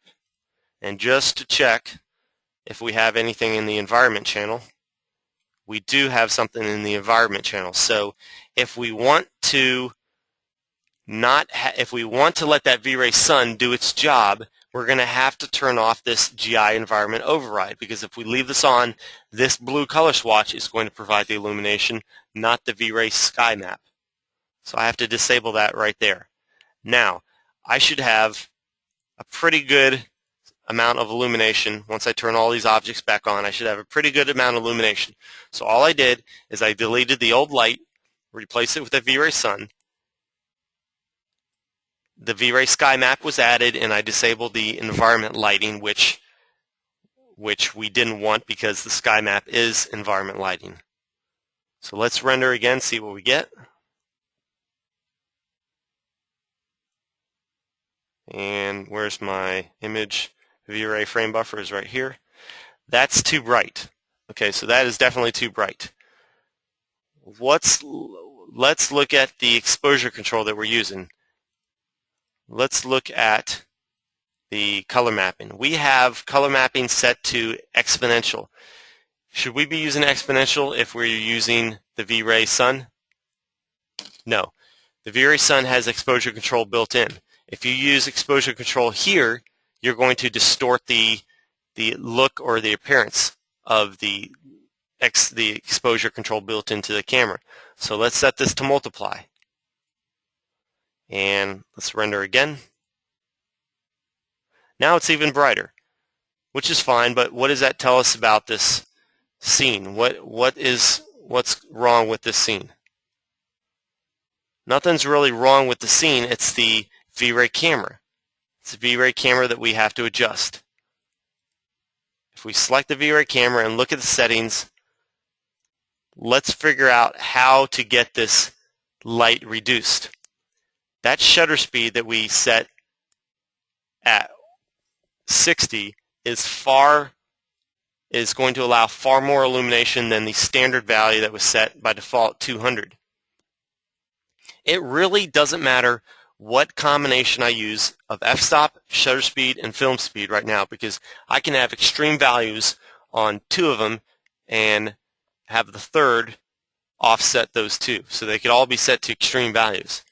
Only time it really matters is when you start doing motion blur and depth of field, because if you have your shutter speed really, really long and you're moving your camera and you've got motion blur enabled, then you're going to have your entire image, your entire animation blurred. So the longer your shutter speed is open, the more apt you are for blurring. Okay, so if we want to, going back to the chart, if we want to cut down the light dramatically, we're currently at f-stop of 5.6. We want to cut down the light dramatically. What can we do? Do we go up or down? Do we go to 8 or 4? Go to 11. If we go to 11, you're going to cut the illumination to 1/4 of what it currently is, which is fine. Let's see if that works. Let's go to F11. So type in 11 for F number, render again, and I rendered the wrong viewport. Let's try it again. It's a little less bright. It's still too bright. So let's stop that. Now, what can we do with the film speed? Let's look at this chart here. What can we do with the film speed to have less exposure? Do we want to go to 200 or 50? It's currently at 100. We want a less sensitive film. We want film that exposes slower. So if we go to 50, we will cut the amount of illumination in half. So I go down here and I type in 50 under film speed, render again, and I cut it in half again. And I'm getting really close to something that will work. And remember also, the sun's position in the sky has a dramatic impact on the amount of illumination. So let's go ahead. Good question. I was waiting to see if you were going to do that. I noticed that a couple of renderings ago, and I wasn't going to say anything yet. We will worry about the background in just a minute. Right now, let's worry about the building and the ground. So I want to switch to front view and drop this sun down in the sky so it's lower. So it's something like a sunset scene. If I render this again with the sun low in the horizon, I will see a pretty nice looking sunset type of setup. And that's about what I'm going to shoot for. And if I were to have the proper number and types of objects in my scene, if I had palm trees, if I had cars, if I had roads and grass and all those other objects to bounce the light around, I'd have a much better looking scene than what I have right now. Okay. So the VRay camera can add a lot of complexity to your renderings. And when we set up this course, when we set up the agenda for this class, we debated about whether or not the VRay camera should even be factored in, because it's really one of the, when not explained right, it could be one of the most complex parts of VRay. And it's not necessary for new users to use it when they can get suitable results with a standard camera. But it was determined that it was worthwhile, and the reason why is our philosophy was that there's really only about 4 settings that you need to know very well. Of course, you need to know film speed, shutter speed, and f-stop to control the amount of exposure, and then the focal length can be used to control how far you zoom into your object or your scene. Everything else is of lesser importance. You don't need to touch the film gate. You don't need to touch the zoom factor, horizontal offset, vertical offset, shift, horizontal shift, vertical shift. None of this really matters. White balance, all that other stuff. You can play around with it and experiment with it later, but it's just those 4 things that are really critically important. And then something that is of secondary importance but somewhat important is depth of field and motion blur. Because if you want depth of field and motion blur, that's how you enable it. So 4 things is all you need to know, or the only 4 settings you need to know are those, plus maybe depth of field and motion blur if you want to add those 2 things. And you can, for the most part, with enough experimenting, enough playing around, you can get pretty similar results with the standard camera as you can with a VRay camera. I can't quantify it, I can't really describe it any better, but there is a little bit more of a realistic feel with the VRay camera, and I can't put my finger on why or how, but I would have to say there's a little bit of an advantage using the VRay camera. It's just got a little something extra that seems to give it a little more realism. So if you can make it work, give it a shot. If you struggle with it, if you can't figure out the relationship between those 3 components that control exposure, then it's not necessary to worry about. As far as the background that we were looking at, when we saw the background, we noticed that it was quite it looked like it wasn't illuminated properly, and let's take a look at why. So here's my typical background rig. Let me explain my methodology for using something like this. So we have a cylinder surrounding our scene, and the cylinder is quite large, and there's an image on that cylinder surrounding the scene. The image can be found through the material editor. Just to show you what this image is, this is the image that's mapped on the cylinder, and this is viewed at half resolution. Here's full resolution.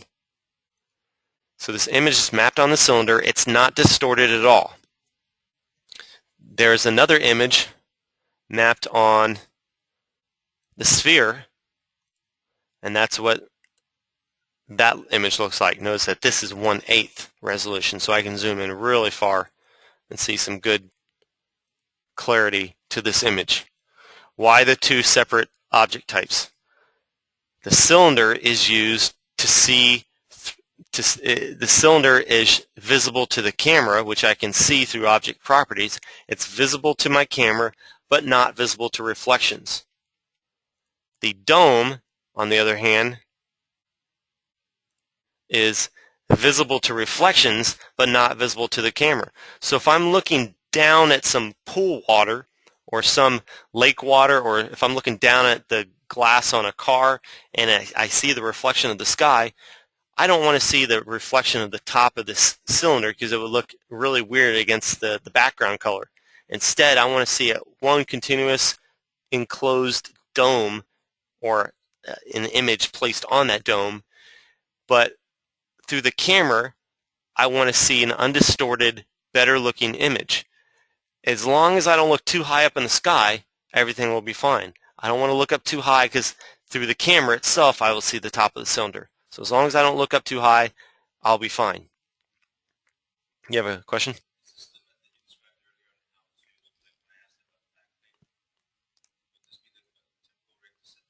Is this similar to what I was talking about when we were talking about back plates?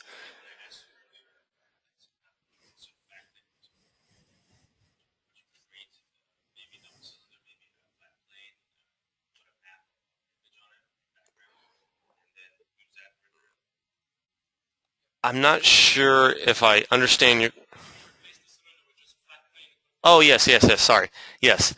The question is this the process I would use to render with a backplate? So, yes, if I rendered with elements, if I did a render element and added a VRay object ID pass, I would get my raw rendered image, I would get the normal typical rendered image, then I would get that same kind of image you saw earlier where I have different parts of the image be different colors, like right here.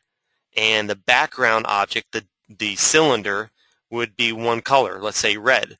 So then I would go into Photoshop and create a selection set of all the red pixels, and then throw away that object ID image, and then use that selection set to load in another image for the background.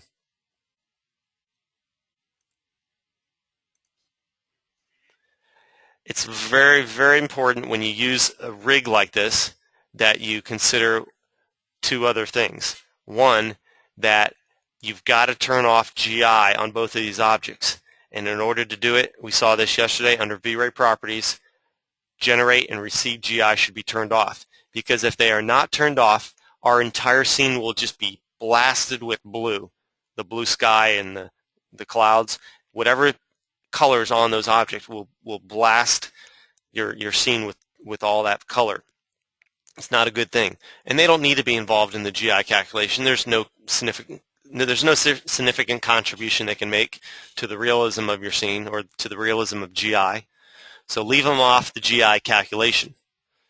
The other thing is they need to be illuminated separately from the other objects in your scene, which is why there is this light for background objects. It says light for background objects right here. And this object is, or this light is set to include, notice how it says include, it's set to include only those three objects, the background for reflection, background large, background small. There is a large background here, and there is a small background here. Okay, so this light only illuminates the background rig. So it's set to include only the background rig. These 4 instance direct lights are pointed in, they're pointing in towards the center of the scene, and those 4 lights are there to illuminate these 2D crisscross trees the same amount from all directions. And the lights don't cast shadows because you don't. The reason why 2D trees never look real, the biggest reason is because they cast shadows on themselves. So you don't want them to cast shadows. So you turn off the shadow casting capability of these lights, or you could turn off the shadow casting capability of the objects. But regardless, they shouldn't cast shadows. And so this is the typical rig that is just placed around every scene. And if the scene is larger than the rig, then we just expand the size of the rig and just make it so that it encompasses the rig. But the point is, we don't want to see the horizon. We never really want to see the horizon in an image, except for maybe on the ocean or on the water. That's the only place we'd want to see the sky meet the horizon, or the ground and sky meet, because everywhere else it would look ridiculous. So we break up that horizon, and we do it with some trees and that smaller background object that you saw a moment ago. Anyone have any questions about this? Oh, and the last thing is, when I added that VRay sun, I have to tell it to exclude those background objects, all of those site background objects. And notice how I named these objects, site, BG, and they're all easily found because they're named properly. If I call these all strange names, or if I said, box 01, line 02, all these strange names, if I didn't name them properly, it would be a pain to find them. But now I can select all my house objects, all my site objects, quickly and easily. So you should invest some time into naming your objects properly. Okay, anyone have any questions about this? So I got some comments about, during the last demonstration, there were some comments about using linear multiply. Yes, definitely use linear multiply with the VRay camera. Turn down to 25. I assume that was talking about the film speed or shutter speed. Maybe in the advanced course, I'm not sure what that was. Probably talking about the VRay camera. The VRay camera is a little bit of an advanced feature. I just wanted to give you a flavor for what it can do, so you can decide later whether or not you want to pursue it. And somebody asked, why do you have 4 direct lights and 1 omni light? That's the question I just answered a moment ago. So the 4 direct lights illuminate all of these background trees. The omni light illuminates the background rig, the dome, and the cylinder.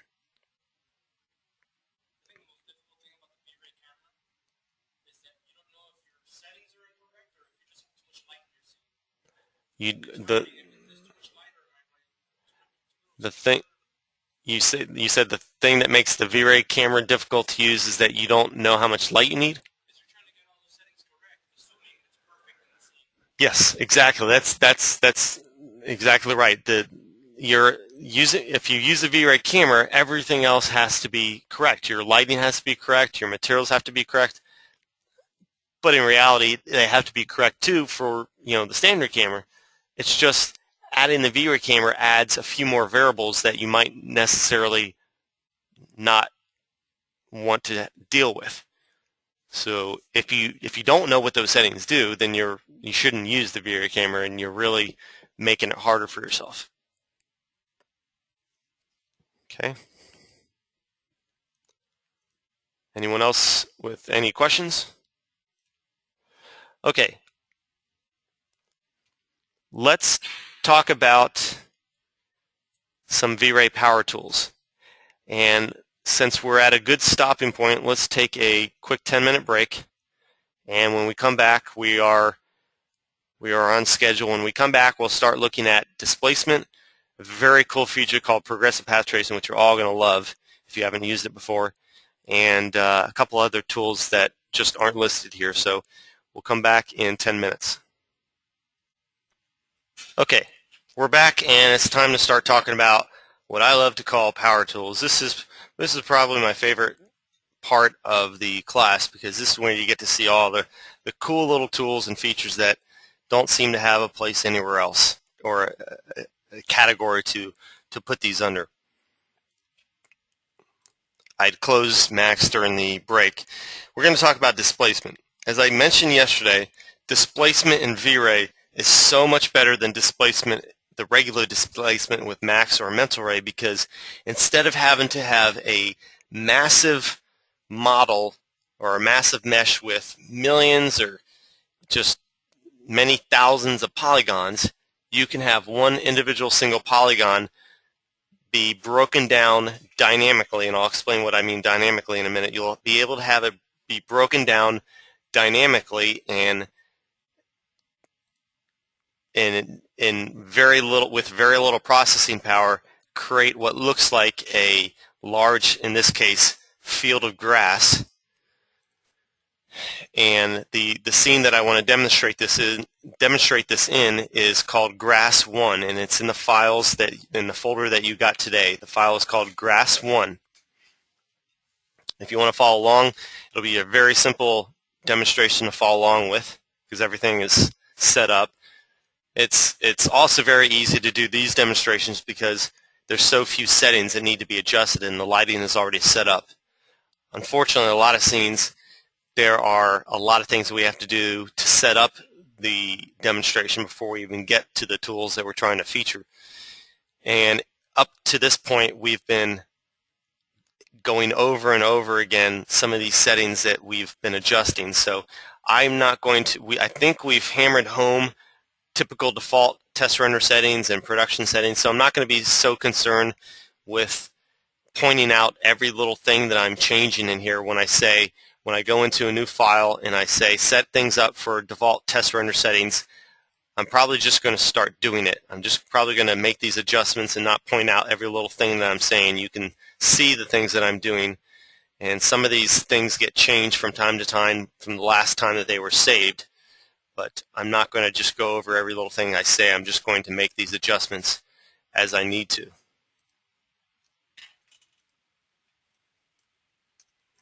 So hopefully you're comfortable setting up default test render settings and default production render settings. Now this particular scene, in order to demonstrate this properly, I really probably should use production render. So I'm going to use a radiance map preset of medium and light cache of 1000 and our production adaptive DMC image sampler, because in order to see the details of the blades of grass that we're going to create, we have to have enough quality. This is one of those rare instances where you do a test render, but you have to use production renders just to test to make sure that that particular feature that you're trying to create is shown properly. Doesn't happen too often, but for something like this, we definitely need higher production render settings to do it. So we have a one polygon on which a teapot is resting. We have a standard camera, and we have a dome light that is creating simple skylight around my scene. And so if you select the plane object in your viewport and go to the Modify panel, you'll see VRay displacement is already applied. Just go ahead and render as is and see what we get. And I'll explain how we got this as soon as this is finished.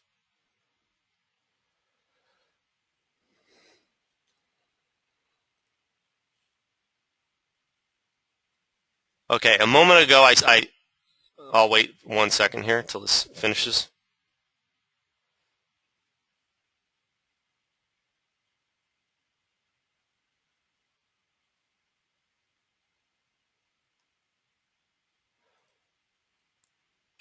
Okay, that's good enough. I just stopped the rendering.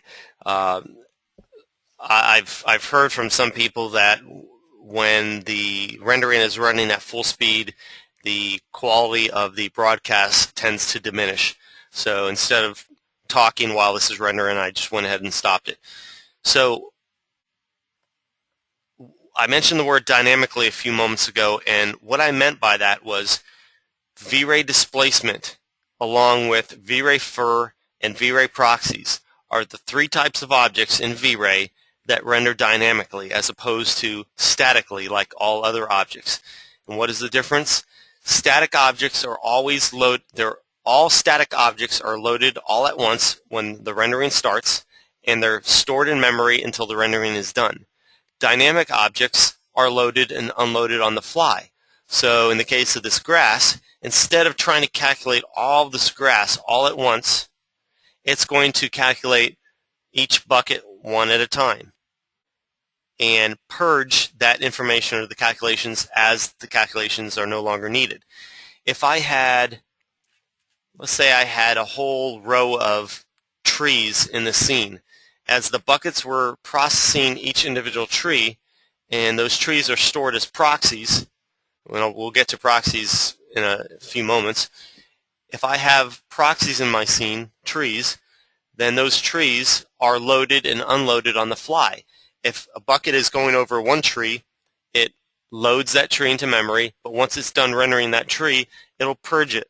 It'll purge it from memory, and by doing that, you're able to render literally billions of polygons in one scene, and you can do it without crashing Max. Proxies, that's what the foundation of proxies are. It turns an object into a dynamically rendered object, and it stores the information for that object in a separate file. So not only are you able to render more polygons without running out of RAM, it doesn't require as much file size, and it doesn't take as long to open the file that you're working in because that object is stored in some other file and referenced only when it's time to render. Same thing with grass here. So specifically about the VRay displacement. VRay displacement can be used in a lot of different ways, not just grass. It can be used to enhance the look of brick. It can be used for water. It can be used to create some large mountains and rolling hills and terrain. Any number of ways it can be used. So let's figure out how it's utilized here. Without it, if we did not have the VRay displacement, if I just turned off that light bulb and rendered again, you would see all I have is a simple texture to simulate the grass. And from a distance, this texture might be sufficient. It might look okay, but close up like this, it's clear that it is a texture and it doesn't look that realistic. So close up, this isn't suitable. We need to use something a little better than a texture. So how does it work? Well, when you add the VRay displacement modifier, which is found, like all other modifiers, in the modifier stack, when we add it, there's only a few parameters we need to focus on. The first and probably most important is this one here, the type, 2D mapping and 3D mapping. In older versions of Max, I believe 2009 and previous, I think 2010, starting with 2011, they made a they made a change to the material map browser that I don't like. You can no longer see which objects, or I should say which materials or which maps, I should say, are 2D maps and 3D maps. If I go into, let's go into the diffuse channel and look at this particular bitmap that's loaded in this diffuse channel. So I am in the diffuse map and I've got a bitmap loaded.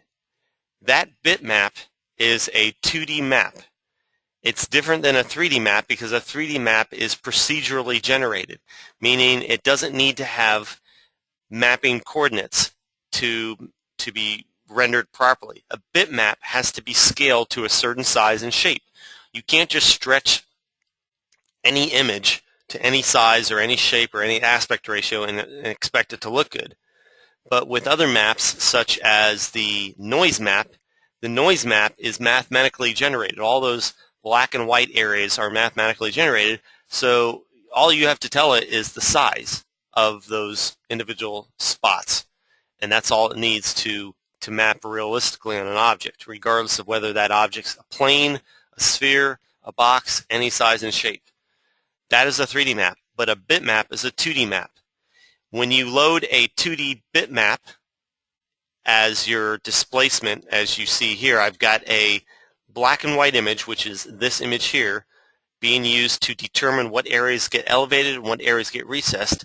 When I have a black and white bitmap image used for your texture map, that is a 2D map.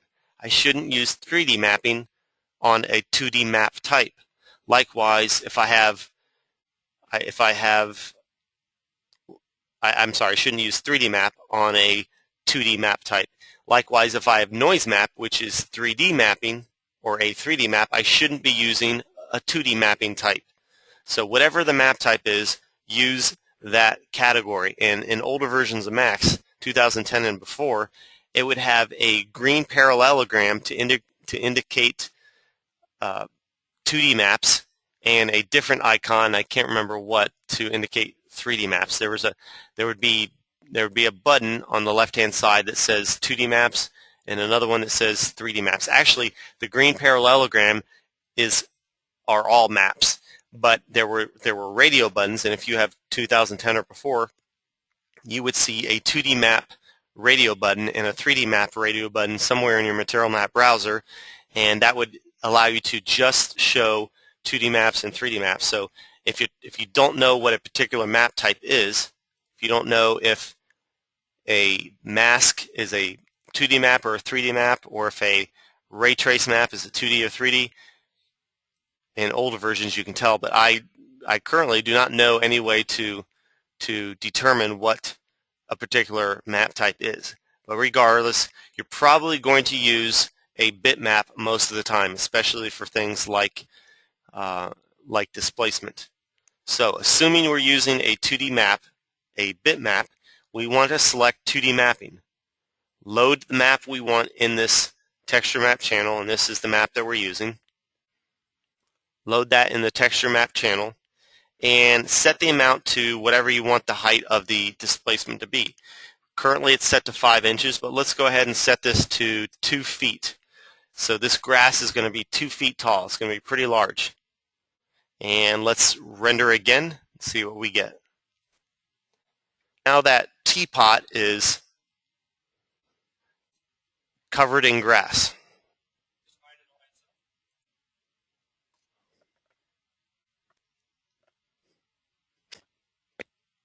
That's good enough for right now. So with a 2-foot displacement, the grass is clearly growing up around the edge of the teapot. Did you have a question? Does it subdivide it all by itself, or do you have to specify it? The subdivision happens by itself. There's that polygon is broken down into thousands and thousands of little tiny polygons during the rendering process, during each bucket's calculations. And the settings that control just how it's broken down or how accurately it's broken down is the 2D mapping section and the UVW map modifier that you see here. I'll explain each. 2D mapping is the section of this modifier that is selectable or usable when you have a 2D mapping selected.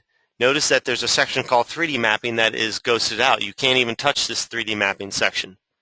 It's ghosted out. It's ghosted out because we're not using 3D mapping. So with 2D mapping, like what you would use for bitmaps, you can set a resolution. What does that resolution mean? Every image has a resolution. This image here has a resolution, and that resolution can be, you can see what the resolution is in Photoshop. You can look at File Explorer, or you can find the map here in your material editor and then look down at the statistics and see that this map is 512 by 512. That is a good size for a map, and you shouldn't arbitrarily use maps of ridiculous size. Without mentioning names, there was a company that I went to for consulting purposes to find out why their scenes were rendering too long, why they were taking too much time. And after exploring the scenes for just a few minutes, it was clear why. The render settings were fine, the computer speed was fine, everything was fine, but they were using ridiculously large map sizes. Bitmaps or any other map type, whether it's a TGA or JPEG, use an enormous amount of RAM. Even when a JPEG says that it's a certain file size, like this file size of this grass says 160 kilobytes, that's not really the amount of RAM that's consumed. If you uncompress this image, or in other words, if you were to save it as a TGA file uncompressed, that image would be about 20 times as large. So in this case, it would take about 2 or 3 gigs of RAM. If you were to take a 10,000 by 10,000 pixel image, which this company was doing for something like grass, so they can have that grass spread across the whole terrain and not lose resolution. If you had a 10,000 by 10,000 pixel JPEG that was 20 megabytes in size, uncompressed would be about 300 to 400 megabytes. And that's how much RAM would be consumed during the rendering process just by that image alone. So be very careful not to use something too large.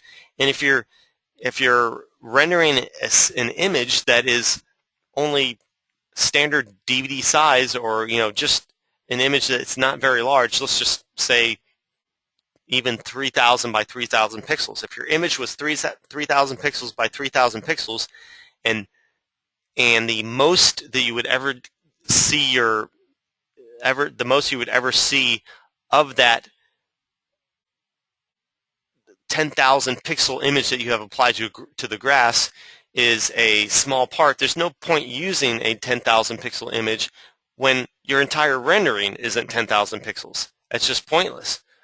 So you're really shooting yourself in the foot if you render with very large maps, because you're going to consume a lot of RAM, and then you run the risk of either crashing Macs or making the processor work at a reduced speed because so much time is being spent moving files to and from your hard drive and RAM. So in most cases, unless you're rendering an extremely large resolution image, most cases you can get away with something on the neighborhood of 500 pixels or 1,000 pixels per image. Very rarely would you need something like 2,000 or 3,000. It's pretty rare. You would have to be doing high definition, and you have to be pretty zoomed into an object to justify using such a high resolution map. In the case of this 2D mapping, we set the resolution size at 512. So regardless of whether the map that I'm using is 512, which it is, or 5,000 pixels across, it's not going to make any effect. It's not going to change anything on the rendered image. I am basically cropping whatever the size is of the file, of the image, I'm cropping it to 512. Why? So that all that memory is not used to create this detail that can't be seen anyway. So I could have a 5,000 by 5,000 pixel image used to create the displacement. But as long as I set this to 512, it will scale it down to 512 and then apply it to the displacement. So if you want a little bit more detail, you could try to set it up a little higher, maybe 1,000, maybe 2,000 tops. But 512 works fine in most situations. 512 is the typical map size that Max uses for, or that is recommended for Max in most applications. That's the most typically used image size. So you set that amount there. Now precision. What is precision? Precision is just a setting that I simply can't quantify, but what it is for scenes where you have displacement on objects that have some curvature or some relief. If I were to apply a displacement to a sphere, that sphere has some curvature to it. It has some sort. It's not a flat surface, and if I had to put displacement on that sphere, I would have to have a higher precision. Since this is a flat surface, it doesn't need any precision, so I can set it to its lowest possible value, and it won't make any difference. If I did have some rolling hills or something where grass was having to be created on a surface that wasn't flat, then I would have to use something like 10 or 20, and you could find out pretty quickly what it is you would need, but it's sort of like a subdivision value. And frankly, I don't know why they don't use the term subdivision here, because that's basically what it is. So something like 20 would give you decent quality on curved surfaces. The last factor is the UVW map size. If I go to the UVW map and if I want to see this map in viewport, the scale that I see the map in this viewport is going to be similar to the scale of the individual blades of grass. In other words, if I set this length and width, whoops, wrong way. If I set the length and width to 100 feet, watch how it affects the blade of grass. Clearly not all that desirable. Now, if this was water, then that would be totally different. I would want to, if we were doing that exercise yesterday with the water, we could have physically created those ripples that we saw in that image we were trying to simulate, and we could have had them emanating out from a specific point. You could literally go into Photoshop and paint the ripples of water that you want on a black image. You take a black image in Photoshop and just with the paintbrush paint some white streaks, and those white streaks are where the displacement would be, where the areas of your mesh would be elevated. And it's pretty neat how you could do that. You could even take a photograph of pool water, turn it into a black and white image, and maybe adjust the contrast and the levels and some other things to get what looks like ripples generated from a real image. And that's when VRay in 3D becomes an art, not so much a science. When you discover new techniques like that. Question? Is this technique good for repetitive patterns? Yes. However, that image that you use in your displacement still has to be seamless. You can't have an image that you would see tileable in the diffuse channel any more than you can have it in the displacement channel. So just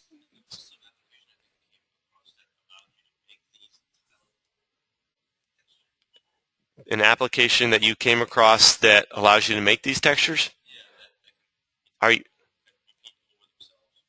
Are you talking about an application that can be used? Okay, Crazy Bump. There's an application called Crazy Bump that is used to create normal maps, which is different than what you're talking about. If you just watch this, what he's going to do is create a normal map from a photograph, and he uses this plugin to do it, this Crazy Bump. It's really, really cool. If you ever wanted to get into this and look at normal mapping in a nutshell is used in many different industries to create an improved bump map. So if you can imagine a bump map on steroids, instead of having just black and white image like this to determine how to elevate and recess different areas, you use a red, green, blue, or a cyan, magenta, whatever you want to call it, red, green, and blue, almost like an X, Y, Z axis to determine how objects should be elevated or recessed. So if you have part of your image using the cyan part of a normal map, it will be elevated straight up. If you have the magenta part affecting an image, it will push it out to along the x-axis, and then the third color, one color will push or make it look like an object's being pushed along the x-axis, another color along the y-axis, another color along the z-axis. So this object looks really realistic. The bump looks realistic, and it's not a bump map that he's using. He's creating a normal map, and that normal map looks far more realistic than a bump, because the normal map uses three-dimensional information rather than two-dimensional. Yes, it's an illusion. That bump doesn't physically exist. It's not physically displaced. So what he's doing is he's going through these settings, adjusting all these details to figure out how to create the best looking sphere. Then once he's got the sphere created, he will cook or lock in this normal map, and he will generate the normal map from that, so that when he applies that same normal map to that sphere using this stone texture, it will look like, in the rendering, it will look like this, like what he's showing here.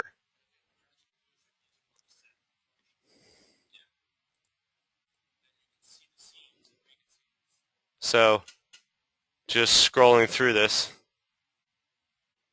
there's the normal map he generated, and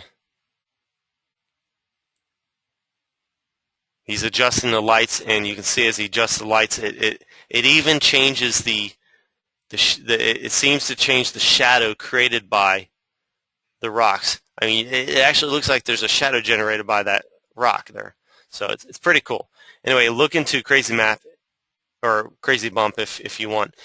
But if your question was, I'm not even sure what your question was anymore. Did that answer your question?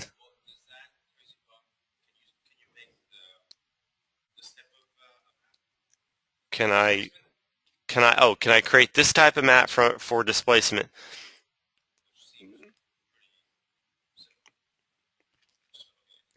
This image is just black and white, and a displacement only needs black and white. So can you use Crazy Bump to make this? I don't. Yeah, you could. You can use anything to create a black and white image. But this is just I don't know how this was made, and I don't even know where I got this from, but it's a great map for texture, but it's just a black and white image. You could just go into Photoshop and paint a bunch of speckles and get something similar to this. The normal map that we saw a moment ago is right there. You load a normal map into a channel, and it's expecting a cyan, magenta, green image for the normal map. Okay. All right, let's move on to something else. Let's go into progressive path tracing.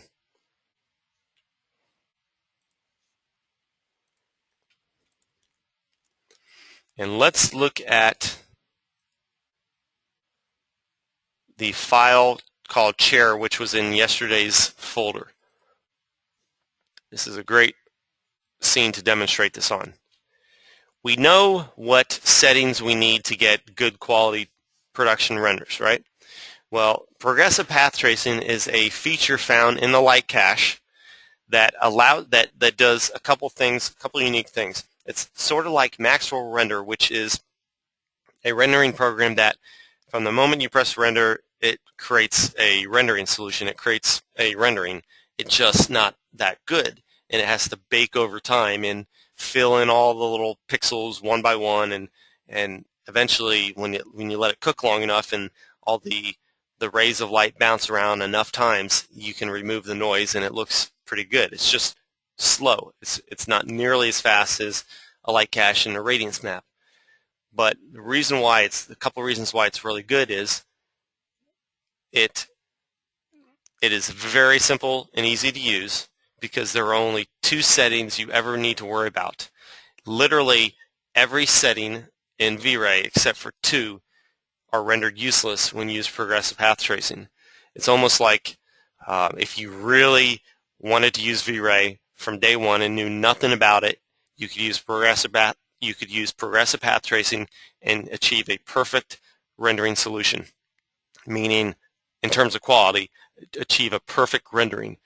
And I say perfect in terms of quality because it has nothing to do with appearance, it has nothing to do with composition. If you're using horrible materials and your light multiplier is set way too bright and your exposure control is way off, you're not going to have a good looking image. But in terms of technical merit, with progressive path tracing, you could literally have a perfectly noiseless image with all the detail you could possibly have with only 2 settings factored in. So just to prove it, I'm going to set up this scene for a really, really horrible render setting. So I'm going to set the noise threshold to 1, which means that alone is going to make my rendering look horrible. I want to go a little farther, set my custom presets to, or I set my preset to custom and go really low on the min and max rate. I'll go 1 and 1 on hemispheric subdivisions and interpolation samples. Let's set the light cache to, heck, let's just set it to like 5, something really low. Let's set the image sampler to adaptive subdivision. We'll go negative on both of these. And what else can we mess up? Plastic, let's see, do we have any? We have a little bit of glossiness here. Let's put the subdivisions to 1 here, and that should be good enough. That's going to give us a nice ugly looking image. Pretty ugly, huh? Okay, well, watch how easy it is to achieve a perfect rendering solution. There's 2 settings that matter. One of them is anti-aliasing, oddly enough. For whatever reason, you can't have anti-aliasing turned on, so you always have to turn it off. Other than that, the only other setting that matters is the light cache subdivision. The light cache subdivision. I could say there's a 3rd setting, and that is that you have to make sure that the light cache is set up in primary bounce. So you have to switch both primary bounce and secondary bounce to light cache. But that's not really a setting, a quality setting.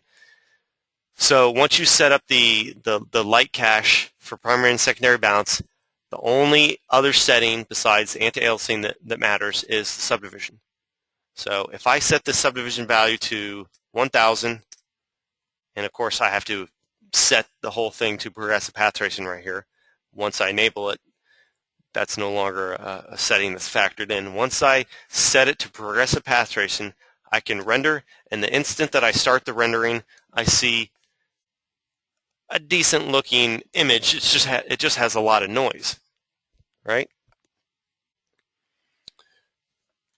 But what if let's switch to the VRay frame buffer so we can do render regions a little easier. So let's switch to the VRay frame buffer, or activate the VRay frame buffer, render this again.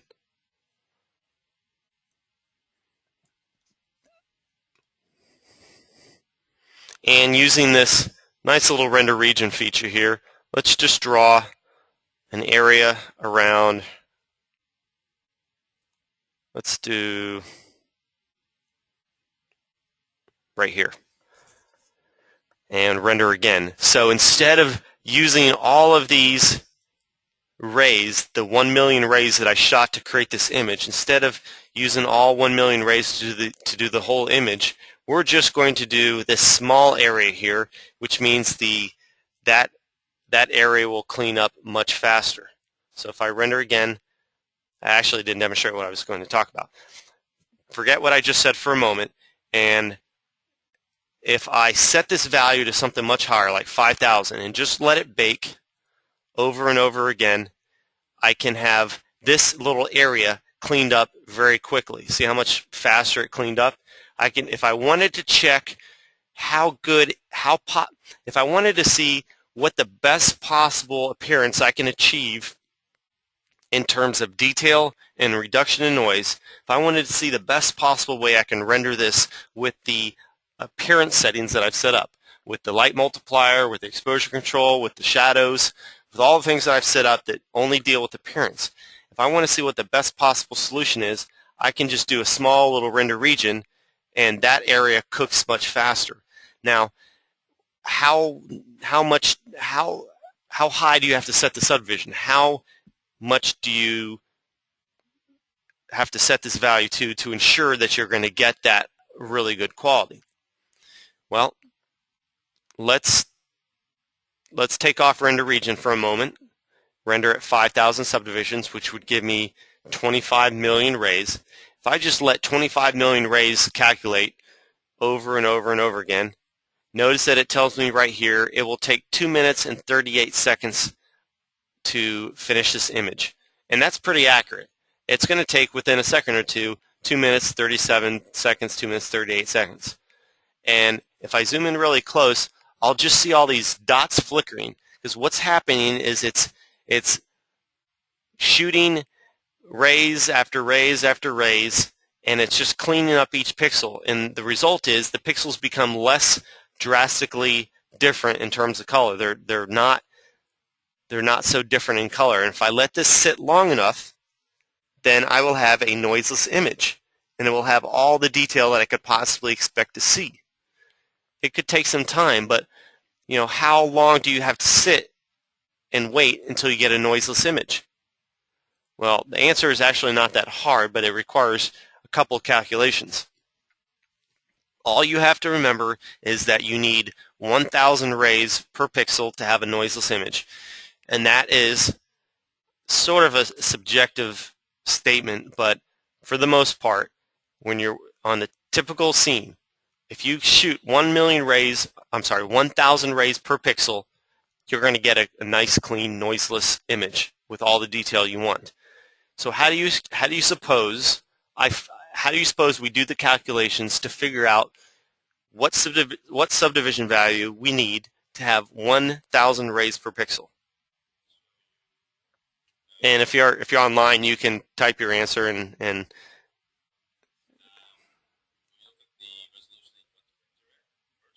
okay.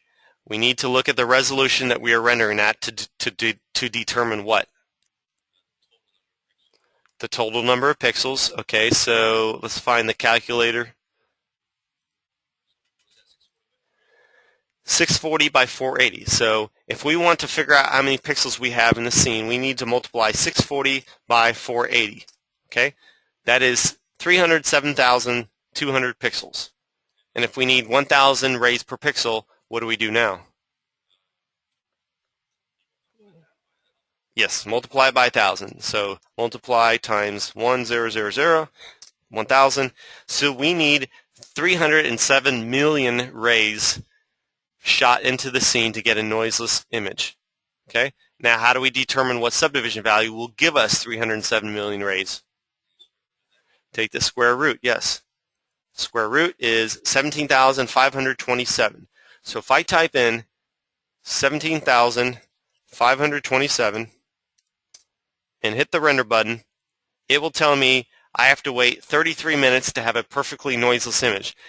And this is sort of what Maxwell Render is. And this is why a lot of people don't like it, because yes, it's easy to use, and yes, it's going to give you really great images. It's going to take so long to do it.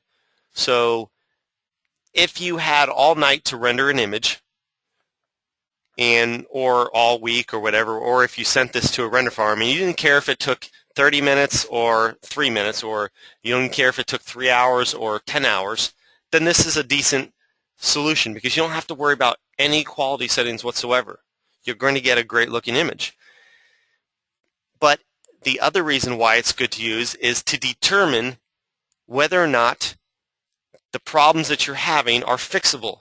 If there is noise in your scene, or let's just say a loss of detail, let's say you're trying to render a building and that building has grout lines and you just can't get those grout lines to show up.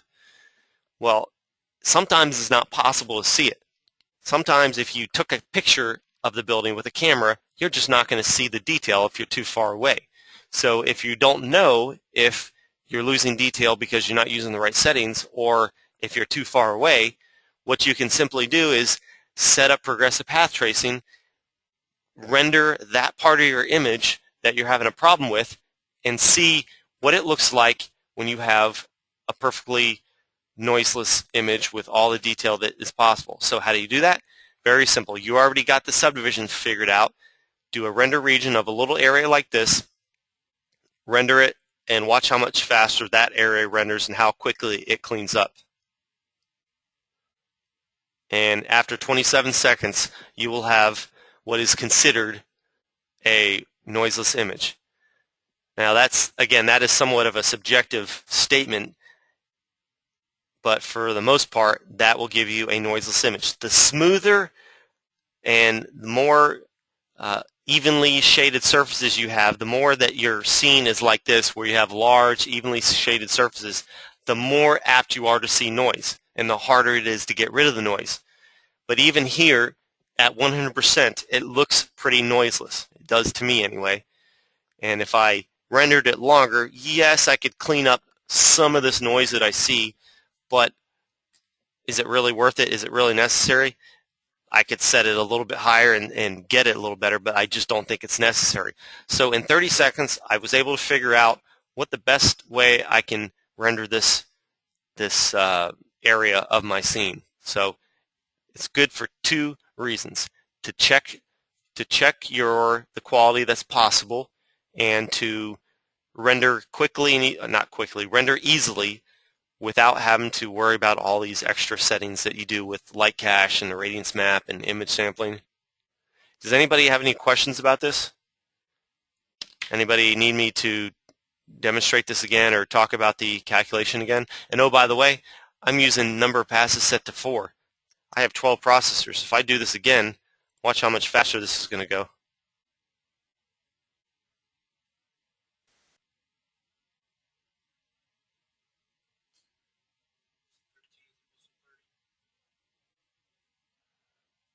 Yep, 13 seconds. So, pretty. I'm sorry? Okay.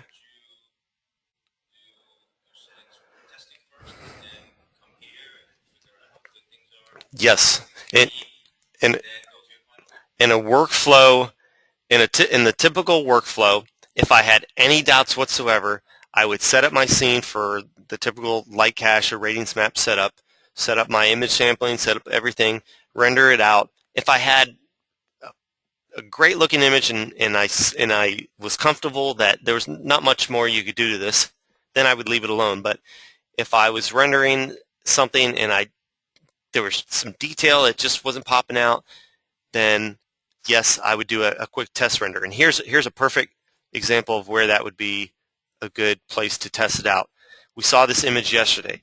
See the wires in this image, how it almost looks like they're broken at some points because it's so thin, and it's being image sampled in such a way that right here it almost looks like there's a gap or a break.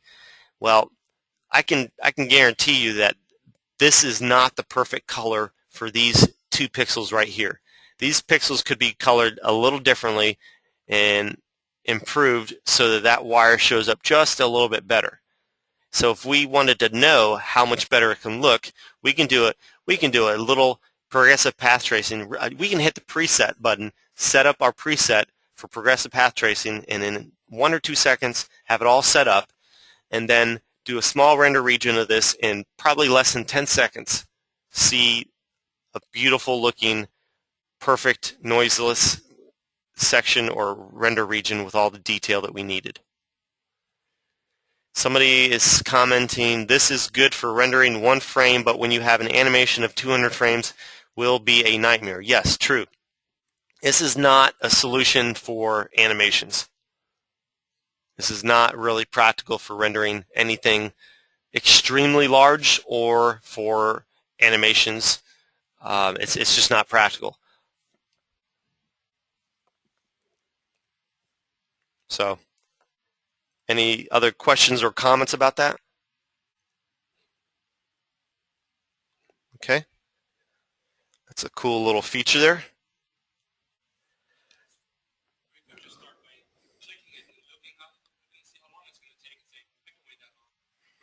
I'm sorry, you can click on it and see. Yes, it tells you how. Yes. Yes, you can set it up and determine that it's going to take you 18 minutes, 17 minutes, whatever, to get a noiseless image, and decide, I don't need to wait that long. I don't want to wait that long. Let's do it the normal way. And this is a very simple scene. You know, imagine a large scene with millions of polygons, how much longer that would take. And in some cases, you can't set this high enough. The maximum subdivision value you can type in is 65,000. If I tried, you know, something larger, it's going to max out at 65,000. So you're not going to have the ability to render images that are too large. You know, if I try, I couldn't do this with an image that was 2,000 by 2,000.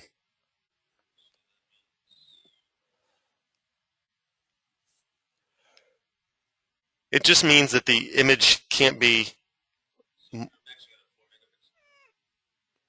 I'm sorry?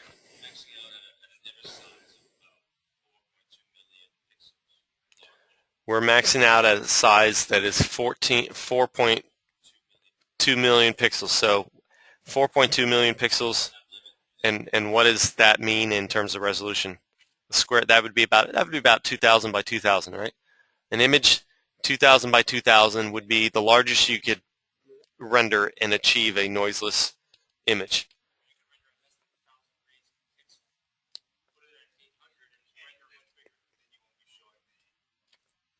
Okay. So that is progressive path tracing. Pretty cool little feature there. Now let's look at something that's probably even cooler, and that is, I'm sorry, you got a question? No, sample size doesn't matter.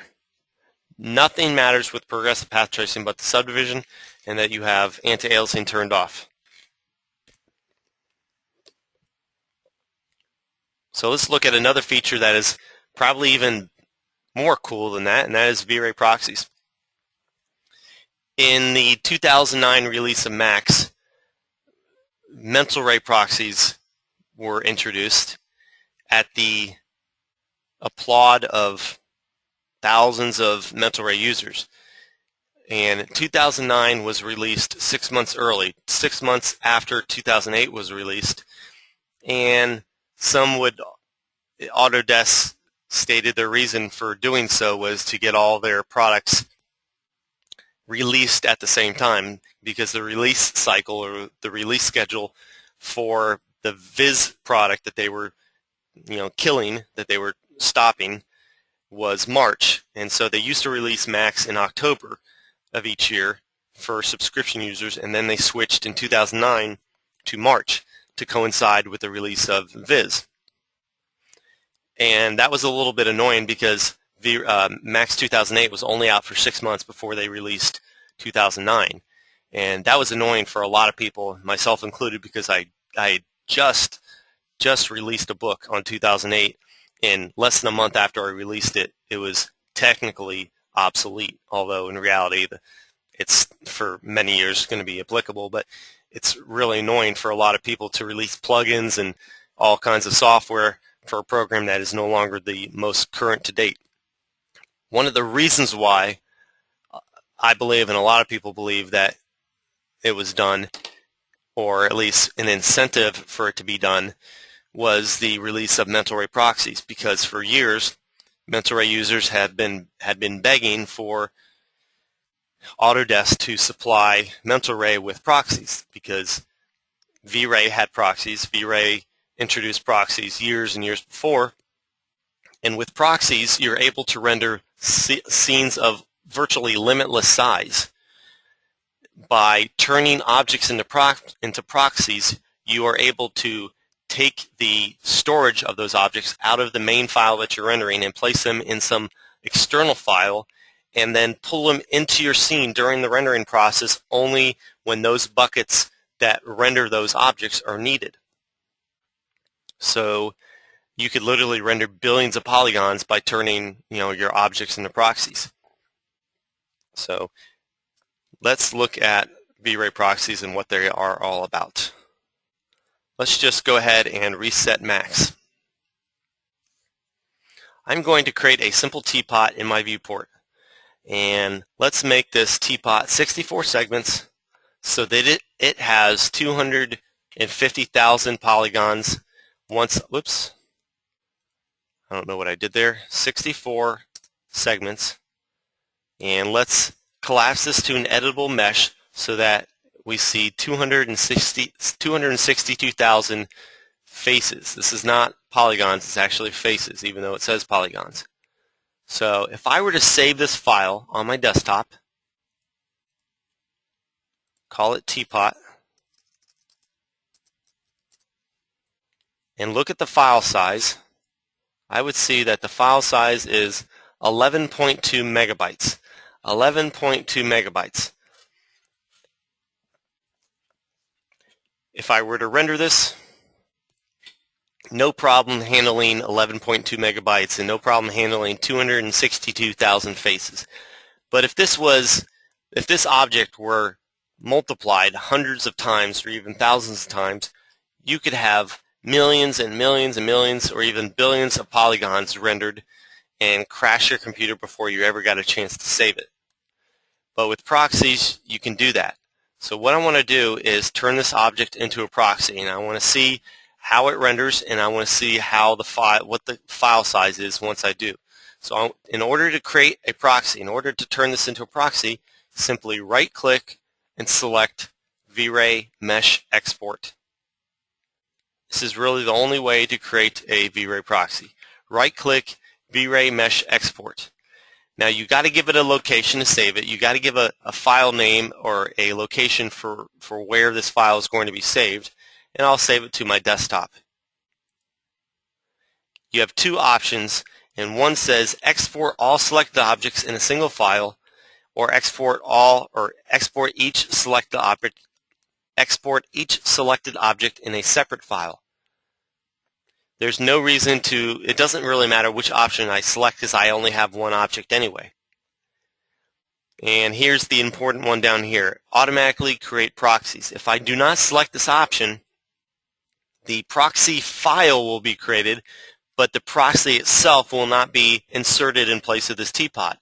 If I do tell it to automatically create proxies, this teapot will be erased and replaced with a proxy object that references another file.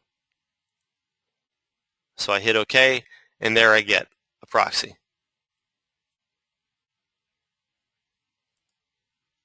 All right. If I save this file now, whoops, save, and then do I don't know why this is acting. I'm not clicking the button, and for some reason it thinks I am. Okay. So the file now is 184 kilobytes, almost an empty scene for all practical purposes. It's almost an empty scene. Now the file, the proxy file, is stored somewhere else. And let's see where that was, where did I save my proxy file? I don't remember where I saved my proxy file, so let's look at the object itself. If I select the object and look where I saved it to the desktop teapot 001.VRay mesh. Okay, so it was there, I just couldn't see it because I hadn't selected the right file type. So the file is right there. Notice that it says 5.5 megabytes. Not only is the file that I'm rendering smaller, not only is it going to be easier to open and save and work in the scene, notice the teapot mesh file itself is half the size of the teapot file that I had previously saved. This says 5.5 megabytes. The same exact teapot that I saved in Max was 11 megabytes. That alone is pretty significant, and how it does it, I don't know. But this will now render the same way. It looks exactly the same. And watch how I can create hundreds and hundreds of these objects and not have it take any real amount of processing power to do it. I'll just create 100 proxies, and it does it pretty darn quickly. Create another, let's make another 10 so that I have 1,000.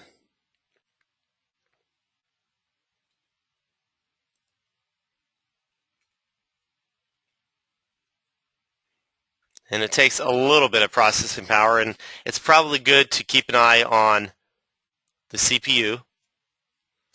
But the real power is not being the real power is not being consumed by the processor. It's being consumed by the GPU, the graphics card.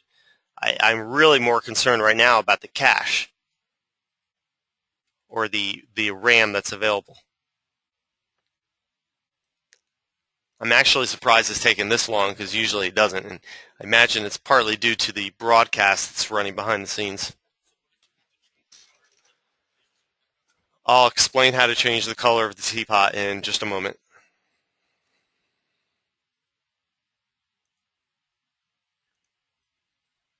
Somebody's asking, after to put it a material and texture, we can modify this properties after proxy transformation. I'm not sure if I understand. After we put a material and texture on it, can we modify the properties after? Yes. After we create the proxies, we are able to modify the materials and apply multiple materials to the same proxy. And I honestly don't know why this is taking so long. This is a little unusual. It should not take this long to render or to create this.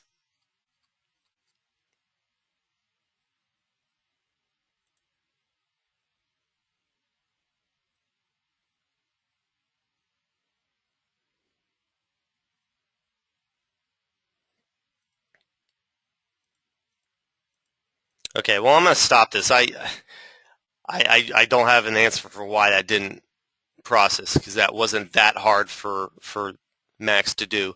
So I can only imagine that perhaps it has something to do with the broadcast that's running behind the scenes. But needless to say, that was still a lot of objects I was asking it to create all at once. 1,000 objects. 1,000 objects is not much, but asking it to create 1,000 objects all at once, that's a little more complicated. Okay, let's do something else. This time, let's create 2 objects. Let's just create teapots. Those are the easiest things to demonstrate on. Let's create 2 objects and 2 materials. It doesn't matter if it's a VRay material or not. I would suggest just creating 2 materials with 2 different colors and applying those 2 materials to 2 different objects. So do something, if you're following along, do something like I'm doing here. Create 2 objects with 2 materials. Now, if I were to select any one of these objects, right-click, VRay, Mesh Export, I can automatically create proxies, save this to my desktop, and call it teapot02, hit OK, bam, I got my teapot, I got my proxy file sitting on my desktop. I can render, everything's fine. Looks like I have, not sure what happened with my teapot there, that's a little unusual. Boy, that's really unusual. I've done this exercise hundreds of times, and I haven't seen that problem, so I'm not really sure what's causing that. Let's try this again. Let's create another teapot. Let's set these segments to something a little bit higher, like 20.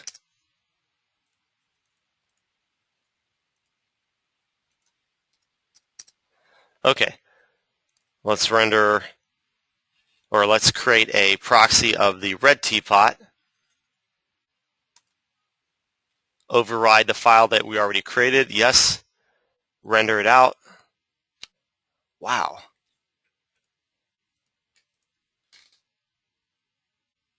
That is, oh, I'm sorry.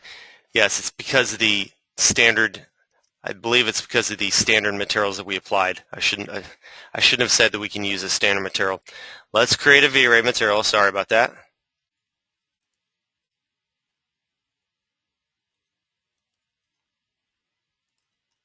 If I can find it.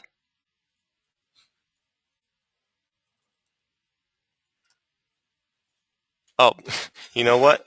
I don't even have VRay activated. That's why. That's what it is. You can use a standard material. It's just I didn't have VRay activated. I can't render a proxy if I don't have VRay activated. So let's just keep it at a standard material. One more time. 2 teapots. I'd gotten used to VRay being activated for all my scenes, so I thought it was activated there. So let's render it. We got 2 teapots. Everything looks good. Let's turn one of these into a proxy. There's my proxy. There's my teapot. It renders just fine as a proxy. Let's undo that and get back to this. Now, let's create. Here's the important part that you have to remember. I want to select both of these teapots.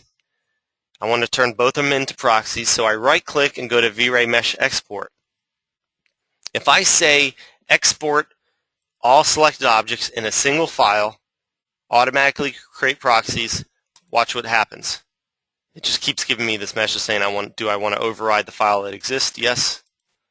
Now I just created a proxy, and one thing already that I don't like is that I can't move them independently of each other. They're one object essentially right now, and they're saved to one file, and that file is sitting on my desktop. But the bigger problem is when I render, I only see one material. I only see the material of the object that I first selected. When I selected these objects, I selected the red one, and then I selected the green one. So when you create a proxy, or I'm sorry, when you create proxies from multiple objects and use the option export all selected objects in a single file, it won't work because it can only keep one material. So you would have to export each selected object as a separate file. I select a separate file, select OK, and it creates one proxy for this object, teapot 001, and it creates one for this object, teapot 002. When I render this, everything looks fine. The real problem comes with trying to do this with an object that has many objects. As an example, I'm going to go into a file that you don't have, and it's only because I can't distribute this.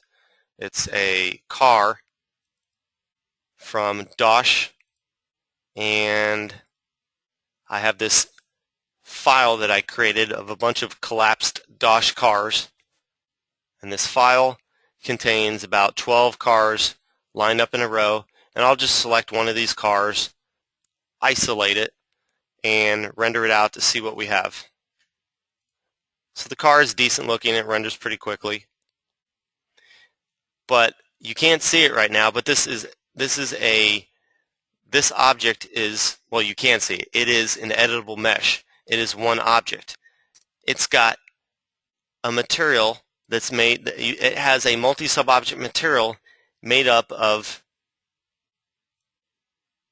56 different material slots. It doesn't really have 56 submaterials. It's just that when all the objects were created together and attached together as an edit mesh, instead of combining material IDs, it just extended the numbers and added a bunch of material IDs that aren't even used. So I can turn this object into a proxy by right-clicking VRay Mesh Export, and it doesn't matter which option I select because I'm only dealing with one object. It's one object that's collapsed to a single editable mesh. Now when I render this proxy, you see that all the materials render just fine.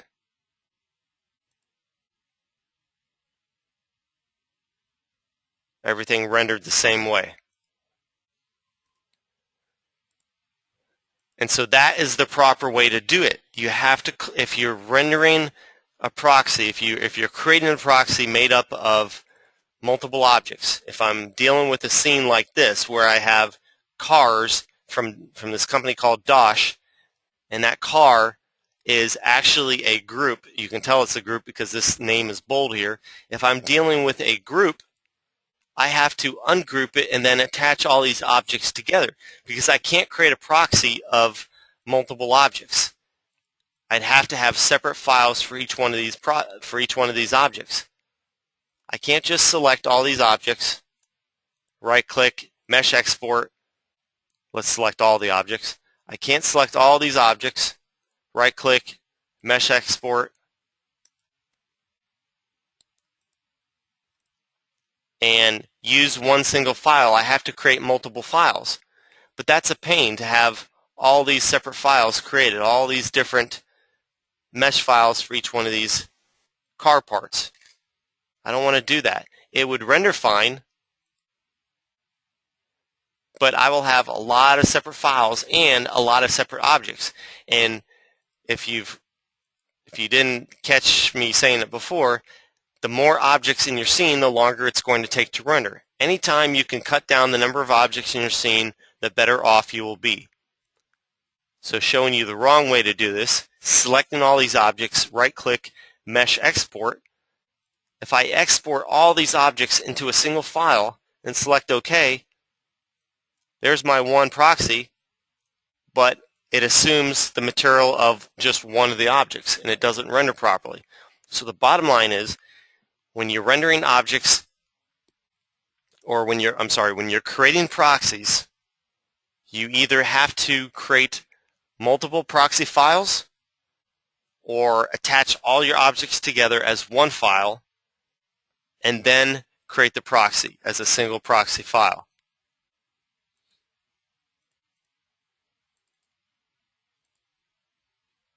So let's say I did it the proper way. Let's say I right-click, Mesh Export. Oops, that's not proper. I have to attach all these objects together. Let's say I want to do it the proper way. I have to collapse. I can pick any one of these objects, collapse to an editable mesh, and then attach all the other objects to it. Match material IDs to material. Just ignore this option that comes up. You should always just leave this option enabled. It simply means you're not going to modify the material IDs. You'll leave them as they are. Select OK. We have one object. It's an editable mesh. We can convert this to a mesh object, a VRay mesh, a VRay proxy, and it doesn't matter which option I select. Turns it into a proxy. Oops. It renders just fine, and even better, here's the good part. And this addresses one of the questions that somebody had when we first started talking about this. I'm going to load this material up into the material editor.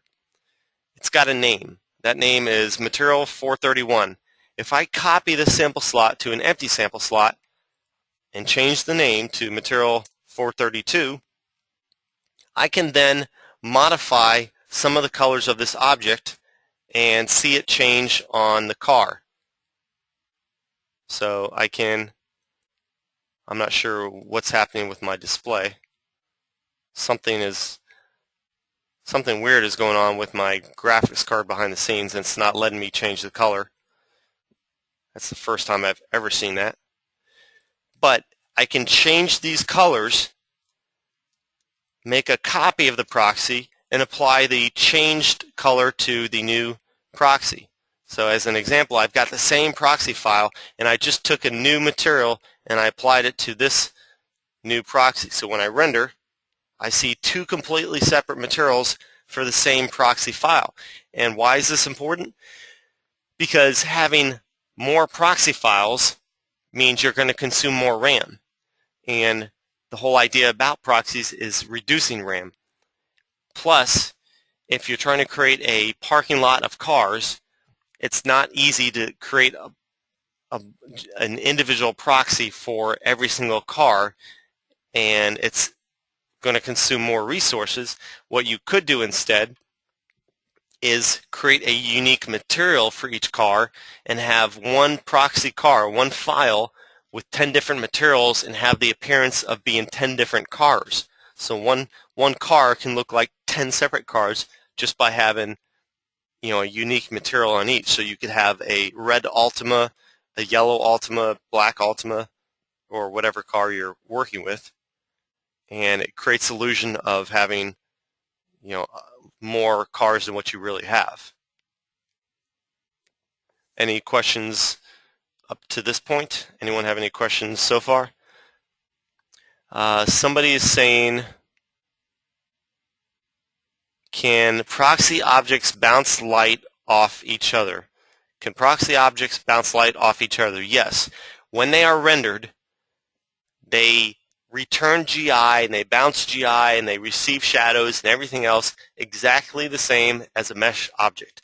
The only difference between a mesh object and a proxy object is how the memory is stored. With proxies, they are stored dynamically and they're rendered dynamically. They're loaded and unloaded on the fly.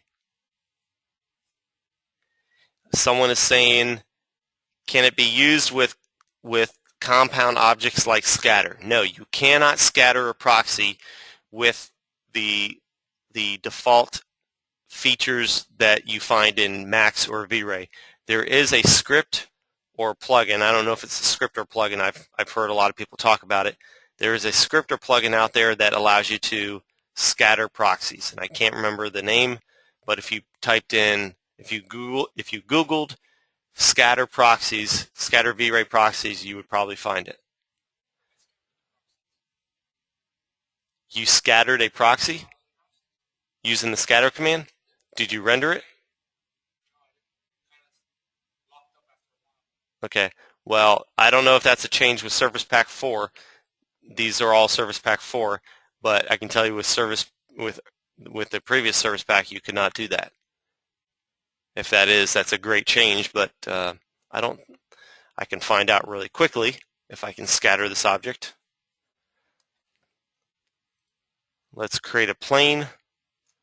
That's my scatter object, so I will select compound objects, scatter, pick distribution object, pick the object, and let's hide the distribution object.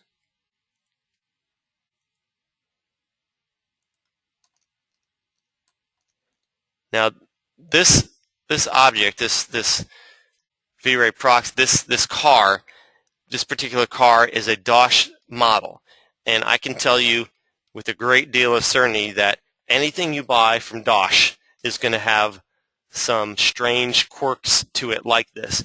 The UCS coordinate system for this object is all wacky and all screwed up. For reasons I can't fathom, they built their objects really strangely, and they really messed up the coordinate system of this object. So that's why this car rotated and turned on end oddly like it did. But that's all right. We still should be able to. Yeah, it looks like you can finally use. Looks like you can finally use scatter with VRay proxies. Nope, can't do it. That's what happens. I guess I was wishful thinking. You can scatter the proxy, but you won't be able to render it. Notice how when you render it, it looks just like the proxy version, just a bunch of ugly looking triangles.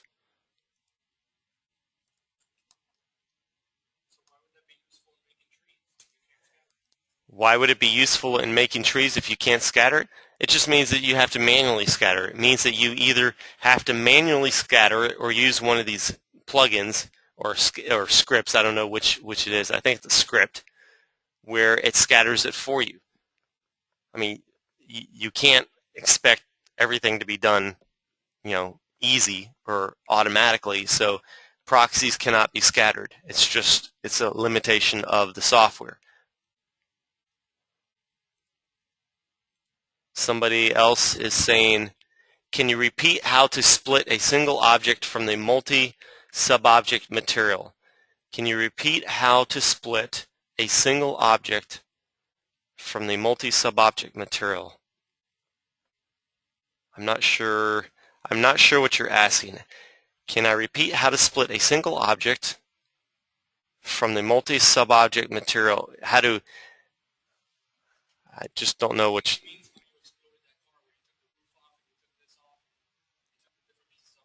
How I exploded the car? Okay. Okay.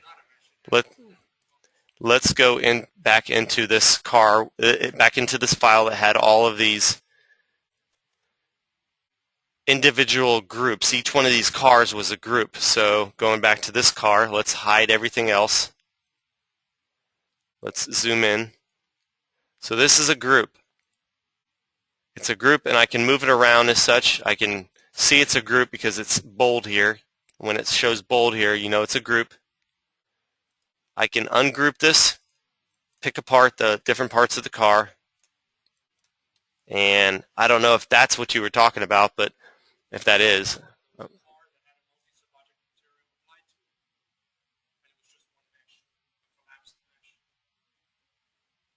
Oh yeah, so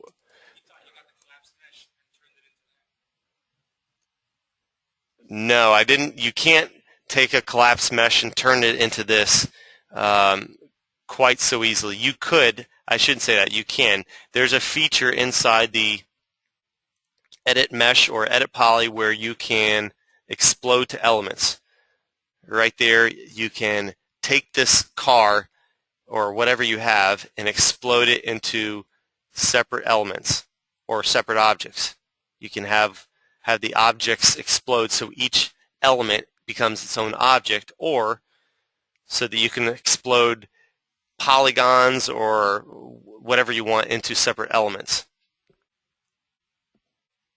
But I don't see how I don't know if that addresses what you were talking about, but I just don't know if that's what you were asking. I thought that the car was one mesh model and that you split in different parts using multi-sub-object material. Well, yes, if I let me clean up my screen here. If I right-click, select Convert to Editable Mesh or Editable Poly, it really doesn't matter which. If I select Editable Poly, attach list, and attach all these objects together, I see this option to match material IDs to materials. I select OK. I don't ever need to change that. I have one car now, one car, one object. It's an editable poly. It's made up of all these different elements that I attach together. They're now sub-objects, specifically elements within this object. And it renders just fine. It renders like a normal car. And in the material editor, all I did was use the eyedropper, the pick material from object, to load that material into this material editor. Right-click, mesh export, export each selected object in a separate file. It doesn't matter which one of these I select. There's my proxy. I can make a duplicate of it, and let's see this time if it works, if that option works like I was hoping it would work before. Nope. Something's going on strange with the graphics card, and it's not allowed me to even change this color. Well, actually it is now. There it goes. So I can go through here and I can change a bunch of colors.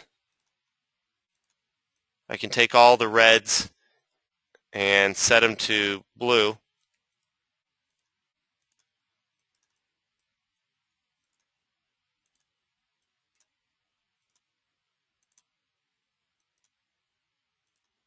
And apply this material. I have to change the name. apply this material to the new proxy, render again, and the result will be one proxy file that looks like two different cars. That's a pretty cool looking car. You only wish your car looked that good. Okay. Any other questions? How do we load a proxy? Good question. How do we load a proxy? Let's just say we have all these proxy files created. Right here, you can see I have several proxy files created. How do we load these proxy files? Let's reset this and load a proxy file from scratch. There's only one place to actually load a proxy file, and that's under the Create Geometry drop-down list where you see VRay. Same place that we see the VRay plane and VRay fur, which we haven't even talked about. We can load a VRay proxy. So I select VRay proxy, click Browse, find that proxy file. Let's use that same proxy that we were looking at before, which I believe is, well, let's go to the source. I don't know if those proxies were really created properly. So let's go to the source and find that same file that, let's see, where, oh, I think I stored, there it is. I created a folder called proxies, and this is where I loaded all the proxies for all the cars into one file. So I have, let's see, where is the file that the car that we were working on? Ultima, I don't see the Ultima in here for some reason. Doesn't matter. I can load any mesh file I want, drop it in. There's my proxy. And again, this is a dash car, which is why it inserted standing on end. It's really screwy how it does that.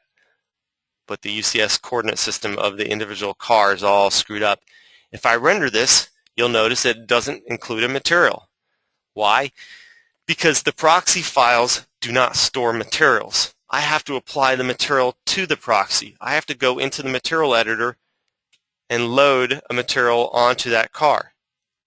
Proxy files don't save materials. So therefore, how do you save proxies?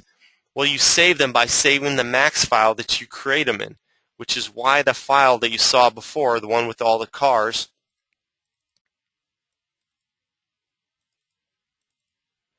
it's why you saw well, I don't know if you noticed it, but I have the original Dosh cars, I have Dosh cars collapsed, and Dosh cars proxies. So in this file, the proxy file, notice the size is only 3 megabytes as opposed to the other two, which are 38 megabytes. The Dosh cars proxy file is only 3 megabytes because it's actually referencing files that are somewhere else. So if I open this file, I will see all of these proxies created, but I don't want to just open the file. I want to merge proxies in. That's how you load proxies properly into a scene. If you have a library of cars or a library of trees or anything else saved in a file, you can then merge from that file and have the materials be included with them. So let's do that. Let's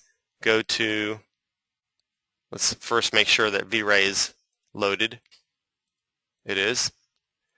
So let's go to Import, Merge, and find that proxy, that file with all those proxies in it.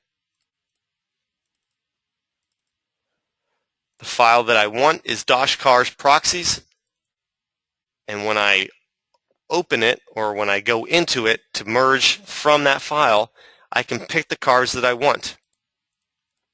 And when I do, you will see that the materials come with them.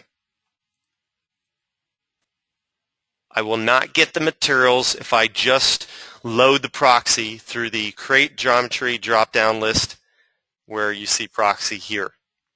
Can't do it. Any questions?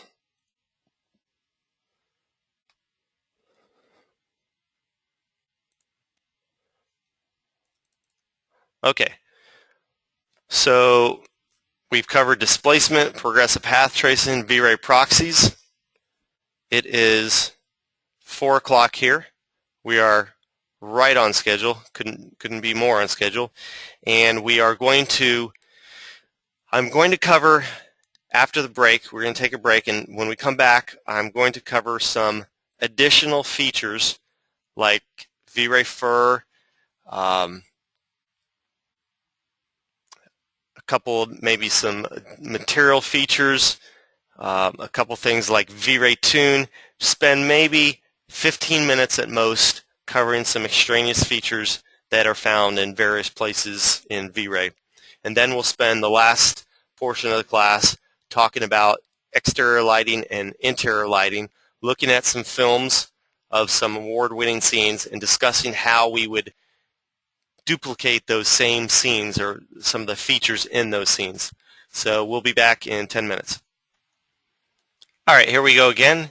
During the break, somebody asked a question if we are going to go over stereoscopic images, how to create them with VRay. Yes, it'll take all of about 1 minute or 2 minutes to do, so no problem there. The next 15-20 minutes, I just want to cover about 3 or 4 areas of VRay that are sort of left undiscovered, so to speak, and before we start talking about practical lighting applications. So let's go to a blank max scene, or reset max, or we have max reset. Let's go to a file in your first day's folder called, if I can find it, Hampton Inn 01. So Hampton Inn 01. Let's open up the render scene dialog box. Everything here is pretty much set up for a typical test render setting, and I want to render to a region just so that we can render a portion of the image a little bit faster. So you can do the whole image if you want, but I want to do a rendered region, and if you don't know where that is, select the render frame window icon next to the render production icon and select render region from the drop down and just pick an area somewhere around here to render. I want to render as is. So here we've got a rendering. This rendering looks okay, it looks decent, but there are some problems with this, and one of the biggest problems that I see is a lot of the detail is not showing up. Now granted, we're not using the best settings that we can use, but we can use a technique called ambient occlusion to bring those details to life. Even if I rendered this at really high production render settings, at this distance, I'm still going to lose a little bit of detail like these grout lines. They won't show up as well. Now, if I use ambient occlusion, I can get those details to pop out. I'm just in a Photoshop file. You don't have this file in the folders that you downloaded, but I'm only showing you this as an example of what ambient occlusion can do for you. Without ambient occlusion, this is what you get. This is a production quality render, or at least a render with production settings. If I zoom in closely, you see that some of these grout lines are just flat out disappearing. Right in here, it's just hard to see the grout lines.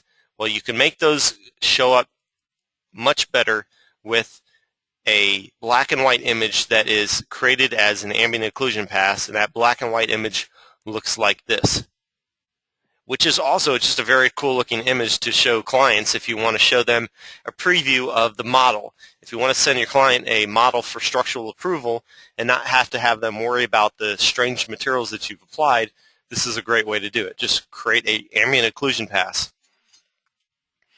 In the ambient occlusion pass, you can read up on this, you can look at it in greater detail. I just don't have enough time to explain too much in depth what it is. But ambient means skylight or environment lighting, and occlusion means to block. So the term ambient occlusion means blockage of skylight. So it's calculating for every surface, every point on every surface, what percentage of the environment is being blocked from view, and up to a certain distance or a certain radius. So certain objects a certain distance away aren't affected. Like these cars over here, the ambient occlusion doesn't factor in this building because the radius for this particular scene is set lower than the distance between the car and the building. So the fact that this building is blocking a good 30% of the environment is not going to be factored in. So as far as the cars know, this building doesn't even exist. But for every point on every surface, there's this hemisphere that's placed, and however much hemisphere of the hemisphere is blocked by other objects will determine how much ambient occlusion is, or how much to apply ambient occlusion. If you have a surface like this area in here, that's not blocked at all, it will return white. But if you have a area down here on the sidewalk that has a huge building next to it, and that building is blocking a good 40% of the environment, as long as it's within the radius that you specify to have the ambient occlusion work within, this area is going to return a darker color. White means no ambient occlusion. Pure black means complete ambient occlusion, and something in between like gray means partial ambient occlusion. And when you combine an ambient occlusion pass, this black and white image, when you apply it as a multiply layer, as opposed to the normal layer that you would see for the raw rendered image, when you multiply a raw rendered image with this black and white image, you get a lot more details to pop out. So what you're really doing is you're saying everywhere that's black on this image, multiply the pixels below it. In other words, darken them. Darken the pixels below it. And that makes the details pop out. Notice the grout lines show up so much better. It's a lot easier for details to be created in an ambient occlusion pass than it is in a pass that has to deal with shadows and GI and all kinds of other tough things that it has to calculate. And in Photoshop, you can modify the ambient occlusion however much you want. You can adjust it. I like 50%. You can adjust it for the entire layer, or you can go into the eraser tool and erase the ambient occlusion for particular areas like this window. There's a lot of stuff you can do to change this. But the idea is there's two reasons why you would want an ambient occlusion pass. One is to add detail that would otherwise require much higher render settings, so you could literally get away with better render settings. And the other reason is to create a weathered, dirty look. Not excessively dirty, but a little bit of a non-computerized look. If everything in your model is too clean, if everything is perfect, then it's going to look 3D. So you want it to have some sort of grime and dirt and weathered look to it so it looks realistic, which is why it's called a dirt pass. The ambient occlusion pass is also known as a dirt pass. And in fact, the map that you load to get it to work is a dirt map. So that was just a quick little explanation of what it's used for, and it's extremely simple to add. Up until about a year ago, it was a lot more difficult to add. I believe with Service Pack 4, they added a render element that does everything for you. The render element known as VRay Extra Texture really should be called ambient occlusion, because that's what it is. It creates ambient occlusion. It used to be a very, not difficult, but it used to be a time-consuming thing to set up. You had about 20 different things that you had to modify and change to get it to work. Now everything is all in this one VRay Extra Texture element. So if you add that element, and I want to remove the VRay Render ID, I don't need to see that. If I add the VRay Extra Texture, I can scroll down in the render scene dialog box and see the parameters that need adjusting. And the only thing I need to do is load a dirt map into this channel. If I select this texture button and load the VRay dirt map into that texture channel and then transfer that to, or instance it to, the material editor, where I can modify some of the parameters of that VRay dirt map, then I can control very precisely how the ambient occlusion pass is created. I mentioned a radius before. This radius for the image that you saw here was set to 10 feet. In other words, this hemisphere of 10 feet was placed around each point on every surface, and anything that blocked that 10-foot radius hemisphere was considered occluding the environment, and therefore it would return an occluded color, which currently is set to black. There's no reason to change this, but an occluded area would return black and the unoccluded area would return white. So if I render this as is, and let's do this with the VRay frame buffer. We already have the VRay frame buffer, so we can render this as is. Notice that it's processing the rendering. Everything looks the same, but what you don't see is that there is a drop down now under the VRay frame buffer, and it's called VRay extra textures, and that VRay extra texture element is being processed at the same time. And as soon as it's done, you will see a black and white image that can be then loaded into Photoshop or in your compositing software to be applied to an entire animation. You can apply this dirt pass in Photoshop or compositing software to do what you saw in this image here, which is pop those details out. Although I've already erased the entire ambient occlusion pass. So that is the ambient occlusion. One last thing, you can change the subdivision value just like every other place to control the noise. Increase this value and it will smooth out the noise in your ambient occlusion. So the steps were: load the VRay extra texture inside the render elements, load a dirt map in the texture channel of that element, transfer that dirt map into the material editor, and then adjust the radius and subdivision value as necessary. Okay, anybody have any questions about that? You're still getting the colored renderer. Did you switch to this drop-down list? Did you select VRay extra texture from the drop-down list? You didn't, or you're not seeing it? Do you see it now?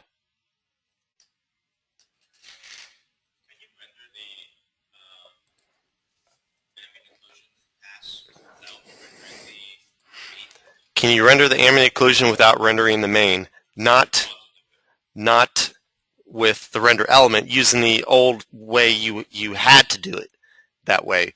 With the old way of doing it, there was no, a year ago, there was no VRay extra texture, and you had to render your raw image, stop, save it, change all your settings, change about 10 different settings. You had to turn off GI, you had to turn off shadows, you had to turn off your lights, you had to change your image sampler and everything else, set everything up, save a version of that file, render it out, save that file, and then combine them in Photoshop. And it was a bit of a pain, but now it's very simple. Okay. Let's reopen this file and address the question that was asked about stereoscopic images. Hampton 01, let's open that file again. And let's open the render scene dialog box and open the frame buffer rollout. We have the frame buffer rollout already enabled. And click on Show Last Frame Buffer. Show Last Frame Buffer. Okay, how do we get stereoscopic imagery to work? With the release of Service Pack 4 or 5, I don't know which, I think it was 5, with this last Service Pack, they included these stereoscopic settings down here: stereo red cyan, stereo green magenta, to give you the ability to see your images like you would in a 3D movie. So this stereo red cyan is the setting you would use if you had the red cyan type of glasses, and this button is if you had the green magenta type glasses. But before you can even do that, you have to do one thing inside your scene. Switch to top view, and you have a camera right down here. You don't see it because it's hidden, but there is a camera, and all you need to do to get the stereoscopic thing to work is add the helper. Go to Create, Helpers, VRay, and notice that there is a VRay stereoscopic button. Click the button and just click anywhere in your scene. It doesn't matter where. Just click anywhere in your scene to drop this little gizmo in. You don't have... Okay, then you probably have Service Pack 4 on your machine. Yeah, it's Service Pack 5 came out literally less than 2 months ago, I believe, and these computers have Service Pack 4. So you'll just have to watch this. So if you have VRay, you can download the latest Service Pack from the website. So I dropped the gizmo in anywhere in my viewport. It's automatically enabled. It's automatically set to an eye distance, roughly what our eyes are set to, which is about 6.5 inches apart. And the only option you need to really worry about is this focus method: none, rotation, shear. None would be if you had both your cameras, and when I say both, this stereoscopic imaging requires 2 cameras. You know, when you render something in 3D, you have to have 2 cameras. So if you had it set to none, both cameras would be parallel. They would be facing the exact same direction. If it was set to rotation, both cameras would be pointed in towards each other, focused on the same point. You know, they're 6 inches apart, but they're turned in slightly, facing the same point. And shear has something to do with keystoning. I don't know how to describe it better than that. It sort of adds or prevents a little bit of keystoning effect that you get when you look up at a building, and sort of like camera correction. What we're going to focus on is rotation, and we can leave it set to that. And all we got to do is render the image as is. And let's render the full image, but just so this doesn't take too long, I'm going to drop the settings to low settings, or make sure they're on low settings. Everything already looks pretty low, so that's fine. Okay, render as is. Notice how it renders 2 images. You got one on the left and one on the right. And it looks like both images are the same, but if you look closely, as soon as a few more buckets render, you will see that the image on the right is closer to the right side of the building. On the right-hand side is closer to the edge of the image. There's a smaller gap here than there is right here. And on the left, the building on the left-hand side, you see the building extends beyond the limits of the image, where on the right there is a little bit of space. So both images, or both cameras that are used to shoot this building, are just 6.5 inches apart, but the one on the left is leaning towards the right, the one on the right is leaning towards the left. So they're both looking in, they're both tilted in just ever so slightly. And when this is done rendering, you will see what it does. So if I have, there's several different types of 3D glasses, but if I have the red cyan type, then clicking that icon will allow me to see this building in 3D with red cyan glasses. If I have green magenta glasses, I need to use this option. So it sort of looks like a 3D movie that you watch with glasses, and that's it. That's all you have to do. So again, drop in a VRay stereoscopic camera, which you find under Create, Helpers, drop down. Throw it anywhere in your scene, and then go to the VRay frame buffer and select one of these options. Okay. A couple more things. Let's reset this. Let's just create a simple teapot and add some VRay fur to this teapot. If you've never played around with VRay fur, you're in for a treat because it's pretty cool. All you have to do to add VRay fur to an object is select VRay fur from the Create Geometry drop-down list. It's under VRay within the drop-down list. Simply click the VRay fur button, and there's your fur. Render it, and there's what you get. There's no GI, there's no shadows in this scene, there's no lighting in the scene really. It's just to demonstrate the mechanics of the VRay fur. Most of what you see in here is pretty self-explanatory. You have a length that controls obviously the length of the fur. You have gravity, which can make the fur stand on end, stand straight up, or bend over like you see here where it curls over. You have the ability to control, to add a little bit of variation in the length, thickness, gravity, and so on. And probably one of the most important things is the per area amount. This is what changes the density of the fur. This is what gives you the ability to make the fur thinner or less of it. And I'm going to set mine to 0.05. Render again. So now I have less fur.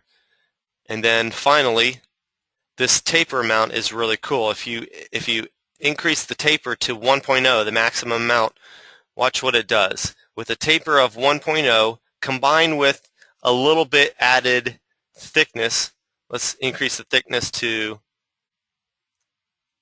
0.8, render again, this is what you get. You get what sort of looks like blades of grass, where it's thick at the base and starts to thin out. If I take the gravity down a little bit so it doesn't bend over quite so much, there's a lot of different looks you can get to this.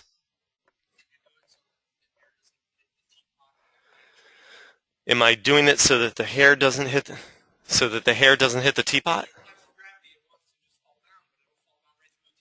Yes. Yes. If you bend this too much or apply too much gravity, whoops, that didn't do it. If you make the gravity really strong and have it bend inward on itself, it's going to go through the teapot. There's nothing you can do about that. Thatch on the roof? Yep. Yep. Well, if you add this to a roof to make it look like a thatch roof, you shouldn't see the roof anyway. I mean, you're talking about, I'll just show you this because you mentioned thatch roof. We have a book coming out called One Project from Start to Finish, and it's talking about, it shows you how to do things like this thatched roof. And if you have something like this, you're not going to see the roof anyway. It's going to be completely covered by the fur that you're applying to it.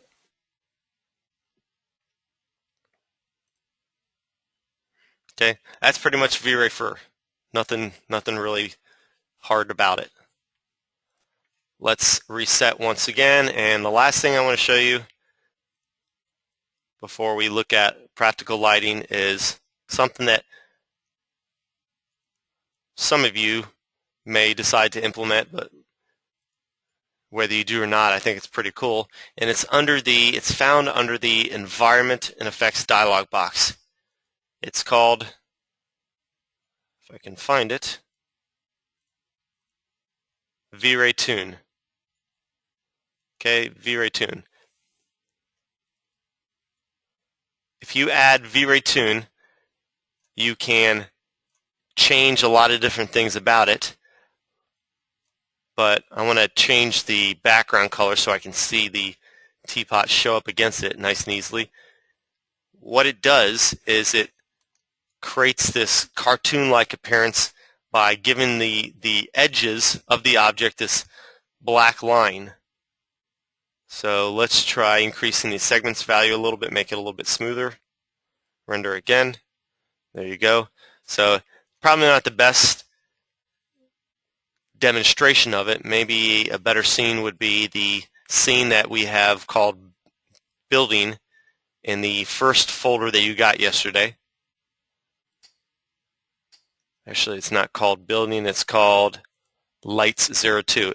If you want to follow along with this demonstration, open up the file called Lights 02 in the support files.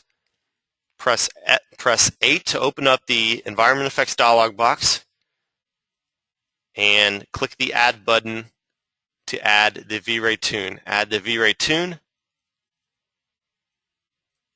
and just go ahead and render. Now everything renders with what looks like hand-drawn lines, and it's pretty nice, pretty neat. It's a great tool for showing clients the structural correctness of the objects in your scene. And you can combine this with ambient occlusion to have a nice black and white ambient occlusion pass with all these different lines in it. And you can control the thickness of the lines right here. Okay. Somebody was asking, is there a way to save both sides of the stereoscopic image separately, or is the only way to separate the image in composition software? Is there a way to save both images of the stereoscopic image separately? Well, I had never even thought about doing that, but you can certainly do a print screen. I don't know if there is... I don't know what good that would do you, because I don't know how you would composite the two of them together in Photoshop or something else. So I'm sorry, I can't answer that for you. I don't know if it's possible. I know you can save the images separately by doing an alt print screen, but I don't know what good that's going to do you. Anyone have any other questions at this point? Okay. I want to pull up an image from my website, my company's website, that has a couple different images that I want to point out. Specifically this image right here. This is a nighttime rendering, and I want to discuss this kind of rendering first. We're going to talk about exterior lighting right now and then move into interior lighting. So let's briefly talk about exterior lighting, specifically a nighttime rendering. Nighttime renderings are probably always going to be harder than daylight renderings. But let me ask some of you guys in class here, what would be your general approach to lighting this? What if, looking at this, if you tried to duplicate this, how would you do it? What are some principles you would try to follow? I recommend HDRIs for any nighttime scene. Doesn't mean that it should be or has to be used, but yes, that's a possible option. But remember, there's two types of lighting that you see. You see indirect light and you see direct light. The indirect light would be skylight. It would be things like the HDRI or whatever is filling out the areas of your scene that are not struck with direct light, like the lights that you see here, the headlights of the car, the lights up here. like this point right here. This point right here is struck probably more with skylight than any other type of light. So what could you do to light the scene? You could use an HDRI to create skylight. Knowing that, or assuming that you do that, what else could you do?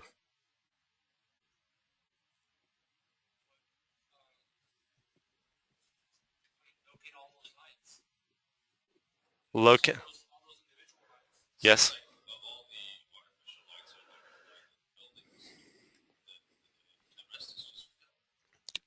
It looks like the artificial lights are creating the most light in the scene, and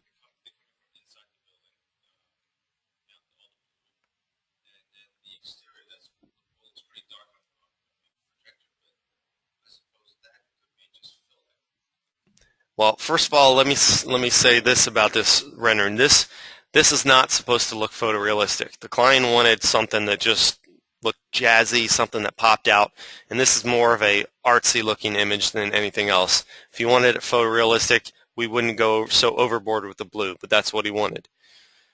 But you're right, the lights that you see on the interiors, the lights that you see down here and up here, that's by far creating the most amount of illumination. That far overshadows the lights that you see created, the lighting that you see created by the skylight. So here's how I would light this scene. Here's how I would light any scene, regardless of whether it's daytime scene or nighttime scene. Start by forgetting about artificial lighting. Try to achieve the kind of lighting that you would see if all the lights in the building were turned off. If every light was turned off in this building and all the lights in the cars were turned off and all you saw is the skylight or moonlight, that's what you should try to achieve. Once you achieve it, once you get it close, once you get it to look realistic as it would with just skylight, then you can start adding these other types of lights. But if you do it the opposite way, if you start adding artificial lights and then start to add skylight, then it's going to be harder to make the skylight work, and you run the risk of over illuminating your scene and having to back off each individual light. If you know that you've got your skylight realistic, or I should say the only way that you know that you have your skylight realistic is if it lights your scene realistically without artificial lights. So I would start this with just skylight, whether it's an HDRI, a dome light, whatever. Start with skylights, and then start with the strongest lights in the scene. So the first lights I would start to duplicate would either be these lights. There's 2 lights down here and 2 lights over here.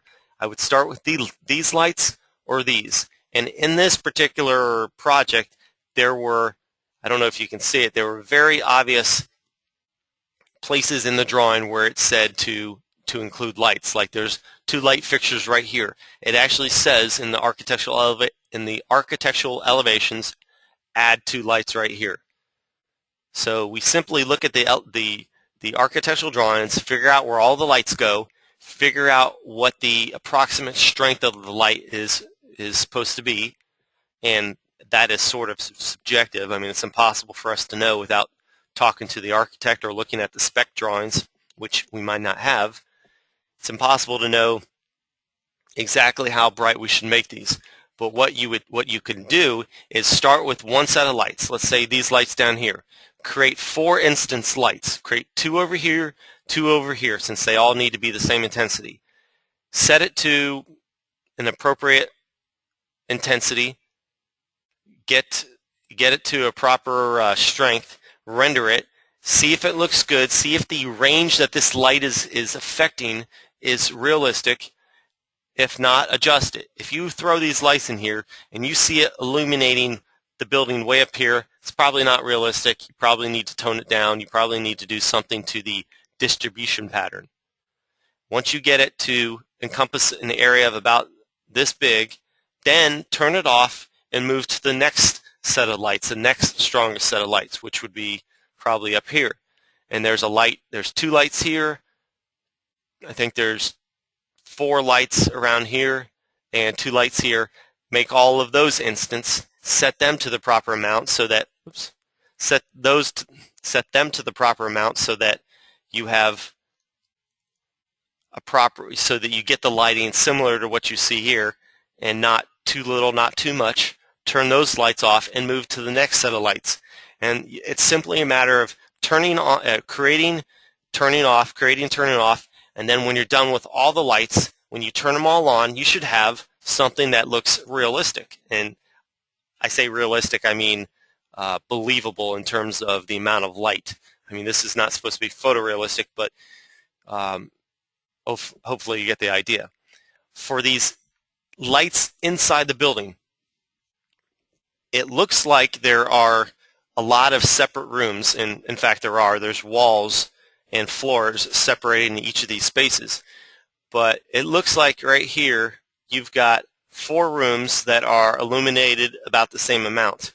Instead of taking a VRay fill light and placing it in each individual room, what we did here is we took one VRay fill light, I say fill light, but it's really a VRay plane, one VRay plane, stretched it across the top of the room, an inch or 2 below the ceiling, and had it stretch across all 4 floors. Now the VRay light, I didn't mention this before, but the VRay light should not intersect any other object. It should not interact with any physical object. It can cause artifacts, it can cause noise, it can cause some strange things to happen. So whenever you create your VRay light, make sure that it's not resting inside a window pane or intersecting a door or drapes that are around your window that you're placing the light in. Just move it an inch or 2 away from everything.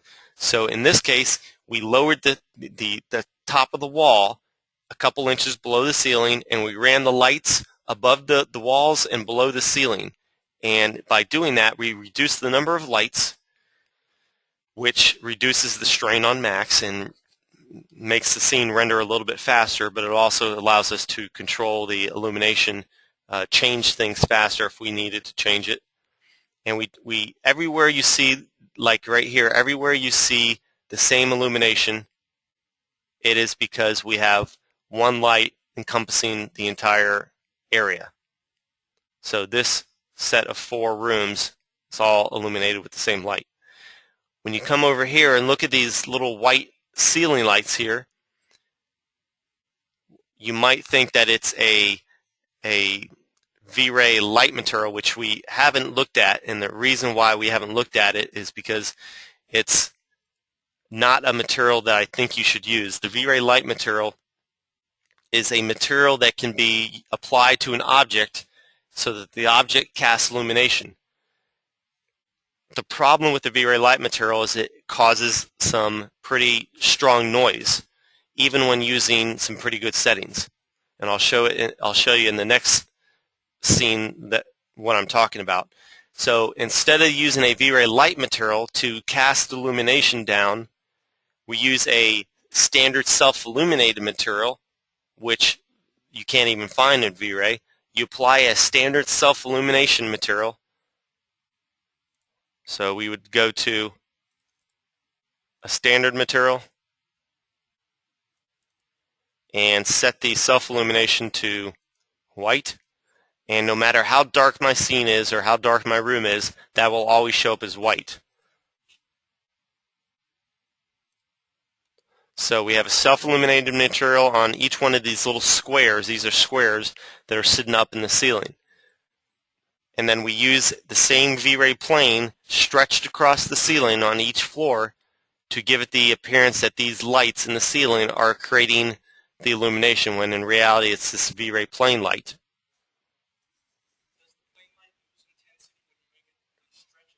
Does the plane light lose intensity when you stretch it? Good question. No, it doesn't. It actually increases. If I create a V-Ray plane light, which I have right here, if I have a V-Ray plane light right here and have the length and width set to 1000,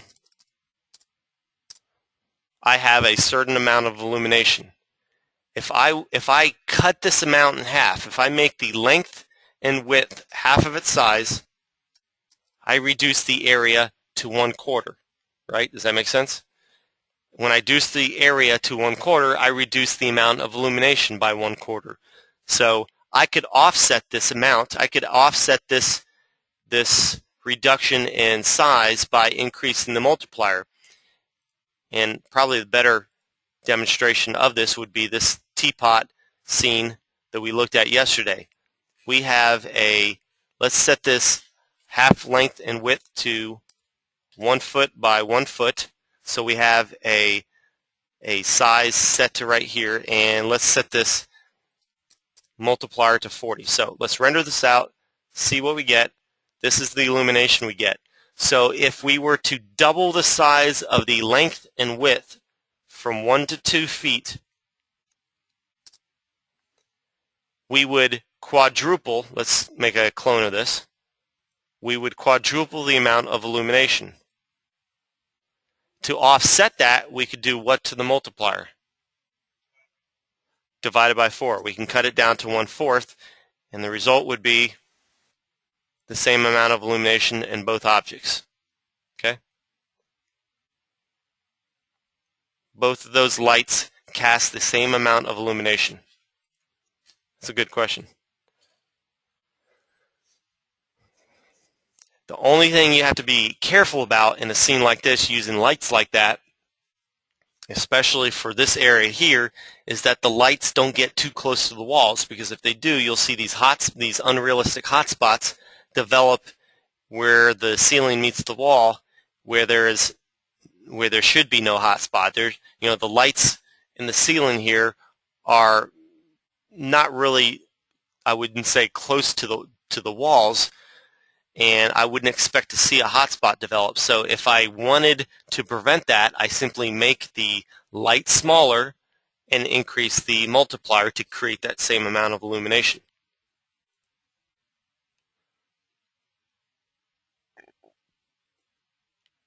Okay, somebody's asking, how do you work with all those lights? How can you make modifications quickly? Good question.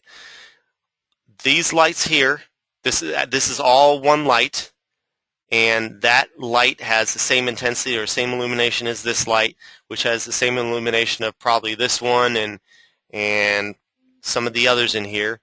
This light here has the same illumination as this,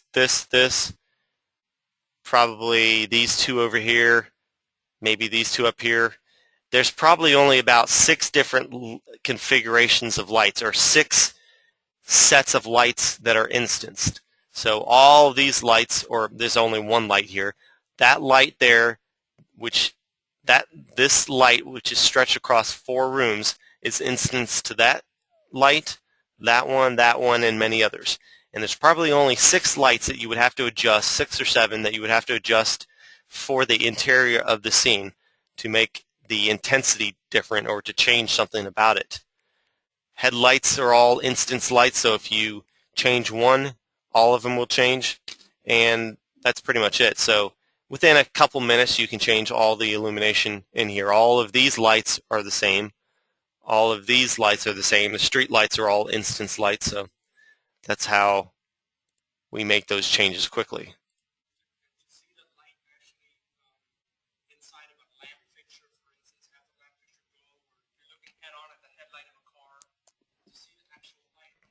Okay. Are you basically asking how we created the headlights of the car and the lights on?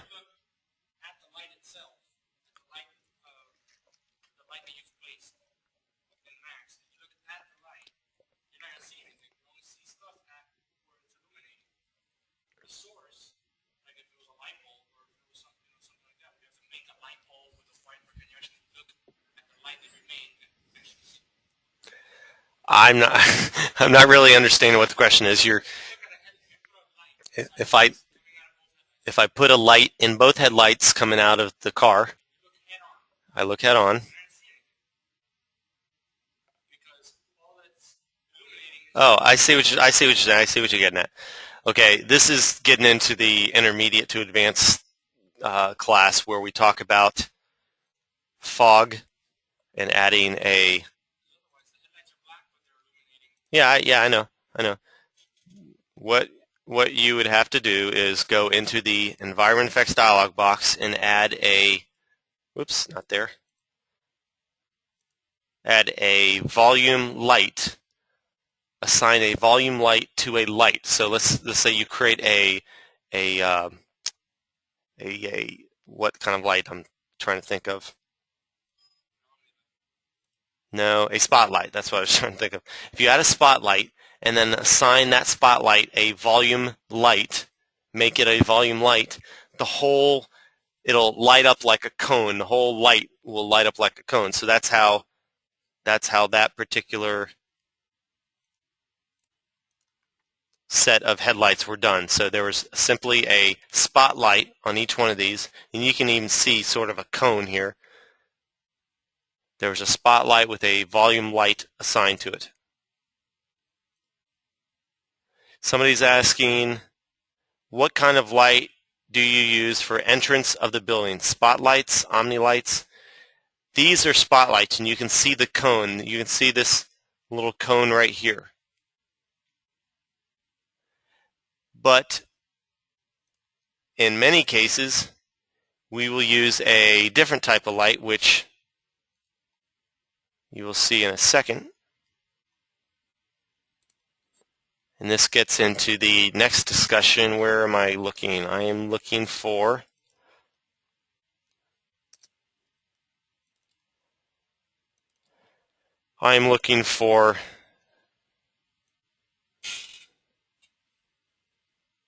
where is it? Right here.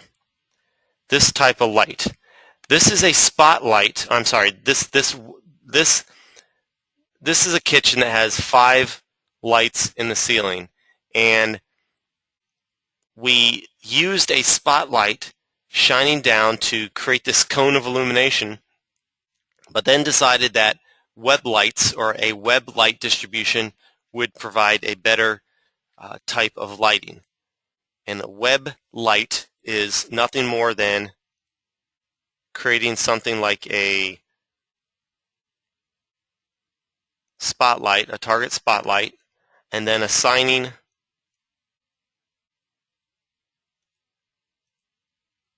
if I can find it.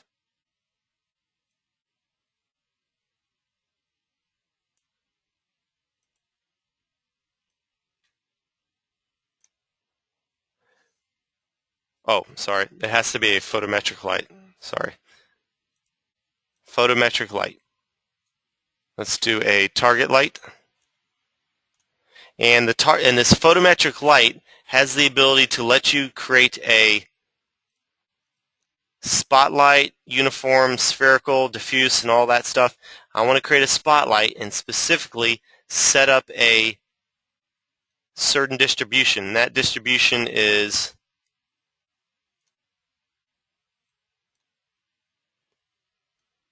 what am I looking for here?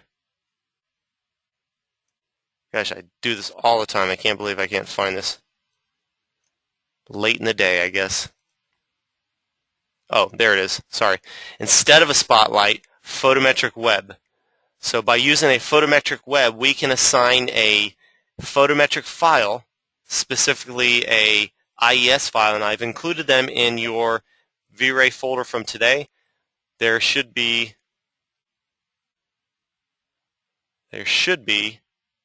in one of these, or maybe it was yesterday. I guess maybe I didn't include these, but these lights here are web lights. These lights that you see have a strange, unique pattern to it, and these lights are pretty neat. They are nothing more than web lights that use a text file that says X number of units away from the light create this much intensity. And I can't believe I can't find that file, so I thought I included those in the support files. But this is not a class on photometric lights, so That's probably why they're not in here, because they weren't originally supposed to be something that was discussed in this class. But anyway, the lights that you saw in that rendering could be easily made to be web lights. So you just changed, instead of using a standard spotlight, you use an IES web light and assign a photometric file, an IES file, to it. And you can go to websites like Urco, which is a light manufacturer. You can go to urco.com, go to a specific product, look up a product like indoor lighting, product range for indoor lighting. You could select, let's see,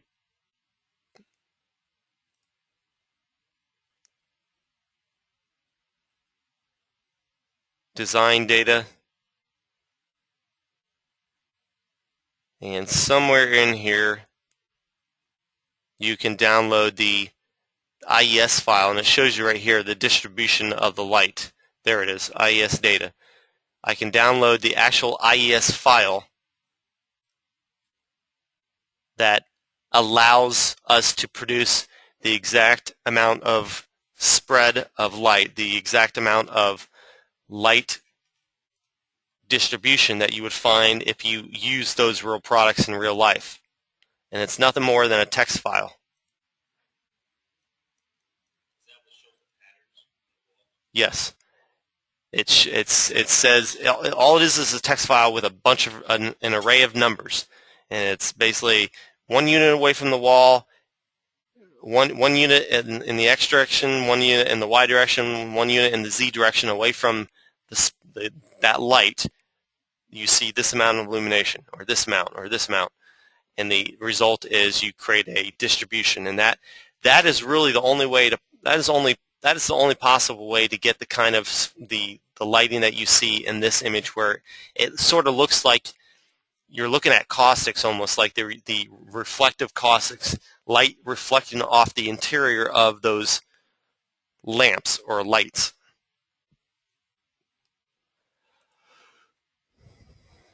Okay.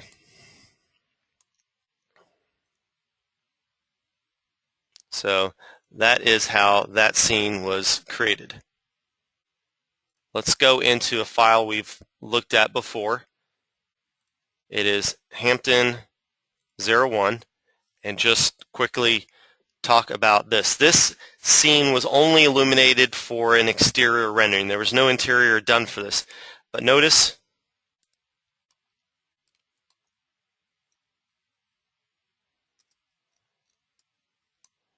got to change views.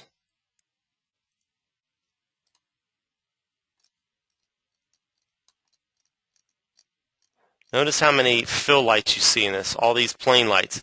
All of these lights were necessary to show or to fill the parking garage with the proper amount of illumination.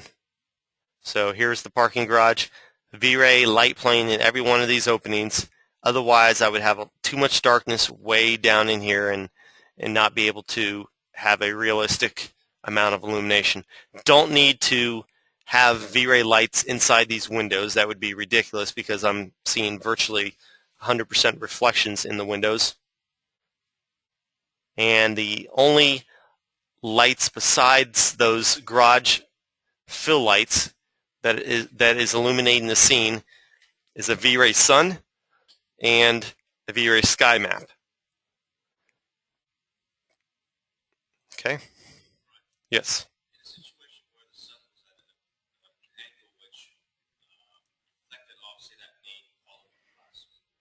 Okay.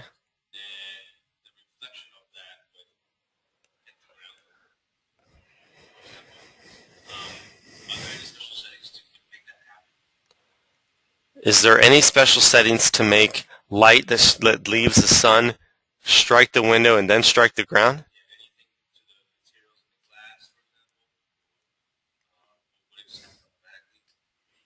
Yeah, if you set your material up to be reflective to the proper reflection amount, that light is going to bounce off that glass and onto all the other surfaces. If you had a black glass, if your material was completely black, it would absorb all the rays. If it was completely reflective, it would reflect 100% of the light energy. I'm not sure if that's answering your question, but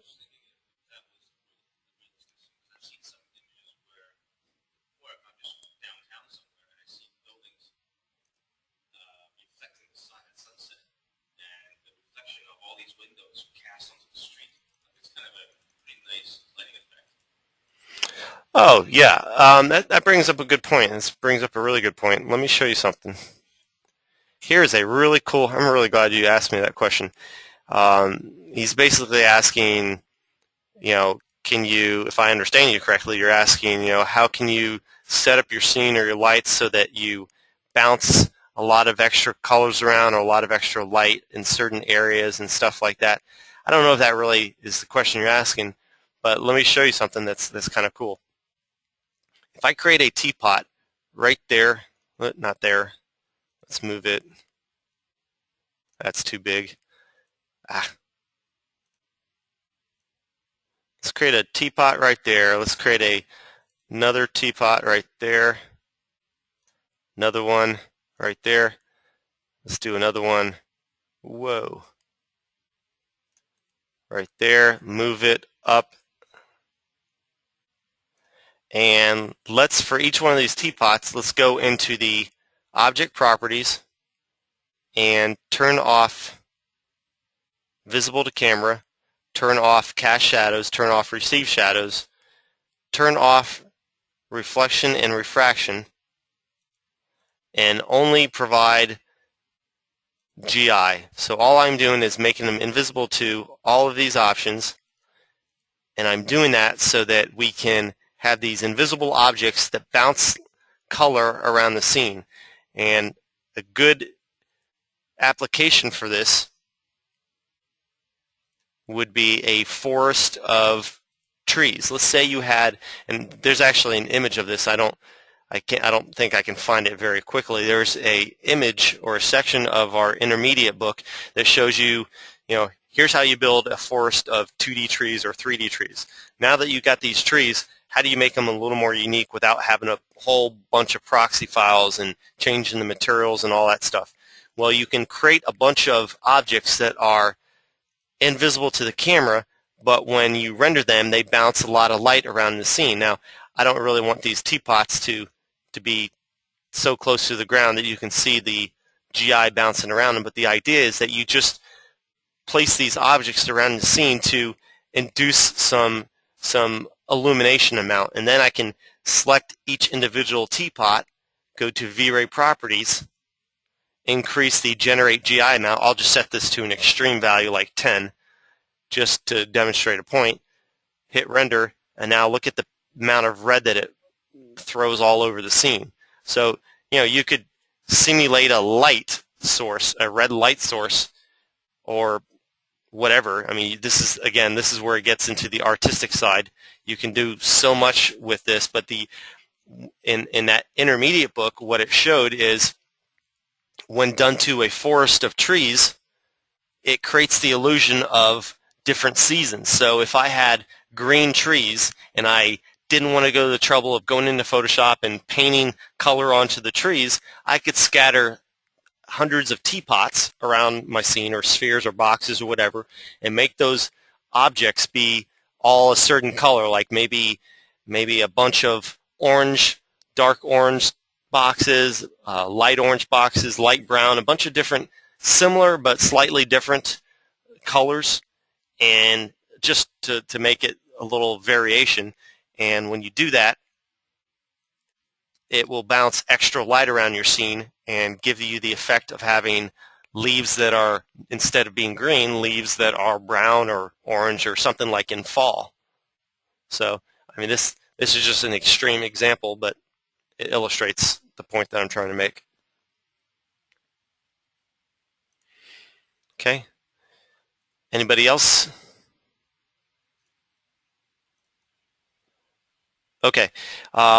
When we took the last break, it was an hour ago. It was at 4 o'clock, and instead of taking a 10-minute break, let's take a 5-minute break. This will be the last break. When we come back, we will finish the hour with some more practical application. I want to show you some movies and talk about how those movies were done and how the lighting can be duplicated.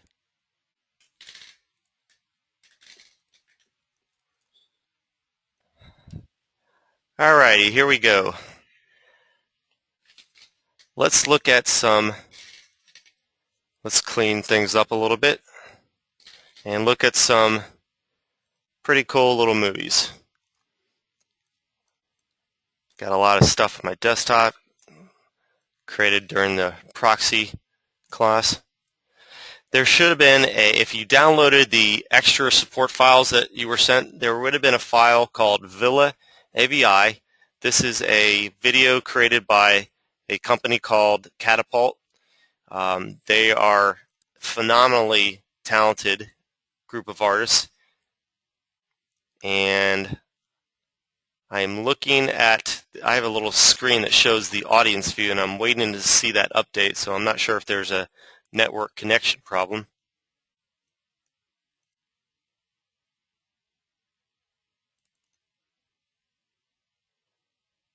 I'm not sure if everyone is seeing this. Okay, there we go. Okay, I don't know if you're seeing this.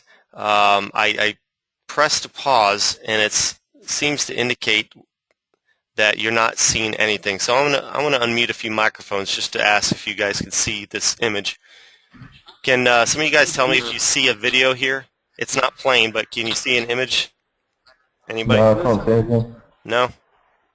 No, nothing. Right. Okay. I'm not sure why that would be. Let's do this again.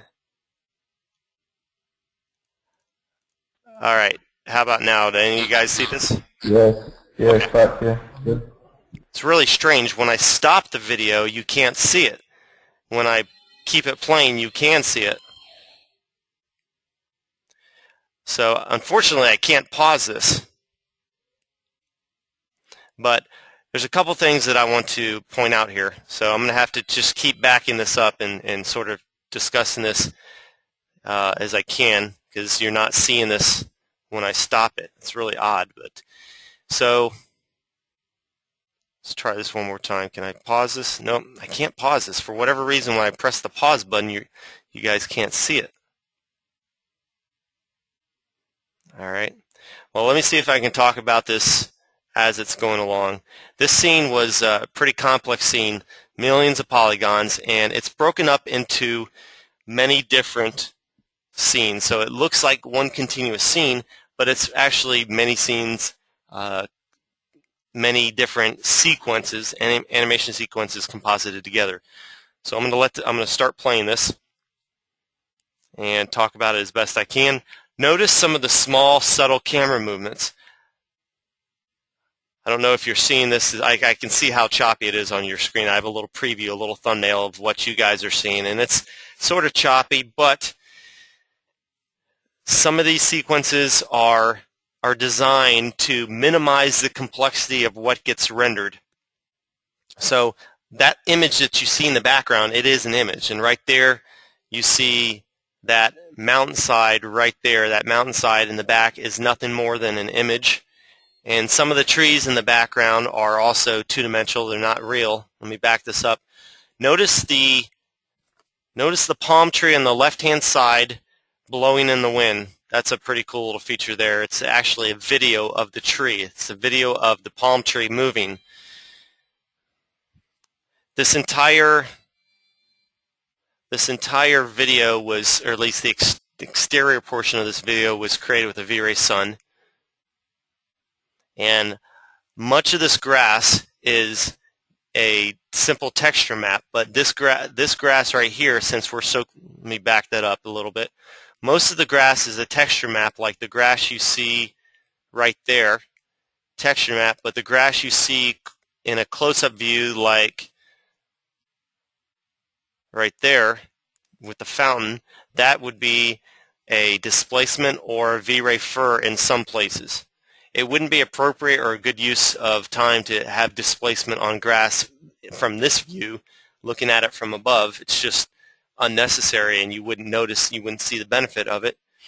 And notice the gravel inside this little covered area. You'll see the gravel in just a minute.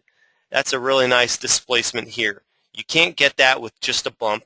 It's a really nice work, and it really just bumps out. So the lighting of the scene for the exterior was pretty simple. Just a simple standard VRay light, VRay sky map, played with the intensity, color mapping, and everything that we've discussed is the same. Everything we've discussed in this class is pretty much the same as what you saw in that. Notice the depth of field. I'm going to back that up. The depth of field applied to that couch in the foreground right there. That depth of field where the couch is out of focus and the rest of the house is in focus. We have a bunch of spotlights or web lights. You see a bunch of spotlights shining up on the wall. Those sconces, they're called sconces, shining up on the walls. And I'm going to back this up one more time. Notice the colors that are applied to these lights. There's a lot of color on the walls, but they're very soft, subtle colors. Very soft, subtle colors. Peach colors, a little light brown, a little tan colors. But the lights themselves have some color, and it really adds to the warmth. If I can't stop this again, but if you look right above the columns, the little area right above the columns, you see a little bit of pink to this area right here, right above the columns where the light is shining up, and that is because the lights have a little bit of a peach or pink color, and that's really great for adding a little warmth to it. And I'm going to back it up one more time to show the pool area. Look at the pool area right outside this patio area, this little pink light that's applied to the lights on the patio. It's a nice little touch there. This pool is lit from underneath with several different lights, several different spotlights, and it's shining up on the walls. And one thing I didn't like about this is the caustics. The caustics, if you were watching this in real time, you would see that it's just too much. It's overkill, and the caustics are moving too slow, and it just doesn't look real. So there we go with that. Again, I don't know why that wasn't allowing me to stop, but hopefully the next ones will. This next animation is actually 10 minutes long, and it's a composite of many different animations. It's the animations from the CG Architect Awards reel from about 2 years ago, I believe, and it's got some fantastic work from dozens of oops, that's not the right one. It is this one right here. It's got works from dozens of different top production companies, and it's got some pretty impressive stuff. So hopefully this will play. There we go. I'm going to see if I can shrink the window size down a little bit, see if that helps play it a little bit better. So all of these interior scenes that you see, for the most part, most of these interior scenes are going to be illuminated with VRay light planes. Cannot illuminate scenes like that solely with exterior lights. A lot of these scenes are artistic in merit, meaning they're more of an art than a science. I'm going to back that up for 1 second because I saw a VRay light material applied to an object. This neon light that you see over here on the left-hand side for a couple seconds, that was illuminated with a VRay light material, I'm quite sure. A year ago, the VRay mesh option was not even available for the VRay light type, so you couldn't even use the VRay mesh option. So anytime you see a curved object that looks to be emanating light, chances are it is with the VRay light material. However, I mentioned that I don't like using the VRay light material because it induces a lot of noise. So what I would do instead of using the VRay light material is doing what I showed you in the last scene, which is bumping up the GI of an object that is hidden from view. And doing that gives you the same effect in many cases, the same illusion. You can create a a omni light in conjunction with that and just create a hidden object with some intense GI bouncing off of it.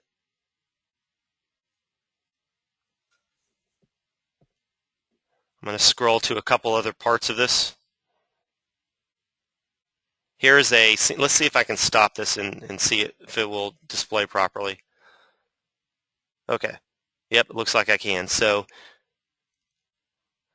this scene has some spotlights that clearly have some sort of web distribution pattern, because it's hard to get that look where you have a highlight in one area. Nope, you're not seeing it. I guess I can't really, I'm not sure. Yes, I think you can see this. My thumbnail over here on the side shows me that you're seeing this. So you can't really get this kind of distribution pattern without using an IES file, without using a web file of some type.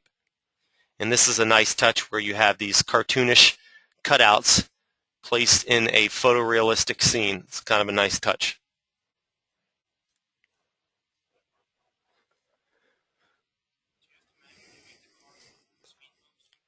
Do you have to manually make the cars go over speed bumps? You have to do it in one way or another, so you either have to animate the car and make it manually move up and down, or you can assign the car, you can make the car conform.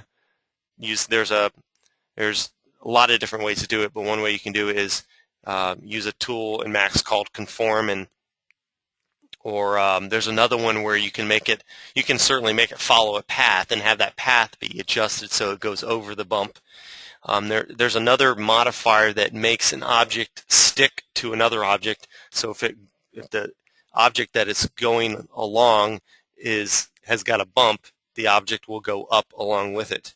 I can't remember the name of it, but there is a modifier that does that. I'm sorry? Okay. The car with the flickering on the student. Yeah. The student animation that had the car flickering. Yeah, the car in this animation that we looked at earlier, this big animation with the flickering problem. Yes, that car would have moved up.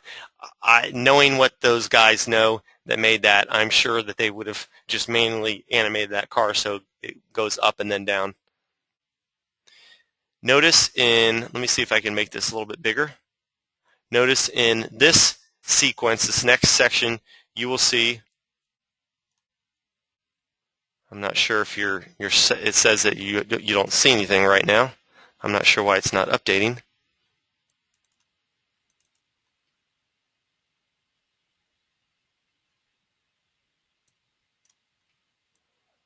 My thumbnail shows that you're not seeing it. Okay, there we go. So this scene looks more complex than it really is. This scene has thousands, perhaps probably millions of polygons in the foreground making up the vegetation that you see.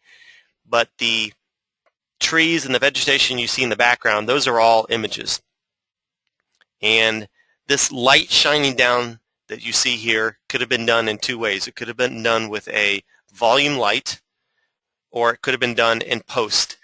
But since it is a scene where you're moving into the scene and you're moving through it, chances are it was done with a volume light, which would take a little bit more time, but it's probably the only way you can get that light to actually show properly when you're actually moving through a scene. Here's a little bit of volume fog in this next few seconds. You can see a volume fog moving, so they just animate this gizmo, this area that they put the volume fog in. They just animate it. And all of these trees back here, these are just images of trees. If you saw the full resolution version, it looks a lot better than what you're probably seeing on the screen, but it's hard to say for sure exactly this tree is 2D, this tree is 3D. They did a pretty good job with this.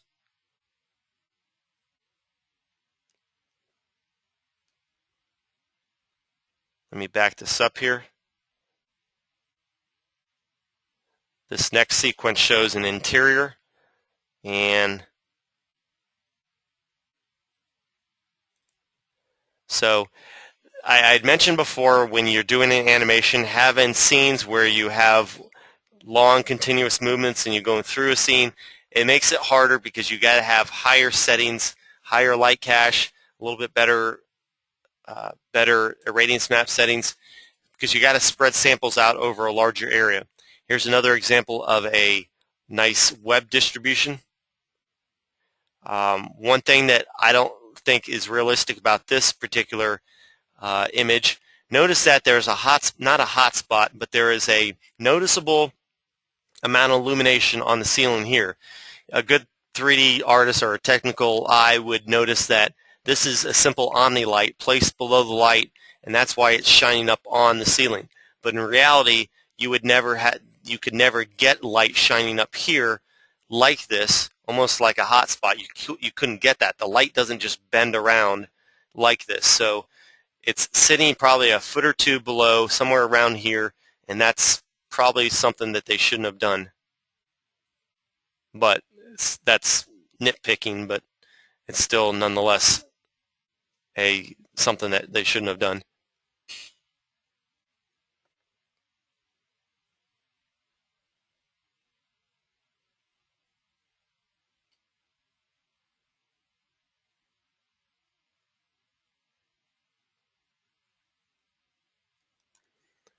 This is sort of a mix between cartoonish and photorealistic. A lot of these scenes like this that look 2D are created in part by Max or some 3D software. Like, for example, this may actually be a physically displaced model that is made to render flat. So you render it without shadows, you render it without a lot of photorealistic lighting, and you can get a nice cartoonish feel or a nice hand-rendered feel.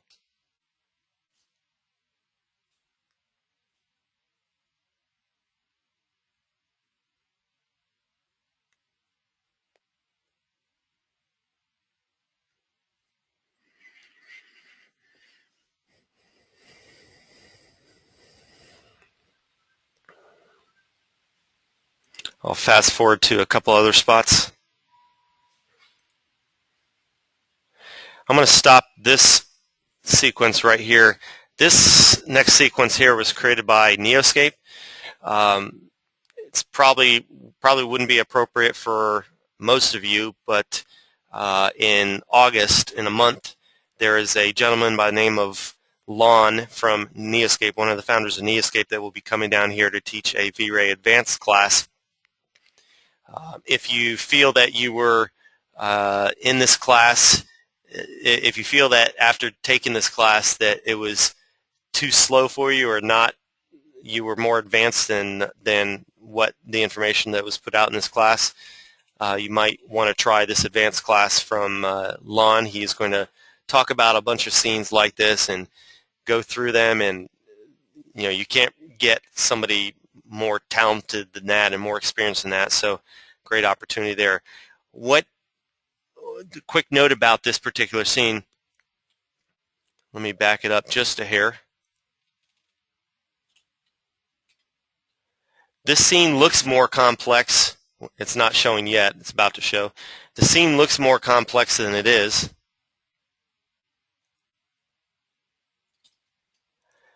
They have a nice displaced water moving. It actually is a physically displaced water. What I am sure is a VRay sun shining down, a VRay sky map with a lot of exposure up here. And these buildings have are really nothing more than some blocks or some boxes with textures put on them. Stand by 1 second.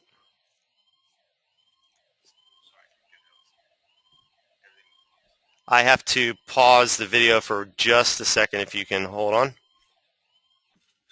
Alright, so continuing on, this scene looks more complex than it really is. There's a bunch of boxes with some materials applied to it, just a simple texture applied to it, and these boats have probably no more than 100 polygons or 200 polygons applied to them.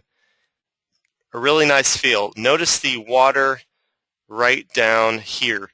Water is this nice touch to this water. Probably all the things we were looking at yesterday could be applied to create this water. It's got probably about a 50% or refraction amount, a little bit of a bump to it, a little bit of a blue fog color. It's reflecting a lot of this blue color off of the sky. And there is nothing underneath it, I don't imagine, other than perhaps a VRay plane, which is placed well below, maybe with a dark black or a deep blue color, so that you don't see the environment color below it. There's got to be something below it to prevent seeing the background color, or to prevent seeing blackness or whatever is the background color below it.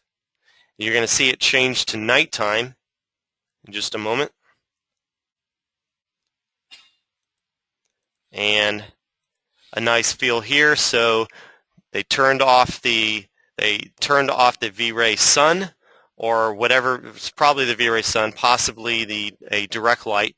Turn that off. Set the skylight pretty good with a HDRI or some sort of VRay dome light, and then individually lit a lot of different areas, just like you saw in the rendering of that nighttime building. Each one of these dots would be a light source, and you can tell it's a light source because there's some sort of glow to it. There's some sort of, it's not one solid color, because if it was, you could just turn this into a self-illuminating material.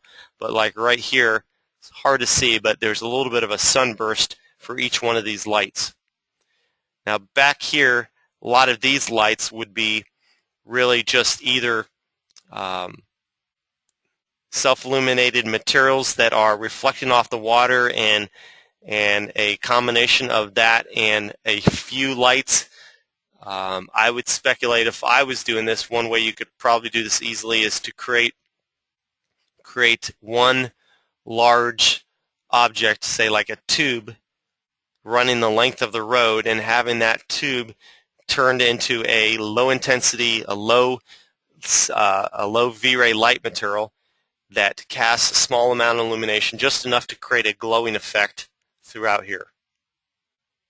A lot of VRay light materials or VRay fill lights placed inside these windows, shining inward towards the interiors.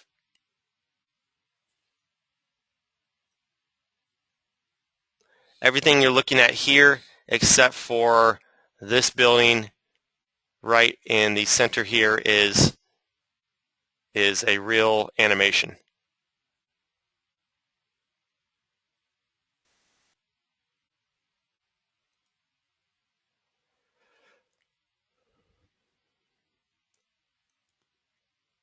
Fast forwarding through some others. In this scene, you see some direct light shining through the window, creating the shadow from the window mullions and some window treatments and possibly some vegetation from outside. So there's clearly some light coming from the outside, and it's necessary in order to achieve this look, but there's still going to be fill lights in each one of these windows. I'm going to back that up 1 second.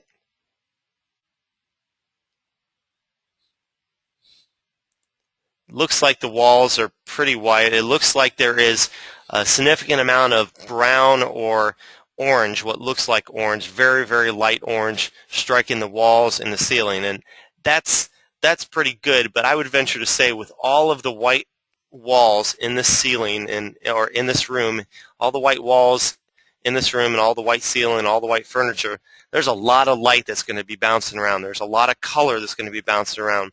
And this floor is going to bounce a lot of that color onto the walls. And I can pretty much guarantee you that at least for the bottom part of this wall, they wanted to control that bounce light a little bit better. So they probably used a override material to keep that light from bouncing, to keep the GI from bouncing so hard off of this floor. Notice in the shadow area over here, the light bounces off the floor is a lot stronger. So you always have to consider your weakest link or your weakest areas first. A lot of brown bouncing off this because the light here is so weak to begin with. So the override material can help prevent any chance of too much color bouncing off of the floor.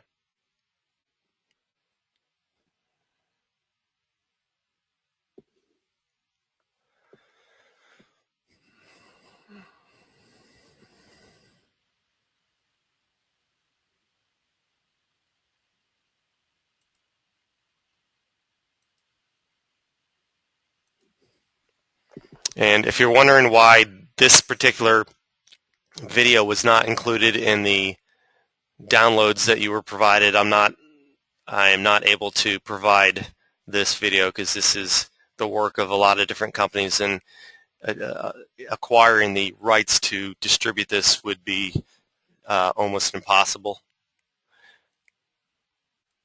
There was a nice little camera effect right here, little lens effect. You can find this in the environment effect dialogs box, the environment and effects dialog box. It looks like there was either an animated sky or a sun, a VRay sun that was moving higher up in the sky. Well, it's clearly an animated sky map, but it looks like there was also some realistic shadow simulation where the light was moving, and it was probably a VRay sun because as the light was moving, the color of the light was changing. Okay. Somebody has a question. How was created lamp material so that we can see the light? How was the lamp material created? Probably with a VRay light material. I'm going to open up another set of images that I produced some years ago, and if I can find it, yep, right here. This image shows 3 hanging lights, and these lights have omni lights right below them. There's just an omni light below each one of these, about a foot below. And these lights here, or I'm sorry, the object that you're looking at contains a self-illuminated material. It would be a waste of time to use a VRay light material on this object because, one, it's going to take longer for a VRay light material to render because it's treated as a light. And it's going to, anytime you add a VRay light material, you induce the possibility of some noise. So there's no reason to have a VRay light material in here, and you should only use it for objects that have to show illumination and objects that have some curvature that you simply can't duplicate any other way. We have a VRay light plane below these cabinets, and that's pretty much it. I see somebody is raising their hand. I want to unmute your phone. Juan, did you have a question you want to ask? I unmuted your mic. Apparently not. Okay, you can raise your hand if you want to ask a question. Somebody is asking, to make the camera depth of field, you must render a VRay Z depth, right? And my question is, how can I render the Z depth of objects with textures and with alpha channel? A VRay Z depth pass, or a VRay Z depth render element, is going to be nothing more than a black and white image. You can assign white to areas in the foreground and black the farther off you get in the background, so that when you apply it in Photoshop, you can apply an effect to an image dependent on what part of that image has white and what part is black. So your question is, how do you render Z depth of objects with textures and alpha channel? There is no way to render a Z depth pass so that the actual Z depth image has textures.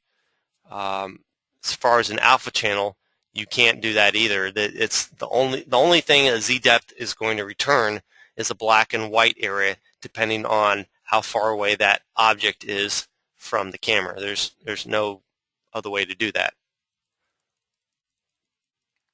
Anyone else have any questions at this point? Can you open the house? Can you open the scene house new? Open the scene house new. Okay, let's go to the scene house new.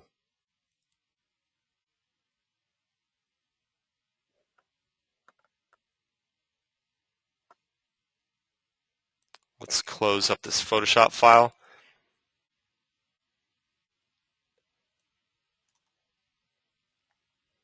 Juan, would you like me to unmute your microphone? If you want me to unmute your microphone so you can ask this question a little bit better. Okay, 1 second. Okay, go ahead. Juan, go ahead if you want to ask your question. Okay. Hi, everyone. Hi. First of all, I'm sorry for my English and No not too problem. well, but I try my best. Okay? No problem. Okay, I'm talking about when we need. Okay, forget the building. Go Okay. to the background, just in front of the trees. Okay, 1 second. Let me zoom out and then rotate this view. Okay. Okay. More close, Yeah, please. it's taking a second. Okay. It takes a second to update the image. Okay. There's a little lag. So go ahead. Okay. Look, you made the tree, okay, with a plain object with a texture, okay, Yep. with alpha channel. Yep. If you try to render the C depth to this peak, you're gonna have a plane, okay. You don't have the tree shape.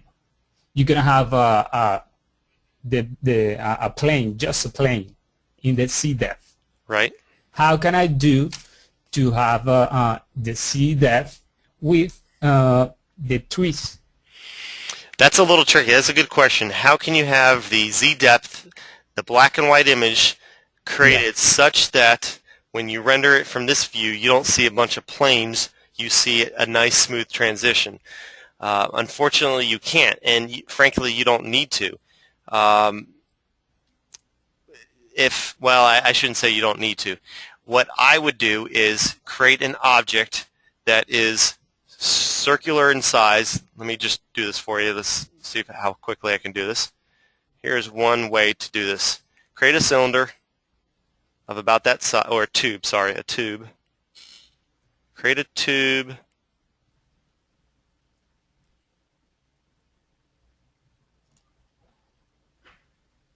Like that. And that tube, it's taking a long time to refresh my screen for some reason. Okay. I'm not sure why this is taking so long. Let me try this again.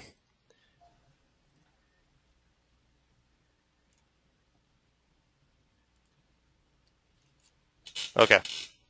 So create a tube, position that tube roughly around the perimeter of your scene. And if you wanted to, you could create a line or a spline and have it follow the contour or the outline of the trees as shown in top view. So, and lower the height of that tube so that it is the same height of the trees, and have the trees.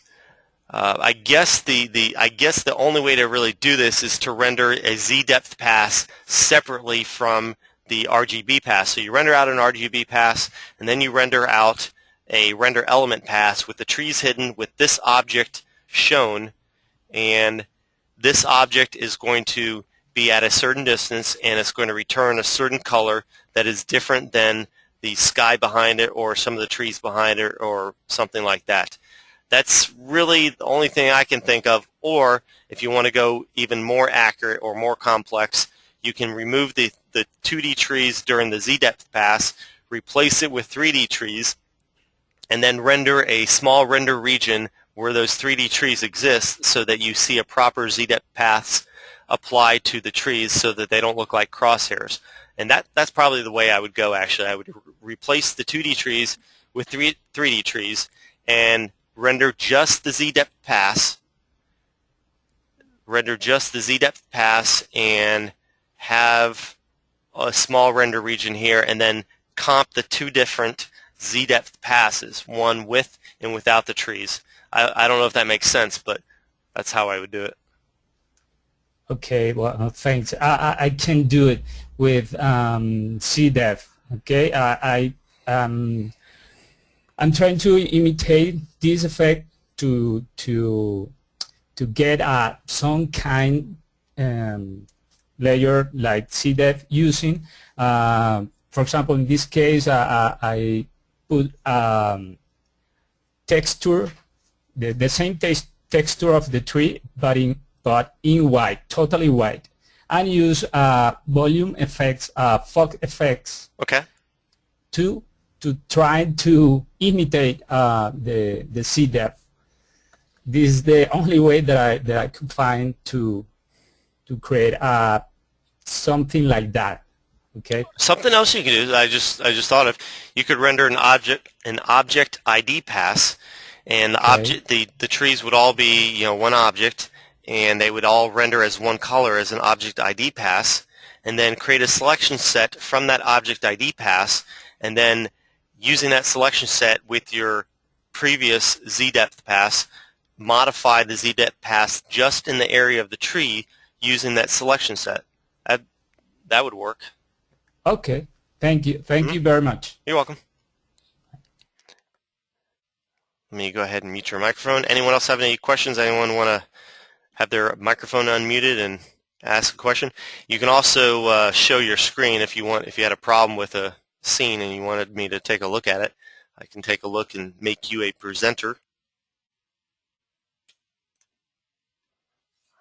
Nobody has any questions? Now's your chance.